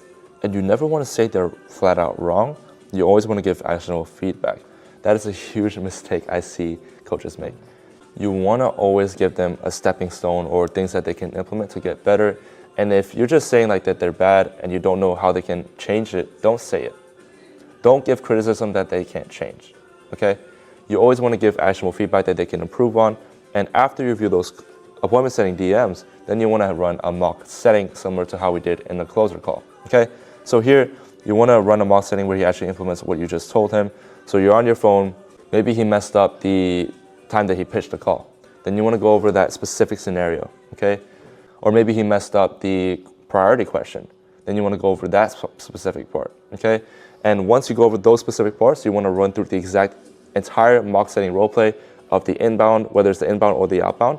And you want to make sure that he nails that specific part and he understands it completely. So that's how you run a setting call. It's very similar to a closing call. And in total, the sales team will have around 5 group calls, including 2 with me. Now, including 2 with me, the reason why I say this is because I'm hosting 2 Consulting Mastery group calls, which is with you coaches, and I'm also hosting 1 setter call with the whole sales, every single setter that you guys are working with, and then a 1 closer call with every single closer you guys are working with. So they'll be able to have access to not just your training, but my training as well. And two sales trainers are better than 1, right? So we're just providing that support in that sense. Now, a bit of tips and advice: do not be formal. Have fun and be relaxed. If you watch some of my sales team calls, I'm having so much fun because these guys are making you money. These guys should be treated like your brothers and sisters and just family, okay? You should be treating them like that because they're the lifeline of your business. That's just what it comes down to. So have fun, joke around, get to know them personally. If you don't, then yeah, they'll still be good, but they won't be exceptional. They'll never be a top 1% sales team. So to actually get to the next level, build a strong culture. You want to actually pay them well as well. So depending on how high ticket your offer is, you want to give a setter anywhere from 5 to 10%, and for a closer, you want to give them anywhere from 10 to 15%. If they're doing really well and they've proven that they can close, they can set, get them a base pay. Get them a base pay. If you pay your sales team well, I promise you they'll want to work more for you. They'll want to make you more money, and that's just how it works. All right. Another thing is you also want to provide opportunities for them to develop. So if a setter gets extremely good, you could provide him a setter manager role. So instead of you managing the setters, now it's him managing the setters, right? He is doing the ones, and you teach him the skills that you know about setter management to the setter manager, and he will be able to train the setters. And so get them room to develop. If it's a closer, you can give him a closer manager role, or even a sales manager role, you just want to have different levels that they can level up. If they prove themselves as a setter, then they can move to a setter manager, and then eventually a closer, and then a sales manager, and who knows, even a growth operator. Who knows, right? But you always want to give them places to develop. So hopefully this video was really, really good for you. Hopefully you got a ton of insights on how to actually host these sales team calls. Make sure to actually implement the advice I told you, and that's how you're going to get the most value. Make sure to treat these guys like family, host them according to the structure that I gave you, and allow active implementation. All right, so if you have any questions, feel free to DM me on Discord, and I'll get back to you with more details. But with that being said, I'll see you guys in the next video. Peace. Yo, what's going on, guys? Hope all of y'all are doing well, and welcome back to the videos. In this one, I'm going to be going over how to actually build team culture within your sales team, and how to get a sales team that will run through a brick wall for you, okay? If you ask a lot of business owners, they know that the sales reps that I train, the setters, the closers, and even the sales managers, they would run through a wall for me. And I'm going to teach you exactly how to build that kind of culture within your business for yourself, okay? So let's jump right in. Let's go ahead with the goal. So the goal with team culture is just understanding that number one is the most important thing. It's the most important thing by far. And they have to do their job with conviction. And the only way to actually make them do that is to make them believe 100% in your product, business, and you as a business owner, okay? When you do that, then that's what is gonna make them take the next step. Because imagine this, you're a sales rep, you're an appointment setter, and you're selling a product that you don't even know works or not. Yes, you'll sell it to make money, but you don't have that conviction, you don't have that drive that gets you excited to wake up and set for the person or close for the person. We need that drive in every single one of the sales reps, okay? And so the goal is to make them believe in your business, your mission, and will run through a wall for you and your business, okay? So the team culture starts with you. The amount of energy you show your team will be reciprocated right back to you. If you show up to the group calls and you're kind of multitasking, you're on your phone a bit, or you're driving, and you're not giving them your full undivided attention, and you're kind of like half-assing it, and you're not showing enough effort, they won't listen to you. They simply won't, because you're giving them, you're acting as if they're not that important. You're acting as if they're not a huge priority, when in reality, they're the ones that are making you money. You have to treat them as family, okay? And so these are the actionable steps that I will go through to basically get really, really good team culture with all the businesses that I work with. The first step is to go through the client results, the transformation, and everything on call to make sure that they know they are genuinely helping other people. Now, the one reason I say this is because I had this problem in the past when I was a setter.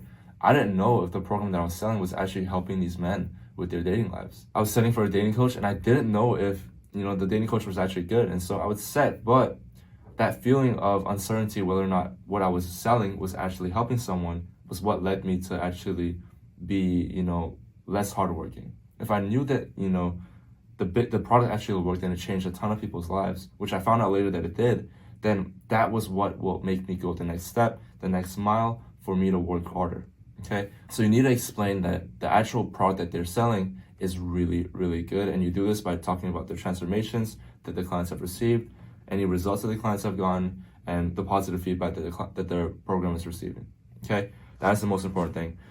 So another thing I love to do is to get everyone on the same page with their health, lifestyle, and fitness. Telling you this is the most underrated part, and not a lot of business owners do this. So I'm gonna get the Whoop band. This is a Whoop band, and basically what you can do with Whoop is you can actually track everybody's health, everybody's sleep, everybody's fitness, everybody's stress levels, everything. So this takes it another step. You're not just asking about how their day has been. If they're saying their day is good, and you look at the Whoop tracker and their stress levels are at an all-time high, you can just let them know, like, hey, what's going on, brother? I saw your Whoop, and you're not in a creepy way, but in a more caring way, to make sure that you're looking out for the guys. And I promise you, when you prioritize the sales team and their health and their fitness and their sleep and everything, they're going to perform so much better in the business. When I implemented this Whoop band, we went from booking like 1 or 2 calls to maybe 4 to 5. And I wouldn't say, obviously, it's like all because of the Whoop, but this was a huge factor, because now my sales reps were getting more sleep. They were resting better. They were exercising, because I was keeping them accountable, not just with appointment setting, but in their lives. And that is how you build team culture, by actually caring about the sales team as a whole, by actually developing relationships, by caring for them and talking to them about how things are going in their personal lives, not just business, okay? I want to get that in your brain. So that is that. And then on the call, I go over the leaderboard and push each other to be accountable, not just in sales, but in their overall lives. So we keep each other accountable every single day. You as a business owner can write your EODs in a Slack channel as well. And this shows them that you're in it with them as well. You know, it's an option, because these guys are doing EODs every day. You can have a business owner EOD talking about what you did, what you didn't do, how you can improve the next day. And that brings you on the same playing field as them. And I promise you, these little tricks, you may not think like, oh, I don't really need to buy a Whoop band. You don't. But if you want to take that next level, you want to be a top 1% sales team, that's how you do it, by developing a strong relationship with your sales team, by actually caring about their health, their fitness, and their personal lives, because that ultimately affects their performance in the business, okay? And that's what will actually get someone to stay for months, if not years. I've had appointment setters where coaches that have 100,000, 200,000, even 1 million followers reach out to them and ask them to set for them. And because I've had this team culture with them and I built this relationship, they didn't want to leave me. They didn't want to get the money grab. They didn't want to get the better opportunity, the far better opportunity, you know? And it's because I developed the team culture. It's because I cared about them. No other sales team manager would do this. If you as a business owner do this, promise you, this is the biggest game changer. Your setters and closers will not leave you. They will always want to work for you and you only. That is what I want you to understand in this whole video. If you take away one lesson, actually care about them, okay? And that brings us to the next one. Get to know each other personally and actually become his friend. What's better than working in a business with a friend? You work hard together, enjoy the process together. It's a dream situation. This is the single most important thing you must understand. To build a killer sales team, you must have that bond, okay? Just reiterating what I said, you have to have that bond, and you have that bond by just not just asking them surface level questions, but by actually treating them as a friend, getting to know them, and actually caring about them. So there will be other business owners that will snipe your sales reps, and so you have to do this specifically to avoid that. Create a bond with your sales team that is so fucking strong that they will reject better opportunities that come their way. My sales reps have literally rejected 5-figure offers to continue working with me because my bond with them is so strong, and for them it's not about the money, it's for the learning, it's for the experience, it's because they enjoy working with me. I want you to do the same exact thing. I want you to follow this step-by-step process. No one talks about this. Everyone talks about, oh, the KPI tracker, you know, oh, the EOD report. That's great. Who talks about this? Who talks about actually developing the relationships to the next level? Going from surface level into, you know, the deeper relationships. That's what you need to do. So I hope you guys got tons of value from this video. If you have any questions regarding how to actually build team culture within your sales team, feel free to drop me a message on Discord, and I'll see you guys in the next one. Peace. Yo, what is going on, guys? Hope all of you are doing well. In this video, I'm going to be going over how to actually set goals and KPIs for your sales team so that everyone's on the same page and they're all motivated to work towards these long-term goals. All right. So the goal of setting goals is to keep the entire sales team aligned with one goal in mind. So whenever the sales team gets off track or whenever there's a bit of tension, you can always resort back to the end goal or the long-term goal that you set at the beginning when you onboarded these guys. Okay. So you need to set two goals, a long-term goal and a short-term goal, and both are extremely important because they both do different things, okay? So a long-term goal should be something that is very far out. So this could be impacting 1,000 people's lives, 100,000 per month cash collected, or helping 500 people achieve XYZ, okay? So these are actually goals that can be achieved and are measurable. So it's not like become the face of a niche or become the face of, you know, this specific thing. No, it's something that's actually achievable and attainable. There's a number attached to it, so people are striving towards that goal. So the long-term goals are about the business, okay? It's about the business. Now, your sales team should aspire to reach these eventually and want to stay loyal to you in order to bring these goals into reality, okay? So that is that. Now, the short-term goals should be within reach and not too far-fetched. So you want to set a business goal. So 50K per month cash collected, that's for, you know, a lot of you guys' as financial goals right now. And then $2,000 per month as a setter and $4,000 per month as a closer. Now, you may be wondering, that's not the goals I envisioned. Yeah, I know. Because every single business owner is always concerned about their business and their revenue and their cash, but no one's actually concerned about the sales reps. That is why you can't keep sales reps for more than 2 months, right? This goes back to building team culture. If you want to achieve these goals, you have to prioritize your sales reps' goals as well. So I want you, when you're on that call with the sales team, when you're setting goals and everything, I want you to ask them, like, how much do they want to make? What's your long-term vision with this? You know, like, do they see working with you for a long time? Do they see a future? If they don't, then find another person. And like, you know, do they want to move into a closer position if they're a setter? If they're a closer, do they want to move into a sales manager position or maybe a growth partner position? You know, like, what do they want to do down the line? And so you have their long-term goals in mind and their short-term goals in mind. They're going to achieve the business goals that you have for them, because they know that if they achieve that, then you're going to help them achieve their goal as well. So when you intertwine the business goal with their goals, suddenly, because humans are naturally self-centered, they're going to want to achieve this goal, because this goal is $2,000 or $4,000 per month as a setter or closer. It's automatically going to achieve this one, which is your goal. That is how you set goals, okay? So set an overarching short-term goal for the business, but you want to set goals for each specific person as well. This will get someone to stick with you for months and even years. And so this comes back to the sales team, right? Think of the sales team first. I promise you, if you do that, the business numbers will come. It is inevitable.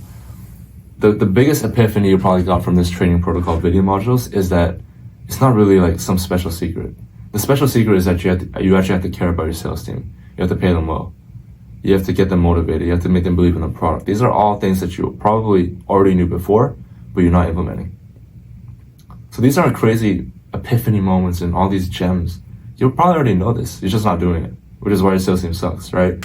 If you want to take that next step and achieve, you know, a sales team that is able to achieve your business goals like 50 or 100K per month, then you have to do these things. You have to set goals not just for the business, but for the sales reps as well. Okay, so your business you want to achieve 100K a month. How much do the sales reps want to achieve? Is it 10, 5K? How much do they want to achieve? You know, you need to ask them that. And you tell them like, hey, I want to help you achieve your goal. I want you to help me achieve mine. Let's work together. I'm going to make sure that I can do everything in your power to actually help you achieve it. And don't just set it for the sake of setting it. Set it so that you can actually try to help them achieve it, okay? I don't want you to be that guy, just set it for the sake of doing it. No, actually help them try to achieve a goal of theirs, and they will help you achieve your goal. So I hope you found this video valuable, and if you have any questions about actually setting goals, the short-term goals or the long-term goals with your sales team, feel free to reach out to me. To set goals, you just hop on a call with them, ask them what their short-term goals are, ask them what their long-term goals are, and then you answer the business ones and ask them what they think, and it's pretty self-explanatory. It's a lot of discussion. There's no framework to really do it, but it's just hopping on a call and figuring out what everybody wants on their end. So hope you guys enjoyed this video. If you have any questions, feel free to reach out to me, and I'll see you guys in the next one.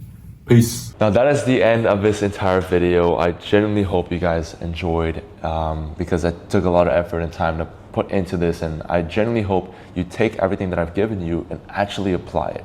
It's one thing to watch this video and say that, oh, you know, it's super valuable, but it's another thing to actually take the information, take the advice, and take the everything and implement it for yourself so that you can achieve the results that you deserve. Now, if you want help with this entire process of scaling up and you kind of want me to be by your side in this entire step of the way, then feel free to book in a call with our team down below. It's gonna be a quick 30-minute strategy session showing you exactly how we take you from where you're at right now to those 50, 100K a month. Now, you can easily take all this information and make an extra 10 to 30K a month, but if you wanna get there faster, you want a guaranteed blueprint, and you wanna work with me step by step, and for me to show you the entire process and for me to work alongside you, then scroll down below and book in a call and speak directly with my team.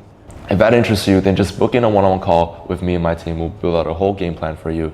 But if that doesn't interest you, then it's all good. Take this blueprint and take this entire video, rewatch it and implement everything, because you can still achieve the amount of success that you want, regardless of whether or not you book in a call. So much time and effort went into this. I truly hope you enjoyed it. Send this to your friends, send this to everybody, subscribe, leave a comment, do whatever you need to do to show appreciation, because this genuinely took so much effort and time from us and my team. So I genuinely hope you guys enjoyed, and I'll see you guys in the next video. Peace.